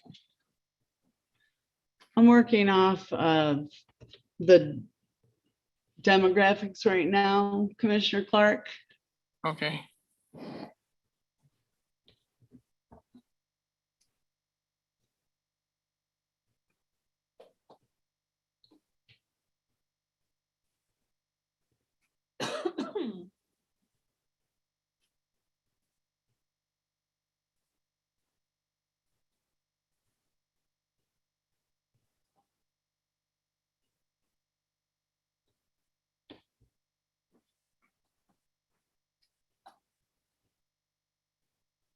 So at this point, you need 8,000 people. Now that these are census blocks, so I'm gonna zoom in and move those into where we need them. Okay.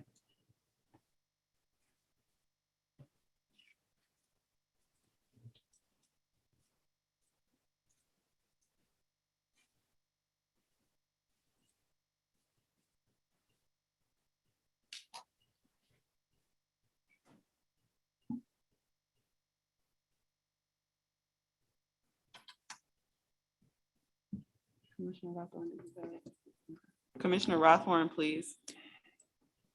I like what you're doing here, Aaron. I'm seeing 39% black almost. And that's what I see as well. yeah, and it's looking, I mean, yeah, I think you've got a pretty good district here, actually. Well, it still keeps the points together with Harper Woods, which was also what I heard repeatedly.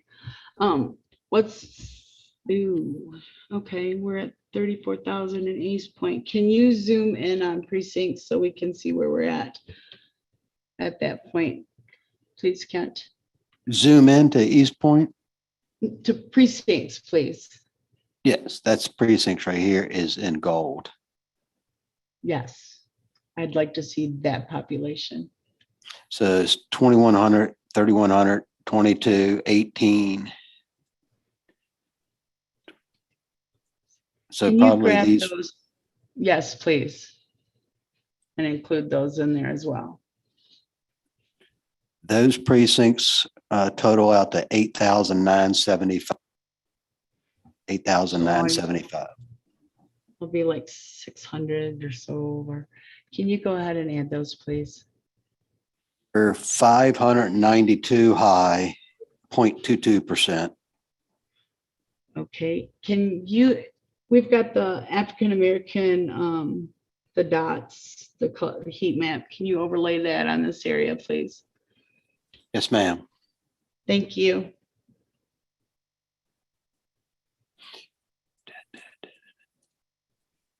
I think it was.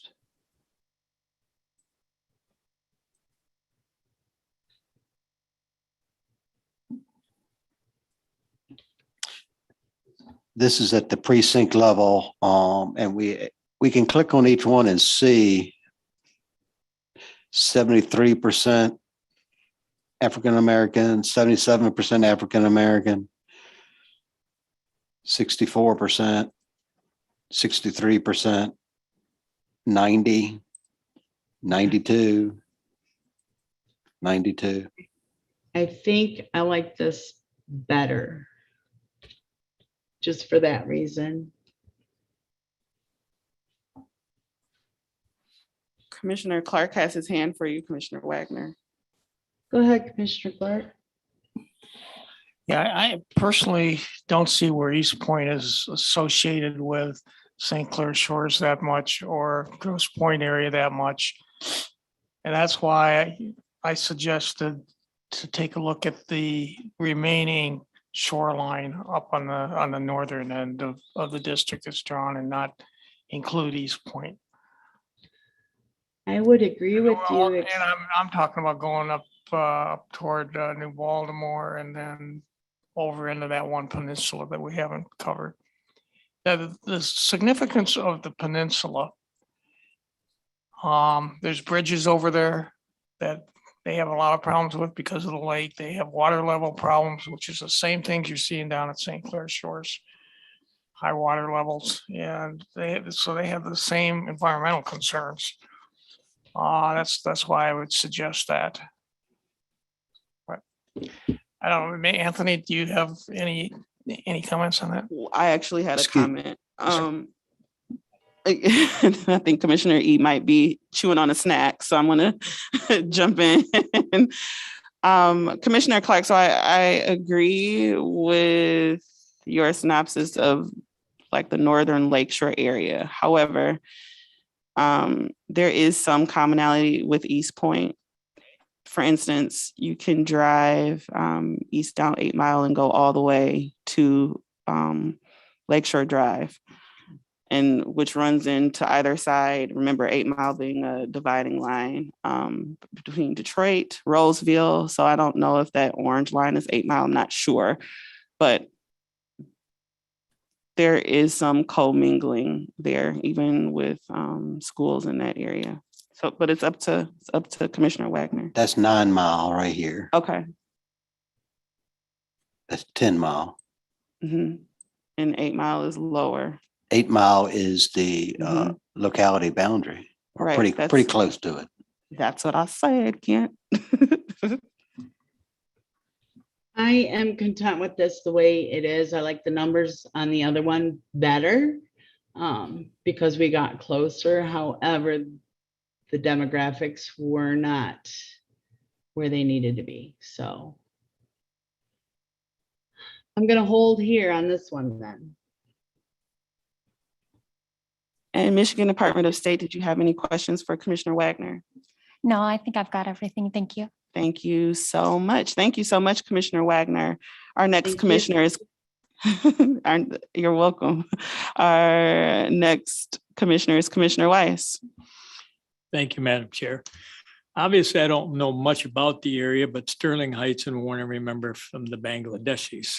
I'd be inclined to run north, but since I have the colored pencils and I will give you all the erasers, I would like to start down and finish out Warren, the rest of that.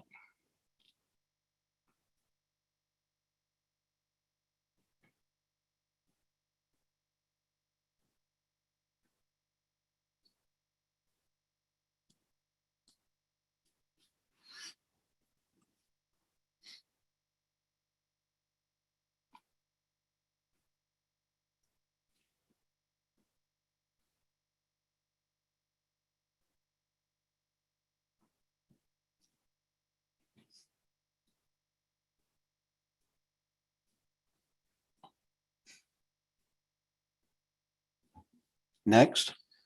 Let's go with East Point and Macomb and see what our totals will be.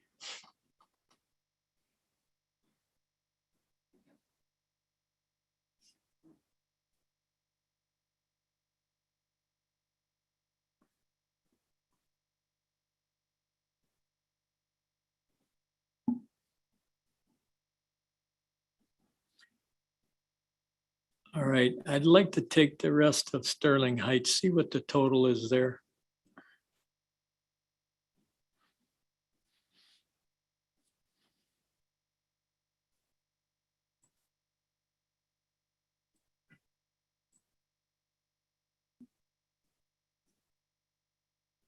All right, I wish you would add that, please.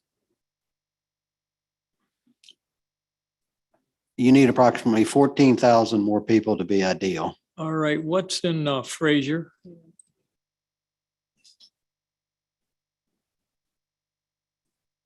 Fourteen. Oh, 14,726. I think that's pretty close. That was pretty easy. Did you do that, Richard? I'll do this again if you'd like. Shoot. No, I guess I'll pass on another turn. I think I'll stay with that. That looks pretty good. It covers Bangladeshi area. Remember, they're a very nice group of people. Wanted their self in a district if possible. They did want Hamtramck, but obviously that's a little hard to do, I believe. But I think we did pretty good here. So I'm satisfied with that.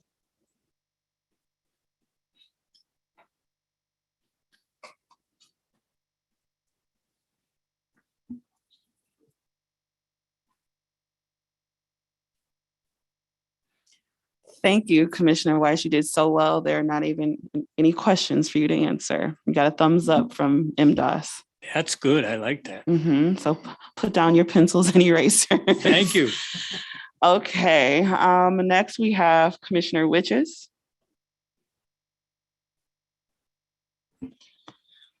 Okay, I'm gonna try my best here. So I guess we'll take the remainder of Clinton and Macomb County there.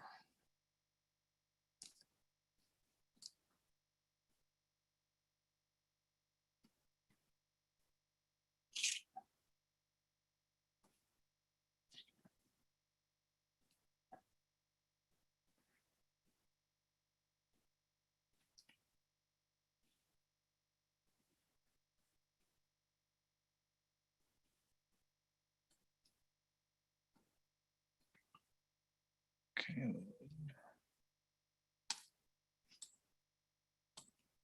We'll add Macomb Township.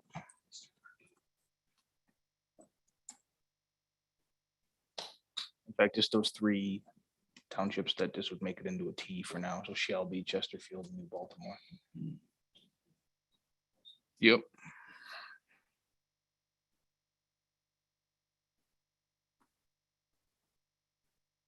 Again, we're gonna have to do something. Well, we'll see what we got. I'm inclined to put those couple counties down back in 25 and then chip off some of 25 at the north if we need to do that.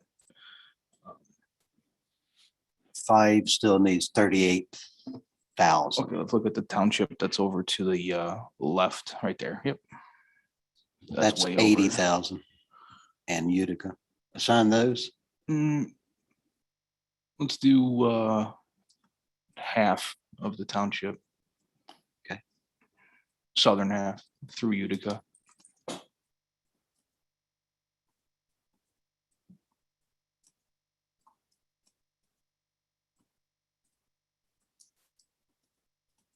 That's 17. Okay, and keep going towards the west. This area? Yep.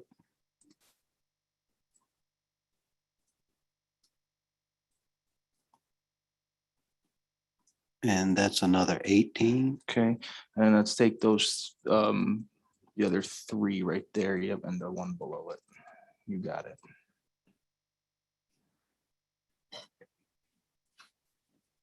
Oh, that might be. You're 8,000 over. Any thoughts on things to remove from anybody? I'm not familiar with this area at all. Can you zoom out? I'm just looking. I don't have a suggestion yet.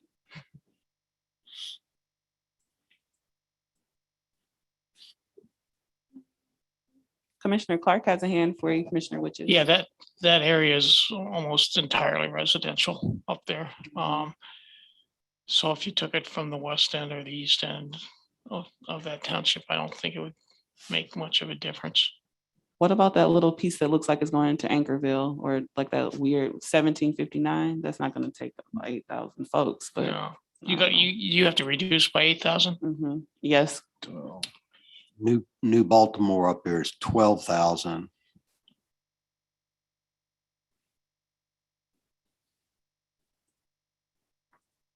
That's 3,400, 27, 24.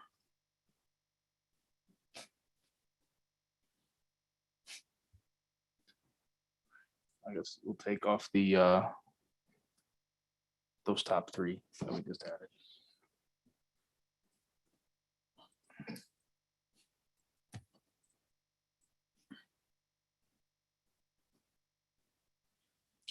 You're now at 0.66% low, or 1,700 people. We can add in the 2472. Want to go over here a little bit. Let me change that back to 5.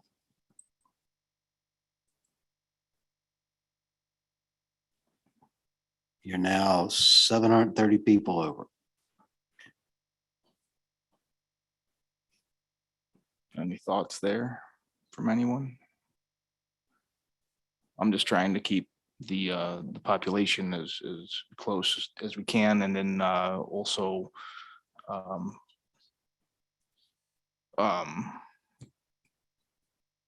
trying to keep a little bit of lakeshore in there, but I don't think that this particular district at this point, since the St.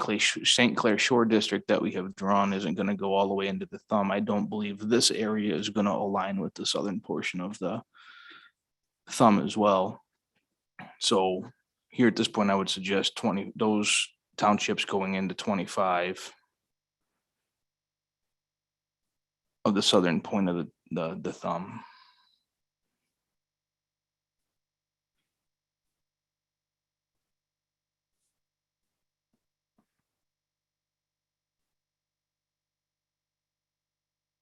Thoughts on that? yes. Okay. So let's do that real fast if you don't mind. Add So, this area into that 25. entire- Yep, that entire My area. apologies, Let's put Commissioner, that which into is I 20. answered in my head. Oh, it's fine. Let's put that into 25. Now, this might throw 25 a little out of whack, but that will be something that we can chip away 20 off. And then 25,000. And let me try that again.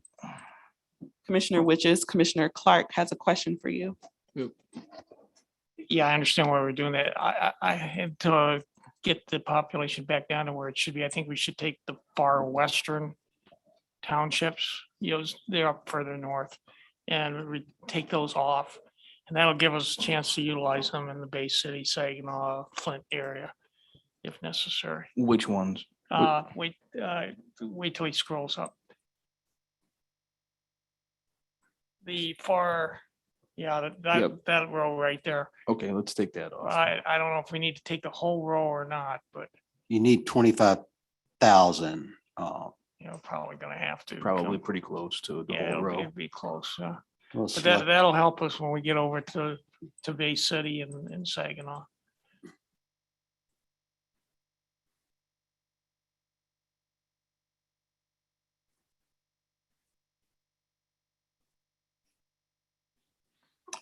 So 25 is now 10,000 people over.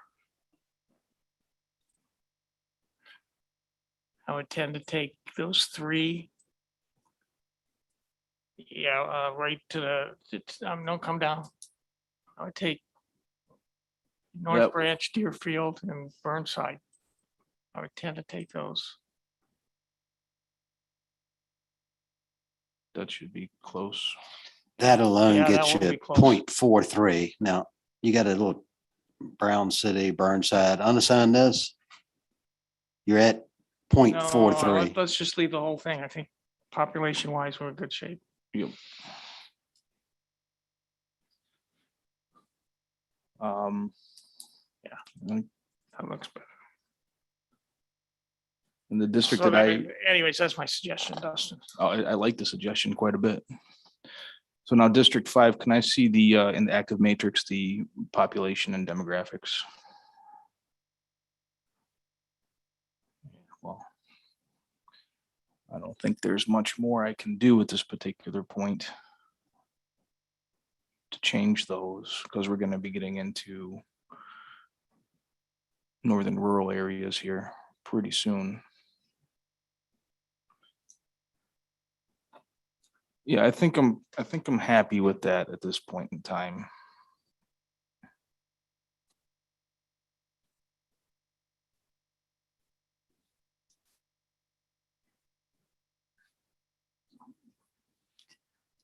Thank you, Commissioner Witches. You got a thumbs up from NDOS. So that means we have, who is next? Commissioner Clark. Thank you, Chair Kellum. Wow. Yep, that is a while. Yeah. Can I pass? It's like, no, I was just gonna say, this is the point where it's like hot potato. You got it.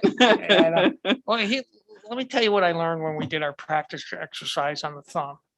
Was I started in the rural areas and kept moving in the rural areas, and I got to Flint, and I said to myself, I should have started here and Yep, broke it that's what I was down in gonna a high say. population area.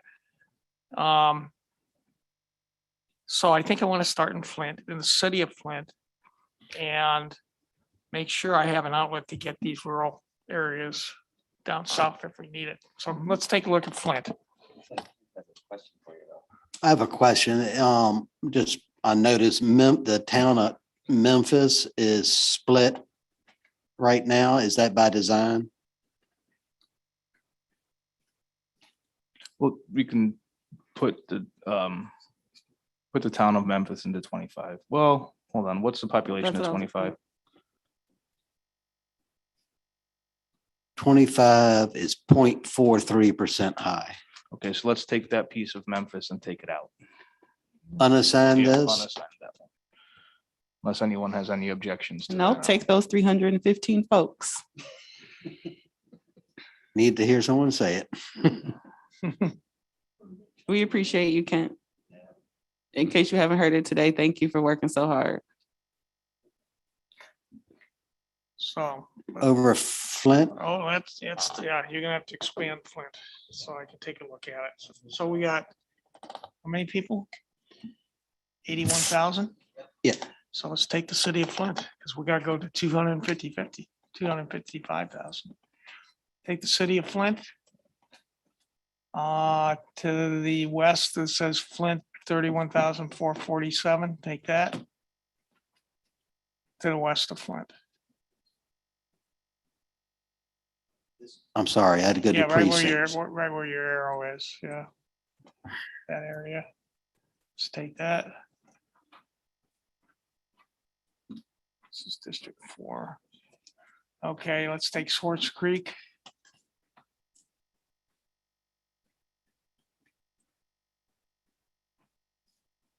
Let me, just a moment, let me change this to Okay, that's fine. townships. So, Okay, okay, let's take Burton. That whole Burton area. And the Grand Blanc area as well. Commissioner Rothorn, please. I was going to suggest, Doug, that you get the demographics in here because we don't want to pack it. Like, we want to, I think this is another VRA area. Or we may want to just be aware of the Yeah, black, well, right white. now we're at 51% minority. All right. I guess we're doing Continue. All right. Yeah, Grand Blanc. Yeah, we'll keep an eye on that. Commissioner Witches has a question for you, Commissioner Clark, Okay. or I'm a just- question. I don't know who it's Yeah, I'm for just yet. curious if anyone remembers if there was public comment in regards to either a north-south or an east-west split in Flint. I cannot remember. A split in front What in do you- Flint? Yeah, I was gonna say, can you say more, Commissioner Witches? Well, Split. what I'm asking is, does anyone recall potentially getting public comment when we were in Flint about either a northwest or an north, south or an east-west split? Commissioner Eid, is this regarding the split? Commissioner Eid? I'm not sure if we got something like that specifically at the Flint hearing, but we did get stuff about that when we were doing our example mapping, when we were doing the thumb. It's on our public comment portal. I can pull it up if you give me a couple minutes.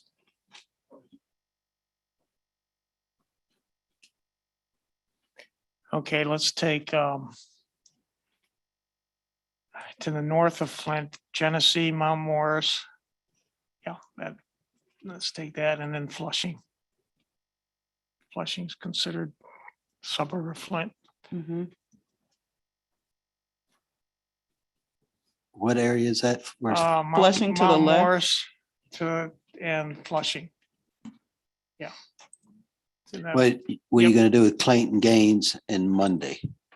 Because they're gonna be, they're gonna be isolated. Yeah, we're gonna have to add those two. They're gonna be isolated. Yeah, take those two. Take these two? As where are we at right now? Yeah, I think we have enough population. Are we gonna do this whole area? Let me look. Yeah, 236, yeah, do that whole area. Let's see where we stand. You're 23,000 over. Okay, we're over. So let's take, well,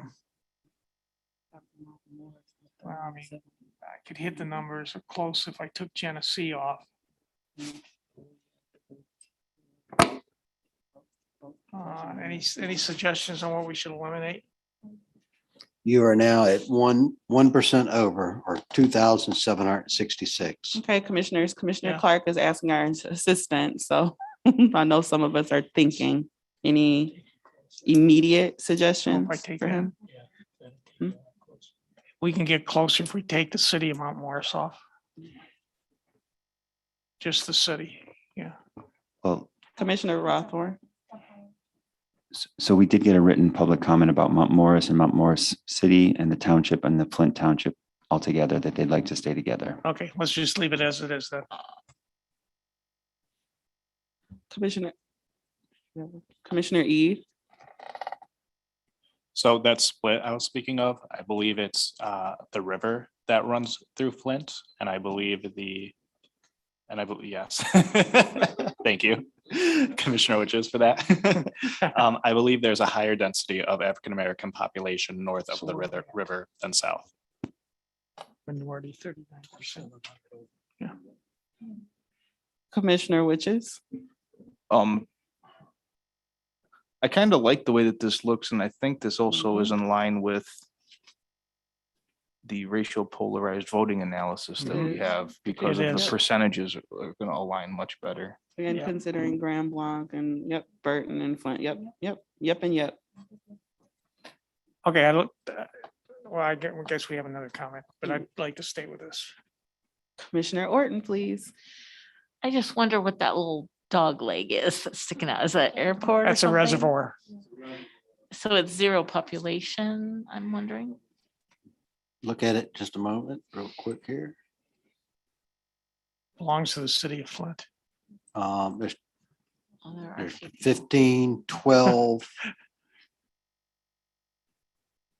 and 20. So you got 47 people. Yeah. That are in the city of Flint. I think I'd prefer to leave that in because it is property of the city of Flint. And Kent, just as we're wrapping Commissioner Clark's turn, do you mind putting the COI overlay on? And Madam Chair, You have the floor, General Counsel. while Mr. Stigall is pulling that up per your request, I did want to highlight again that when the disaggregated election data is viewed for these districts, it'll be able to inform the commission as well as far as any modifications that would need to be made. Thank you. Thank you, General Counsel. Commissioner Clark, any other thoughts? No, I think Commissioner Orton wanted to take a look at this data that we're going to put up on the screen.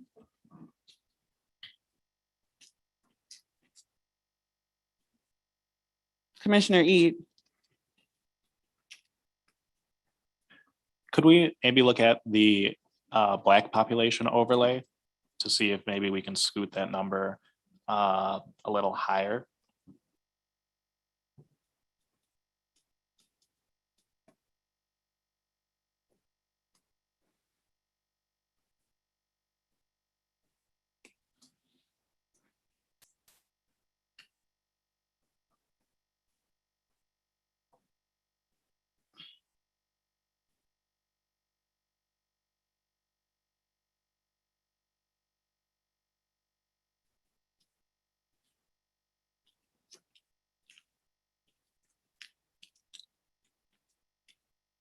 It appears as the predominant population is all in District 4.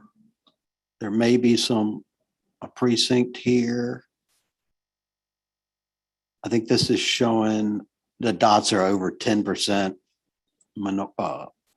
Black, now this is black alone. This is not in combination with any other.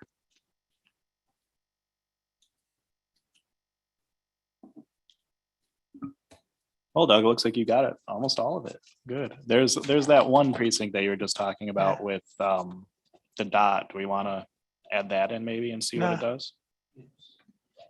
What is it? How many people? 16? 1,600. And you'll still be under 4%. No, let's just leave it. Yeah, because that'll allow some minority to go to the other districts. Okay, I'm good.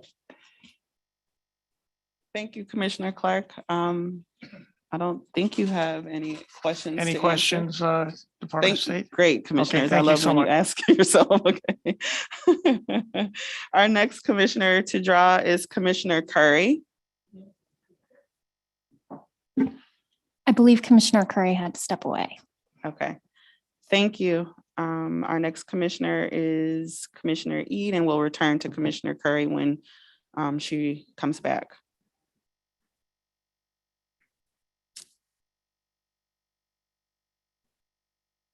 Okay, let's zoom out. Let's just see the whole state, see where we're at, and see what we have left.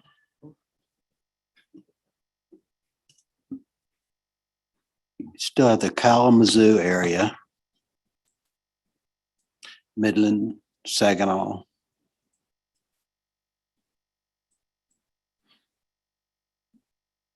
Is that Kalamazoo area? I assume it's not enough for a full district?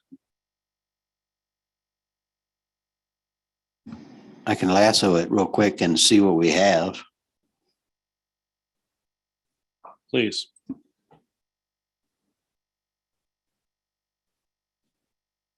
Commissioner Witches and Commissioner Eid, take your time while I step away, please. This is part of the issue that I was trying to highlight last week, where we're gonna need to redraw Leelanau. Wait, Leelanau? No, Lenawee and Monroe counties to be whole. Then we'd have to rework the bottom border districts to be able to even get close to having districts that'll be able to hold the population alone in and around the Battle Creek, Kalamazoo, and Portage area.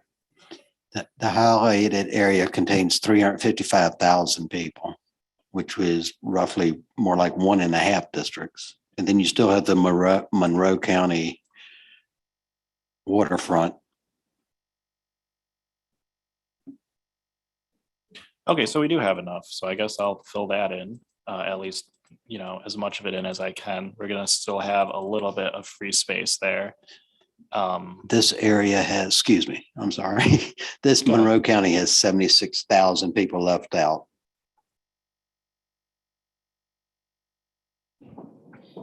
Okay, let's go back to the west side where we were. Let's do that first. And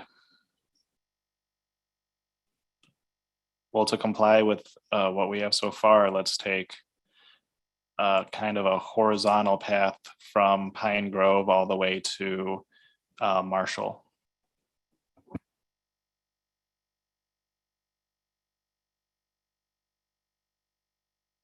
To where? To Marshall. It's gonna be a rectangular district. See it, Holler. Oh, yeah. I You mean, can, that, yeah, and you can put both of those in as well. so that whole area is 279, which is going to be somewhat over. And then you have this.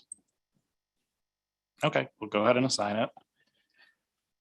So you're 14,500 high.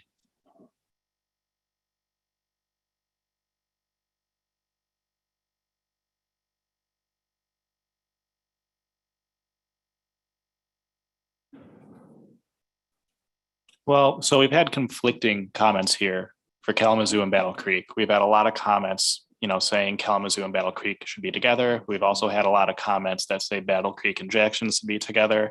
And then we've had a lot of comments that part of Jackson, part of Jackson should be more east with Ann Arbor. But for how this is drawn currently, I don't see any other way to draw it other than keeping Kalamazoo and Battle Creek together. For population density reasons. And because there are significant communities in the area that think they should be together. We're a little over. What do y'all think about taking some of the the township of Marshall out?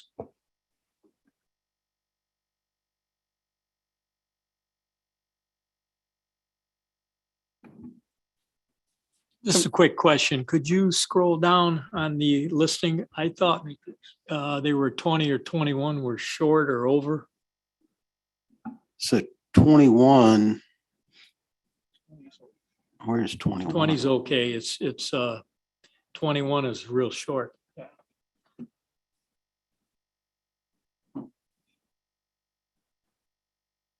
Yes, that was the district that was just left undone because this area was unassigned. If y'all remember, we left off one day and just left it hanging. Commissioner Orton. So obviously, we're going to have to use some of this to go up to 21. I would just add that Portage is definitely connected with Kalamazoo. And that's a significant population that will need to be added in. So are we working on 21 or we're still going to stay around 3?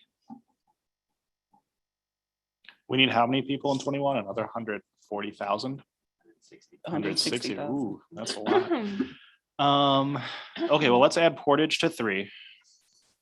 Let's just add everything left to 3, and then we can start annexing some to 21.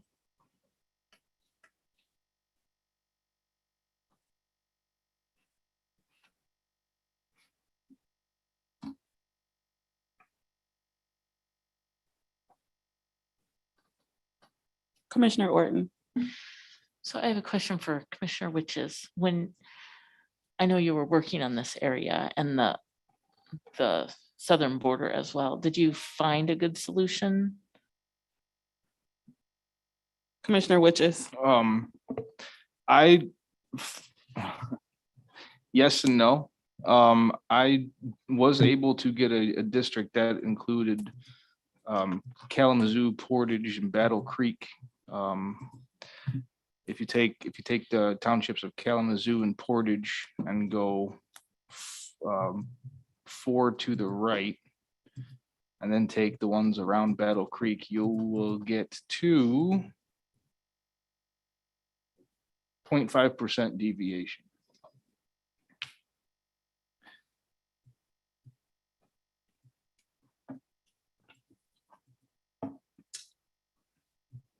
And it's 11 townships. I don't know if you want to see that or not, but that's how I was able to do it. But the only downside is that if you go that route, the district that you'd have to draw around it is going to be oddly shaped, and it basically engulfs the district 15, or the district that we're drawing here. I'm sorry, not ignore the number.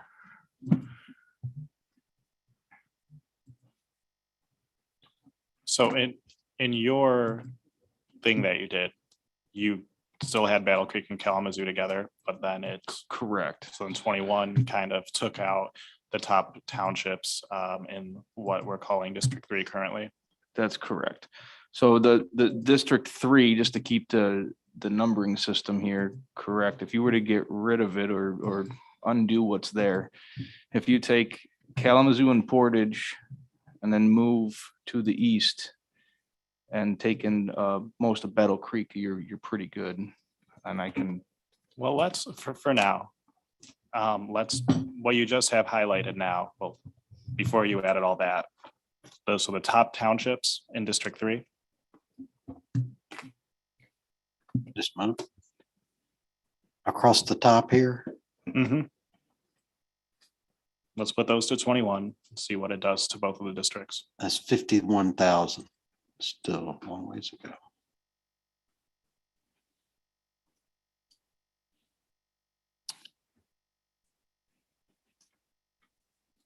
It's basically the population. You have to chase it to Monroe, or Monroe has to be, you're going to push it. So they're all going to get modified. There's no way to distribute 150,000 or pick up 150,000 people, because 2% is what, 5,000 people. 8,000 people. You're going to have to hit a certain number of districts.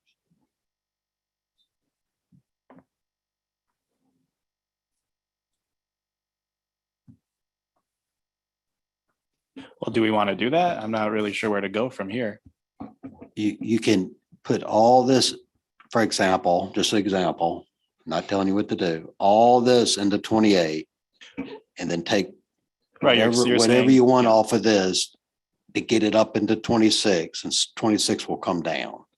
But I mean, there's 100 different ways you can go across like this. You can go, but the point is assign these and then get that population to join up with this population. The biggest logic game in history. Oh, it's definitely not that hard. We can do this. It was a joke. Yeah. Okay, so let's do that. Let's fill in the rest of Monroe. Make that District 28 be Monroe and Lenawee. Commissioner Witches. This again goes to my point where it would probably be more beneficial for us just to make a copy and then remove those districts that are on the bottom and the ones that are on the west side of Michigan, so that we have more working space and we don't really have to worry about the current districts that are there. I would even go as far as to remove those townships that are near Hillsdale that are part of District 29 at this point. So we have the entire bottom of Michigan empty, and then we can go work towards Kalamazoo from the Monroe area. I think that would be more beneficial. Otherwise, we're going to be chasing numbers all over the place. You can do it like that. You delete them or just start assigning them as you go. You're going to run into the same difference. I mean, I agree that's what we should do. My only hesitation is, I don't want to be changing, this whole map by myself, because we worked on it collaboratively. We're also just to make you feel any better, we're supposed to stop at 4:15. Okay. So maybe I'll look at this tonight and we can come back to my turn when we start up tomorrow. I mean, I spoke of getting this population to move across here. You can take that population and ripple it northward as well. I mean, I don't want to be leading you in any one direction, but when you have a hole and a hole, they all got to come together. And the fact that number is 76,000, right? And 21 is 107 short. So even if you got all this population into 21, I mean, you can run the numbers. You may have to ripple it all the way up the state. Well, we'll think about that on tonight, just in essence of time and where we need to go. We appreciate you, Kent. Okay. Commissioners, moving ahead in our agenda, without objection, we'll now proceed to new business item 6A, the election of a chair and vice chair. Yay! Yeah, let's get excited, everyone. It has been 6 months since we last elected a chair and vice chair of the commission. It has truly been 6 months for sure. Are there any nominations for the position of chair? Commissioner Lett has a strong hand. I have a couple of comments I would like to make before we start making nominations. As we have looked at the comments on the portal, there have been a number who have said we should elect a Republican commissioner to head up the commission. And the comments further seem to say that we elected a neutral to start with, and then we elected a Democrat secondly. And so now is a Republican's turn. That is misconstruing what we as a commission have done to this date. We did not purposefully elect a Democrat or a neutral, and I hope we don't purposefully elect a Republican. We as a commission have stated when we started and have continued that we basically are apolitical in this process. And that the idea is we nominate people who we as a commission feel would do the best job.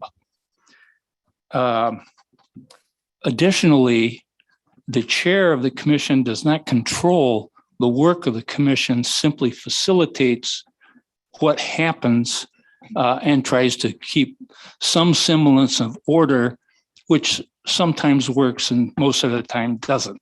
Thank you, Commissioner Lett, for recognizing that. So the public understands how this commission works, and the comments that are made really are somewhat distressing to us as a commission. And we simply do not work that way. So with those comments, I don't have a nomination, but I'm certain that there are a number of people who do. Thank you. Commissioner Lett, I didn't know you were going to say that. So I'm extending a huge faraway hug and gratitude because I couldn't have said it better myself. So thank you for highlighting that for those watching and that simply don't understand. It's not even a matter of, we're just continuing to educate the public on how we work and how we've made decisions. Commissioner Clark? Yes, I'd like to nominate Commissioner Orton to be the chair, the next chair. And for public record, I'm going to turn the facilitation of this discussion to our executive director, Sue Hammersmith, because I think that's appropriate. Can I make a nomination too, if I want to do that before? Commissioner Clark, go ahead. No, that is my nomination. Okay, your mic was still red, so I didn't know. I think she has a comment. Commissioner Orton. Thank you, Commissioner Clark. I am not in a position to be able to fill that role at this time. So I'm going to decline that nomination, but thank you. Commissioner Weiss. Yes, our procedure we did before I liked Commissioner Letts was first. Brittany, you were second and vice chair. We moved you from vice chair to chairman. I would like to nominate Rebecca to move up to chairman. I would second that nomination. Commissioner Rothorn and then, Commissioner Rothorn. I'm just doing a third. Commissioner Rothorn makes a third nomination for Vice Chair Zatella. Commissioner Zatella, Vice Chair Zatella, sorry. Thank you very much, Commissioner Weiss. I accept that nomination. I would love to be chair. Commissioner Clark. Yes, given that Commissioner Orton has not accepted that, I would like to nominate Commissioner Lett for the position. Thank you, Commissioner Clark. Commissioner Wagner, I was waiting to see if Commissioner Lett wanted to say something. Commissioner Wagner, you have the floor. Would you like me to facilitate? Yes, you can. It was suggested, but you didn't say anything. I did before. I haven't been able to get a word in here. Okay, please do go ahead. So I would ask Commissioner Lett if he would accept a nomination. Yes. Okay, thank you. Are there other nominations? Commissioner Wagner has her hand up. Yes, Commissioner Wagner. I would like to nominate Commissioner Lang for chair. She's been dedicated for remaining fair throughout this entire journey, continues to make decisions. With that in mind, her attendance has been exemplary, given her health conditions, which currently dictate her virtual attendance. Caring for those in her family who require assistance in juggling outreach, which she undertook for the commission. For those who feel the chair needs to be physically present, may I remind you that we have existed this entire last session with a chair that was not available for a substantial amount of public hearings and meetings. And anyone that serves as vice for the commission can help facilitate the meeting by calling on those commissioners with raised hands in the room. Commissioner Lang is present at meetings, hearings half an hour beforehand, and I think will help get us back on track with starting on time, which has been a problem throughout this whole last session for this commission.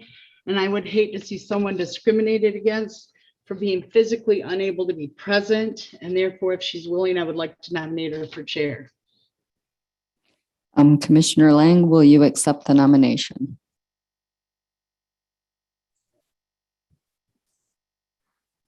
Yes. Thank you. Commissioner Villette. I'd like to nominate Commissioner Witches. I'll accept and I'll do my little speech here too. I really don't have much to say other than the fact is that the subcommittees that I was chair of tend to run very well, very smooth, and in most cases they ended before our scheduled end time. And I've been hearing a lot of feedback that when I was chair, it was evident that I was able to keep and maintain order as well as make sure that everything on the agenda was hit in proper order. And I will continue to do that either as chair if elected to do so. Thank you. Commissioner Zatella. Yeah, I would just like to give my own little plug for myself. I was, as we all know, thrust into the position of being acting chair repeatedly, and I think I rose to the occasion and showed that I can run an orderly meeting, keep control, keep us moving along. And so I think that should be taken into consideration. And it is also, as Commissioner Weiss said, consistent with what we've done in the past. We have had a vice chair who then moved into chair. Now we have another vice chair who's asking to move into chair. I think it's time for someone else to be in that position. And then in terms of Commissioner Wagner's comment on the vice chair can be in the room and facilitate if Commissioner Lang were unable to attend in person. I'll be honest that I don't think that's ideal. And I honestly don't think it's fair to that person, especially if we're going into a situation asking a vice chair to step into the role of acting chair because someone's not in the room and yet not have that title, not have the acknowledgement, not have the recognition. I really think that's an unfair position to put someone in, to basically say, well, you're going to be acting as chair because I'm not in the room, but you're not going to get the title. I'm going to get the title. I really don't think that's fair. And I think having been put in this situation a couple of times where I have tried to facilitate meetings remotely, it does not work well at all. It's very difficult to keep track of who has their hands raised. You can't see who's wanting to speak. You can't have the awareness of what's going on in the room, whether people are needing to take a break. And, is for public hearings. A lot of times you're seeing things going on in the audience that you need to be aware of. And I just think we really, it would be very difficult for us to have a chair who is remote. Commissioner Clark, and then Commissioner Lett and Commissioner Ede.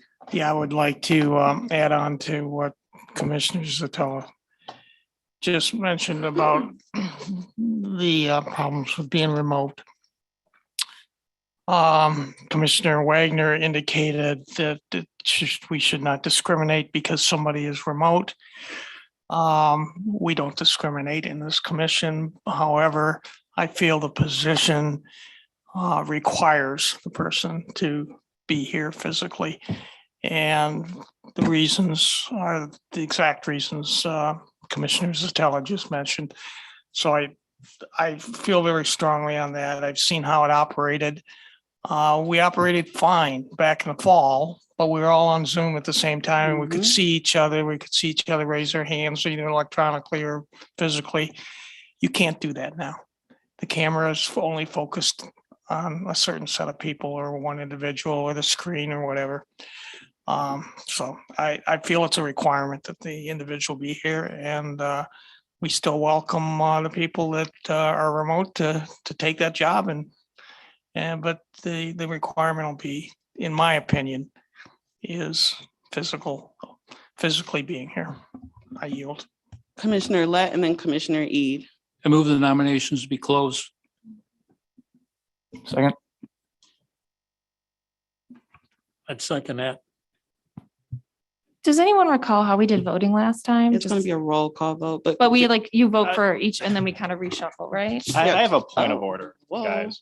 I don't mean to interrupt, You but this, well, I know I did, but I'm sorry. I don't Okay. mean to interrupt. It's a point of order, so I think it's within the rules that I can interrupt for a point of order.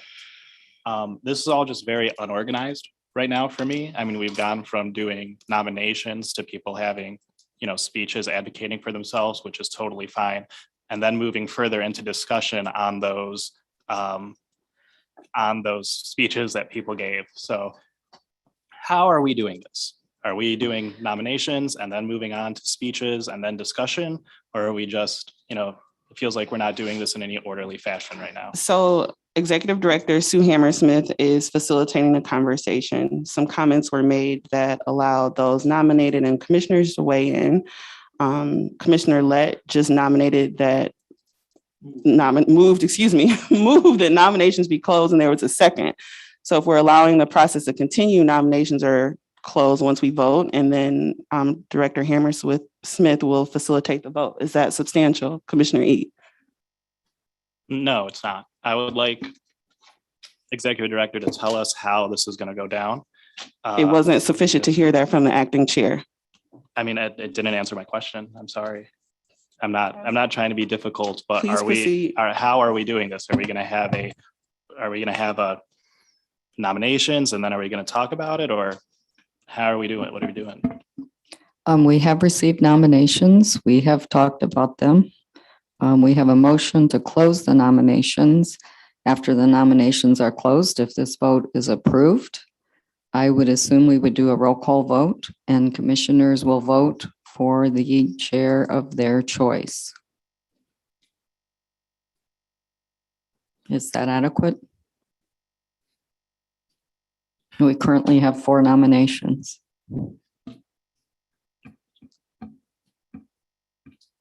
Well, let's add a 5th. I'd like to nominate myself. I believe we already have a motion to close nominations, so we'd need to vote on that motion first, correct? Yes, motion has been made by Commissioner Lett, and the second was made by Commissioner Witches. Can I withdraw my nomination, counsel? Can I withdraw my motion, counsel? Madam Chair. General Counsel, please proceed. There was a question posed whether the motion to close nominations that has been seconded can be withdrawn. That can be done without by unanimous consent of the body if no one objects to it, would be my advice. I would like to withdraw my motion to give Commissioner Ede an opportunity to have his name included as a commissioner. Thank you, Commissioner Lett. Is there a second?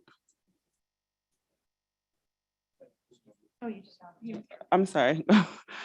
Without objection, my brain has stopped. This is my last day. It's just the, Madam Chair, just the standard unanimous consent language. Without objection, the motion would be withdrawn. And if none of your colleagues object, then that action shall be taken. Without objection, the motion has been withdrawn. Hearing no. Yes, Commissioner. Okay. Hearing no objection. What's the rest of the language? I'm sorry.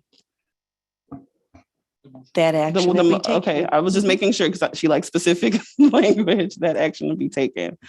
Okay. So now I hand the floor back over to you, Executive Director Hammersmith. Okay, so are there other nominations? Commissioner Ede. Okay, so I'd like to nominate myself. Would this be an appropriate time to say why, or? Others did, that's fine. So I'd really like to be chair. Just moving back, in the history of our time together as a commission. During our first meeting, I was nominated to be chair, and I accepted the nomination, and I didn't get it.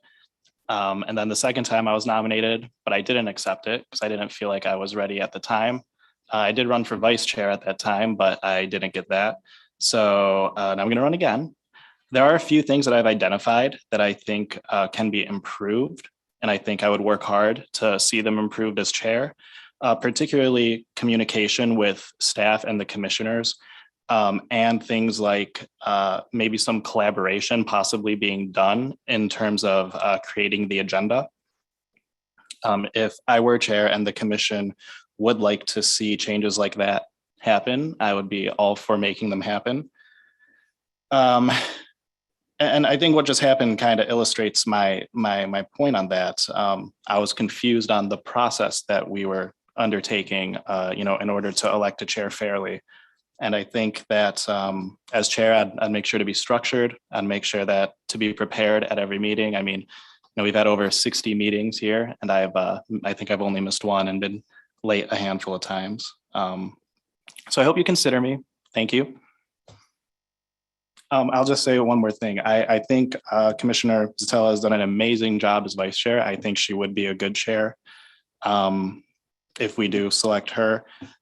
I will say, however, she's had the opportunity to chair over 20 of our meetings so far. And I think we should also think about giving each other the chance to promote each of our own personal development as well on this commission. Thank you.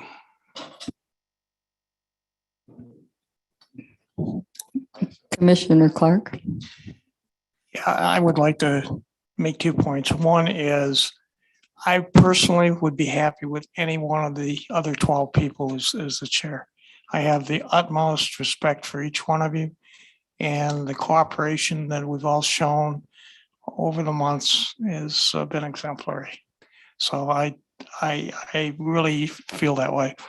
Second point I want to make is something Anthony just said about working with the staff and helping with the agenda and so forth.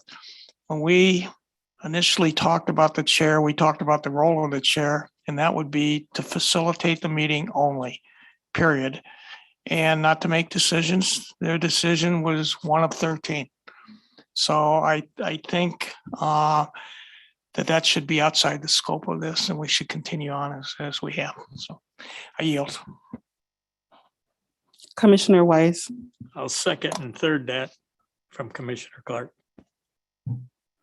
And Vice Chair Zatella. I move that we move to voting and close nominations.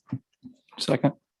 Motion made by Vice Chair Zatella. The second, I believe, was made by Commissioner Witches. Is there any discussion or debate on the actual motion? Commissioner Ede.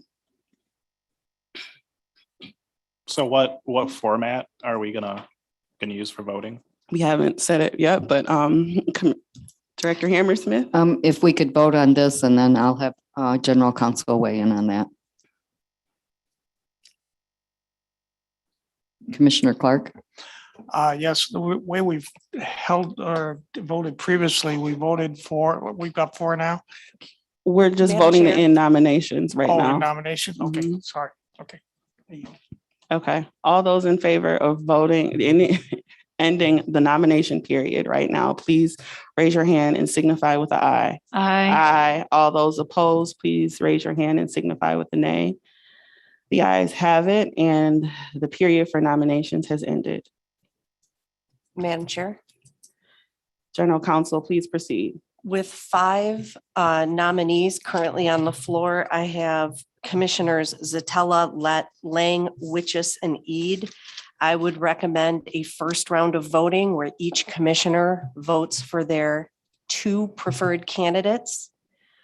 When the first round is completed, the bottom three candidates would fall off. And then the second round of voting would be each commissioner having one vote for their preferred candidate out of the top two vote getters. I believe this is consistent with what has been done in the past. Thank you. Vice Chair Zatello.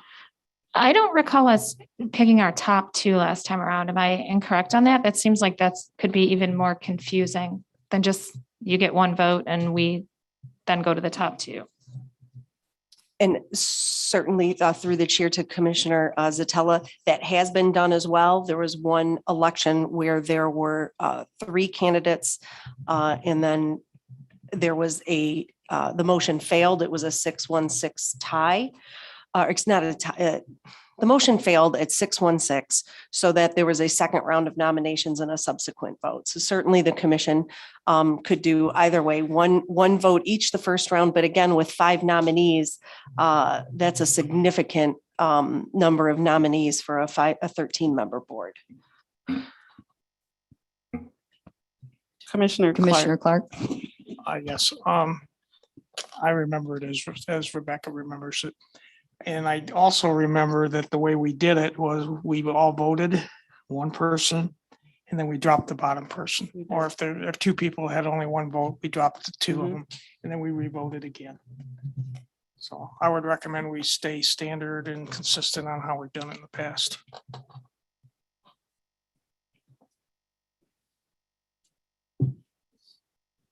Okay, we will have a roll call vote and we'll ask Michigan Department of State staff to hold the vote. So to clarify the voting structure, is it the will of the commission to structure the vote as Commissioner Clark suggested, where each commissioner gets one vote and then the bottom candidate would drop off following the results of the vote and we would proceed through 4 separate votes? Assuming there's no outright winner.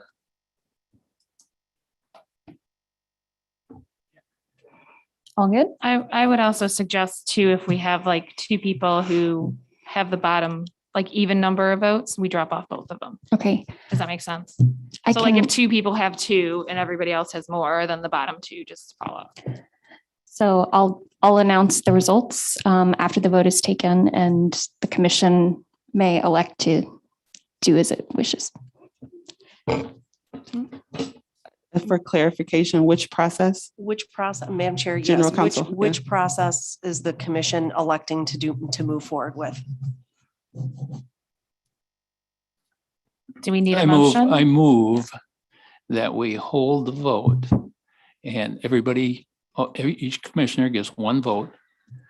Since there's 5, the top 3 vote getters will have a runoff, assuming there's no outright winner on the first vote.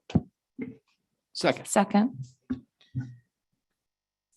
There's been a motion made by Commissioner Lett, second made by Vice Chair Zatello. Any discussion or debate on the actual motion, which is to have each commissioner have one vote, top 3. There's a runoff for those. If there's no current winner. Commissioner Lang, you have a. Yes, I actually like our general counsel's idea of 2 votes, vote for the top 2, because you may end up getting your winner like that anyways. So I think each commissioner should vote for their top 2 choices. And then if the rest need to be dropped down, you can pick the top 2 people from that. But I think it may get you to where you need to be quicker. And I apologize, I have to take this. No, you're fine, Commissioner Lang. Any other questions before we move to vote?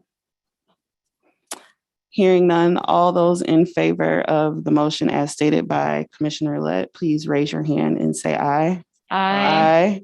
All those opposed, please raise your hand and say nay. The ayes have it. We will have each commissioner have one vote and a runoff for the top 3 to select the winner. Apologies if I had stated that last part incorrectly. Director Hammersmith, do you want to have the floor for the actual voting process again, or? I would let the Michigan Department of State then handle a roll call vote for you. And just a reminder about the process itself, each commissioner will get one vote to indicate their preferred candidate.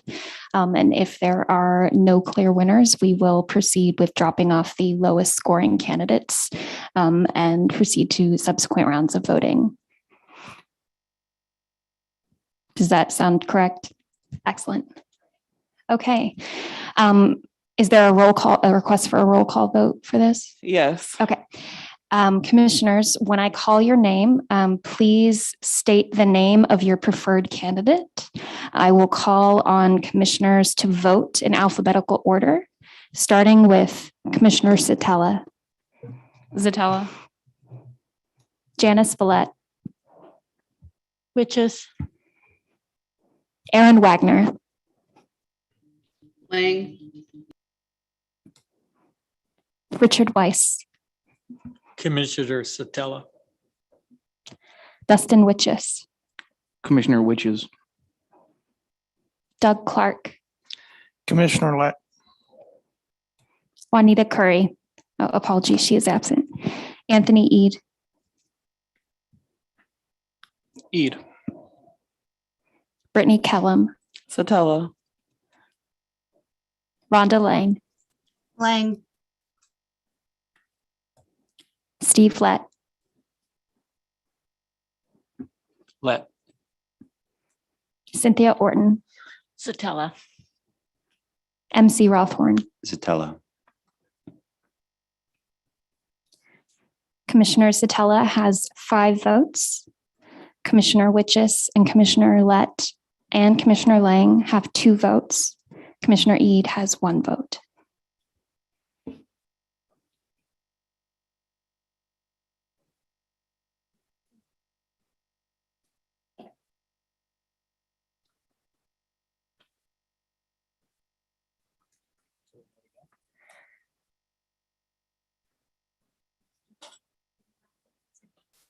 General Counsel, Executive Director, I was kind of waiting for you. Oh, well, I'm always happy to talk. So the commission, we have a commissioner with 5 votes and then 3 commissioners tied at 2 votes. My recommendation would be to drop off the lowest vote received. Let's see, I'm checking the language of the motion that was adopted. The vote for the 1 vote, the top 3 getting a runoff if no clear winner. So certainly Commissioner Zatella received 5 votes. Again, I believe the suggestion was made by, but was not adopted, that the ties would also drop off. So the commission could elect to hold a runoff vote to see where the remaining votes are placed. Can I make a suggestion and a possible motion? Please proceed, Vice Chair Zatella. Because we have 3 people tied with 2, I suggest we have a runoff with those 3, and then whoever prevails from those 3, we have a runoff against myself and the person who prevails. Are you making a motion? I am making a motion to that effect. Please remember that language that you just spattered out that way. So have a runoff Between the between top Commissioner Lett, Commissioner Witches, and Commissioner Lang, and whoever prevails from that would then move on to a final vote between me and whoever prevails. Because that I think would be faster than trying to do multiple rounds. Motion made by Commissioner Zatella. Is there a second? Second made by Commissioner Weiss. Any discussion or debate on the actual motion? Commissioner Lett, please. Yeah, I'm against that. And the reason I'm against it is that assumes that 5 votes are going to remain for Commissioner Zatella, and that's not necessarily true. Okay. Valid point. And therefore, I mean, probably that's going to happen, but I don't think you can take yourself out of the runoff. Okay. All right, I will withdraw my motion then. Without it, So then are we moving to? that's what I was, General Counsel, please advise. Yes, if the Commissioner Zatella has indicated she would like to withdraw that motion suggesting it, and I believe it was already seconded, although it wasn't stated by the chair. It would be appropriate to have the withdrawal seconded and then use your unanimous consent procedure. Okay. Motion for withdrawal made by Commissioner Zatella. Is there a second? No. I'm sorry, without objection. Yeah. I always mess this part up because we don't do it enough. Without objection. What am I saying next? It's completely not there. The motion's withdrawn. The motion, oh, that's, the motion is withdrawn. I thought there was something else. My apologies. So now we vote again. No one objected. Okay, and so we're voting again, and that would mean that MDOS is taking over. And for clarity, Madam Chair, the runoff, Commissioner Eid having received one vote would drop off from the second round of voting. And the second round of voting would be between Commissioners Zatella, Lett, Lang, and Witches to determine hopefully a clear majority vote. And if not, a subsequent round of runoff voting would need to occur. Thank you, General Counsel. Commissioners, when I call your name, please state the name of your preferred candidate. I will call on commissioners to vote in alphabetical order, starting with Janice Villette. Commissioner Witches. Aaron Wagner. Commissioner Lang. Richard Weiss. Commissioner Zatella. Dustin Witches. Commissioner Witches. Doug Clark. Commissioner Lett, Anthony Eid. Commissioner Witches. Brittany Kellum. Zatella. Rhonda Lang.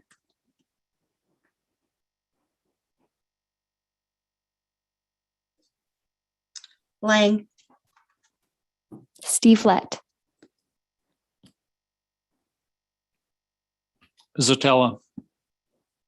Cynthia Orton. Zatella. MC Rothhorn.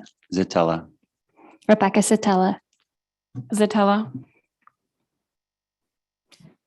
Final votes are for Commissioner Satella, 6 votes, Commissioner Witches, 3 votes, Commissioner Lang, 2 votes, and Commissioner Lett, 1 vote.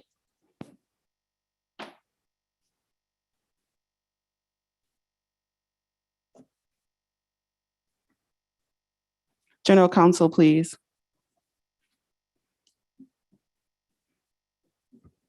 Thank you very much, Madam Chair. Based on the results of the second round of voting, the runoff would be between Rebecca Zatella and Commissioner Witches.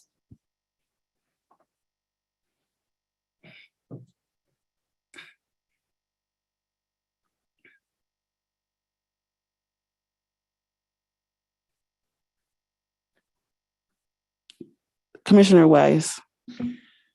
My question is, we have 2 runoff commissioners, Zatella and Commissioner Witches.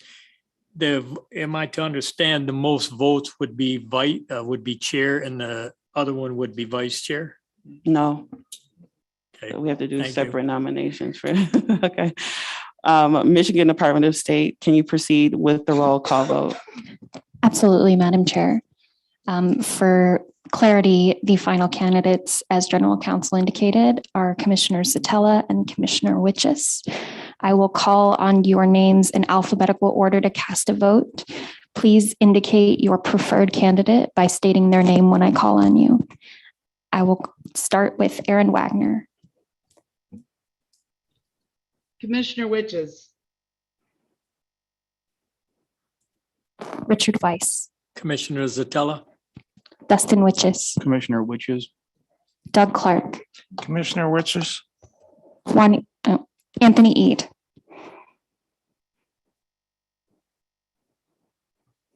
Commissioner Witches. Brittany Kellum. Zatella. Rhonda Lang. Commissioner Witches. Steve Lett. Zatella. Cynthia Orton, Zatella. MC Rothorn, Zatella. Rebecca Satella, Zatella. Janice Follett. Commissioner Witches. There's a tie. Where is Juanita? That's funny.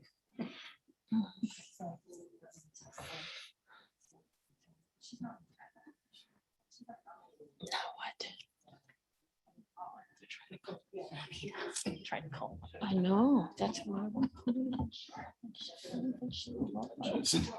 I have no idea who she would vote for.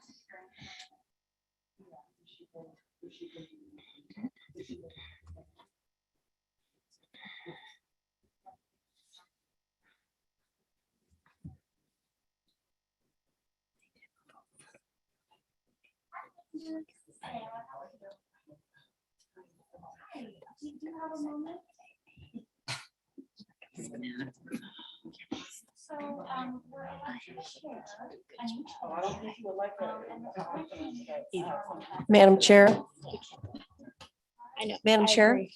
Yes. For the benefit of the individuals not in the room, the Michigan Department of State is attempting to contact Ms. Curry to provide her vote in the final round of voting, since this vote has in fact failed with a tie of 6-6 between Commissioners Zatella and Witches. Thank you, General Counsel.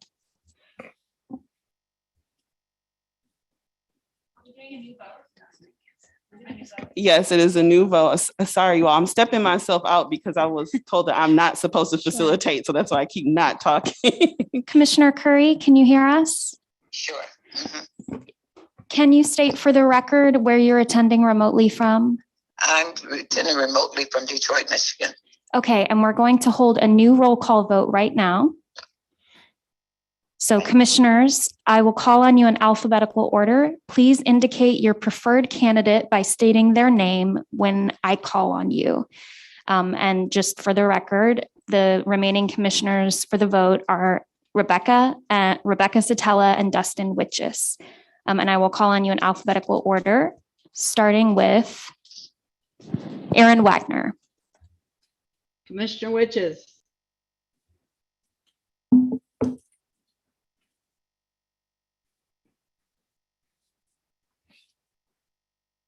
Richard Weiss. Commissioner Zatella. Dustin Witches. Commissioner Witches. Doug Clark. Commissioner Witches. Juanita Curry. Rebecca Statell. Anthony Eade. Commissioner Witches. Brittany Kellum. Satella. Rhonda Lang. Witches. Steve Lett. Zatella. Cynthia Orton. Zatella. MC Rothorn. Zatella. Rebecca Satella. Zatella. Janice Follett. Commissioner Witches. By a vote of 7-6, Commissioner Zatella wins. Thank you, Michigan Department of State. Congratulations, Vice Chair Zatella. I can't imagine anyone else doing this. Commissioner Lang.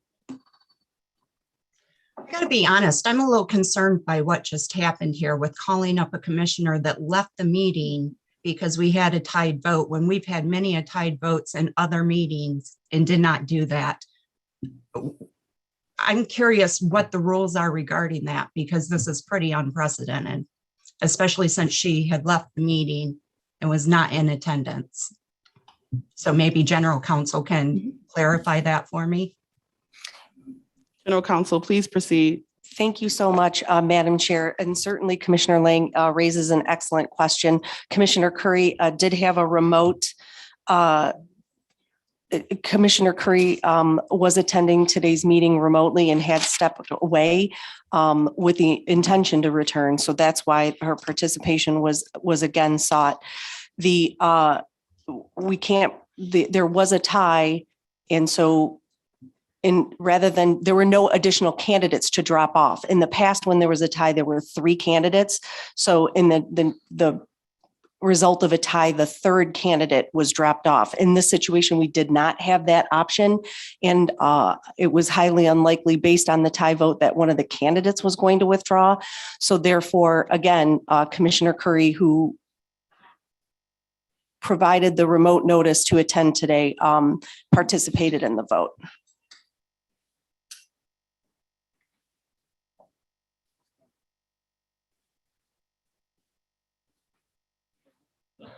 Would you like me to continue facilitating Yes, then for the please. vice chair? Yes, I'm Okay. not facilitating the voting at all. Okay, we will now accept nominations for vice chair. I nominate Dustin Witches. I accept for the same reasons I gave earlier. Commissioner Clark.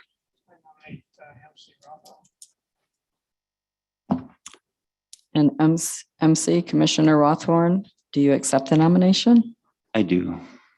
Thank you. Are there other nominations? I move the nominations be closed. Motion has been made for nominations to be closed by Commissioner Lett. Second has been made by Commissioner Witches. Is there any discussion or debate on the actual motion? Hearing none, Michigan Department of State, can you please proceed with a roll call vote for vice chair? Absolutely, Madam Chair. For clarification, the current candidates for vice chair in alphabetical order are Commissioner Rothorn and Commissioner Witches. Commissioners, please indicate your preference for a candidate when I call on you by stating their name. We got to vote on the motion to close them. Oh, I see. I apologize. I'm so sorry. I would suggest we just do that. Thank you. Thank you. All those in favor of closing nominations for vice chair, please signify with the hand raise. Aye. Aye. All those opposed, raise your hand. I am dwindling out. All those opposed, please raise your hand. The ayes have it, and the nominations are closed. Now, Michigan Department of State, please proceed with the roll call vote. Once more, commissioners, the candidates are in alphabetical order, Rothorn and Witches. When I call your name, please indicate your preference for the candidate by stating their name. I will call on commissioners in alphabetical order, starting with Richard Weiss. Commissioner Witchet. Dustin Witches. Commissioner Witches. Doug Clark. Commissioner Rothon. Juanita Curry. Oh, apologies. Anthony Ede. Commissioner Rothorn. Brittany Kellum. Rothorn. Rhonda Lang. Commissioner Witches. Steve Lett. Witches. Cynthia Orton. Rothorn. MC Rothorn.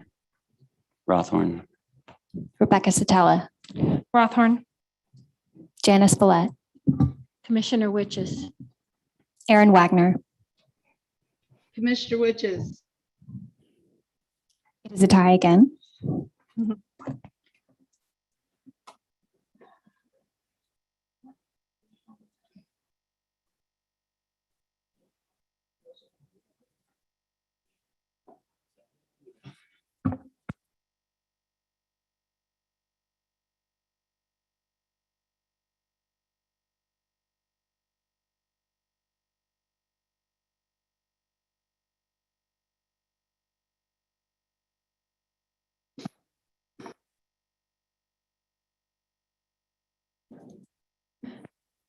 Madam Chair. General Counsel, please proceed. Thank you so much. So for the benefit of the public, I was unaware that Commissioner Curry had lost her connection, so we're reestablishing that connection with her. Again,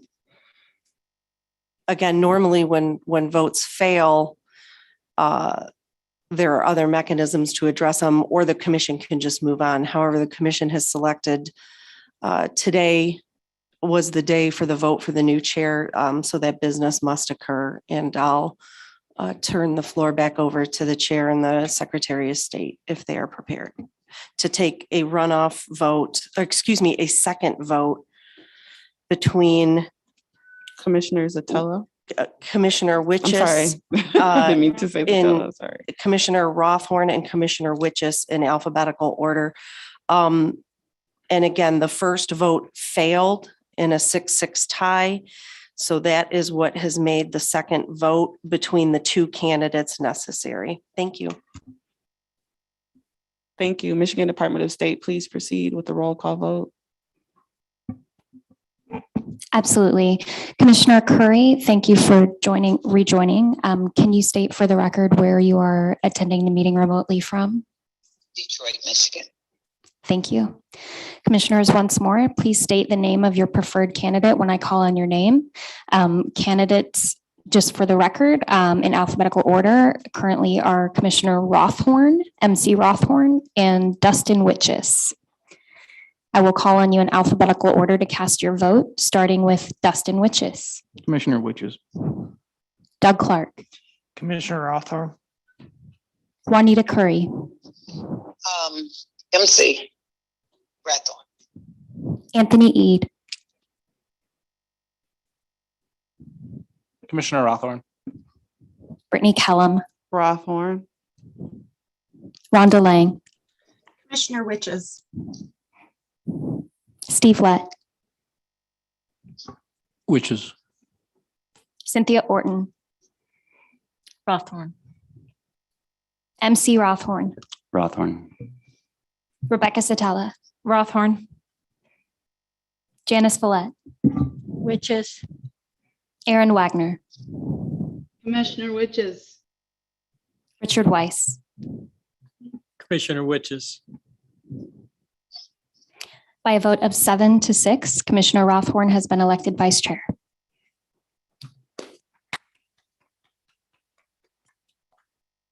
Thank you, Commissioners, General Counsel, and Executive Director Sue Hammersmith and MDOS for navigating us through the election of our new chair and vice chair.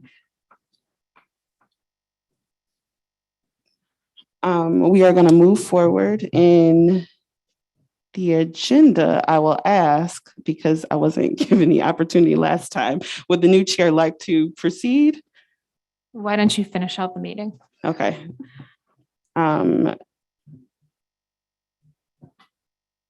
Is that acceptable, General Counsel? Should I take over or should he finish the meeting? The rules do not specifically address that. And it was not part of the motion made. So Commissioner Kellum is no longer chair of so the hand it over commission. here. And congratulations and thank you for your service, Commissioner Kellum. Thank you. It's been great. I will say a point of personal privilege. I would have liked to have done the nomination without referencing my current behaviors as chair as a full-time employee again. But it's unfortunate that my fellow commissioners, some of them could not have left that out of discussion. So I hope that we can move forward as a commission that takes into account folks' personal lives, and that we don't use that against each other when we feel like that's all that I'll say. Thank you. Okay, thank you again, Commissioner Kellum, for your service as our chair. We will move on to the next item on our agenda, which is review and approval of minutes without objection. I'm sorry, Executive Director Hammersmith, I thought there was, do we have both of these minutes? I just want to make sure August 31st. Both of these were sent out Okay. This morning or last evening. I don't recall when. Okay. All right. I just wanted to make sure because I thought I saw another message, something about minutes. Next, without objection, we will proceed to the approval of minutes from August 31st and September 1st, 2021 meetings. Are there any proposed edits to either one of those meeting minutes? Move they be adopted. All right. I have a motion to adopt the meeting minutes from. I'm sorry, was that Commissioner Witches? Commissioner Witches. General Counsel, can we do them as a group or do we need to do them one by one? Minutes are generally moved individually in Okay. case there are edits. So can you clarify your motion, Commissioner Lett? We have August 31st and September 1st. Which are you moving to adopt? August 31st. Okay, we have a motion to adopt the meeting minutes from August 31st, 2021. Do I have a second? Seconded by Commissioner Rothorn. All in favor of approving the meeting minutes from August 31, 2021, please signify by raising your hand and saying aye. Aye. Aye. All opposed, please raise your hand and say nay. The motion carries and the meeting minutes are adopted. Next, may I have a motion to approve the meeting minutes from September 1, 2021? So moved. Motion made by Commissioner Witches. Second. Seconded by Commissioner Lett. All in favor of improving the meeting minutes from September 1, 2021, please signify by raising your hand and saying aye. Aye. All opposed, please raise your hand and say nay. The ayes prevail and the motion is adopted. All right, moving to staff reports. We do not have any staff reports today. Without objection, I will ask Sarah Reinhardt from the Michigan Department of State if she has a report to provide. No report. Thank you. Okay, thank you very much. Moving on to correspondence. Correspondence received in advance of our meeting today was provided along with the written public comments to the commissioners in our meeting materials. It's my understanding that Commissioner Lang has a future agenda item that she would like to discuss.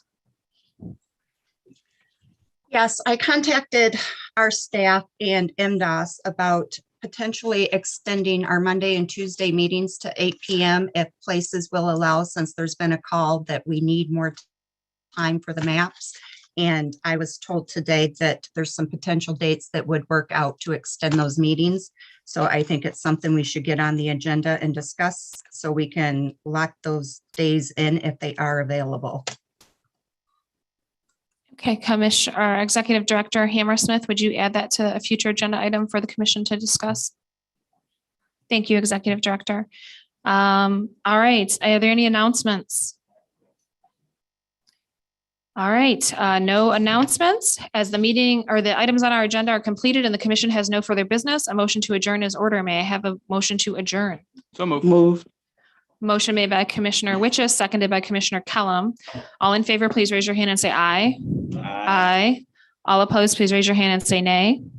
The ayes prevail and the meeting is adjourned at 5:12 p.m. Thank you, everybody.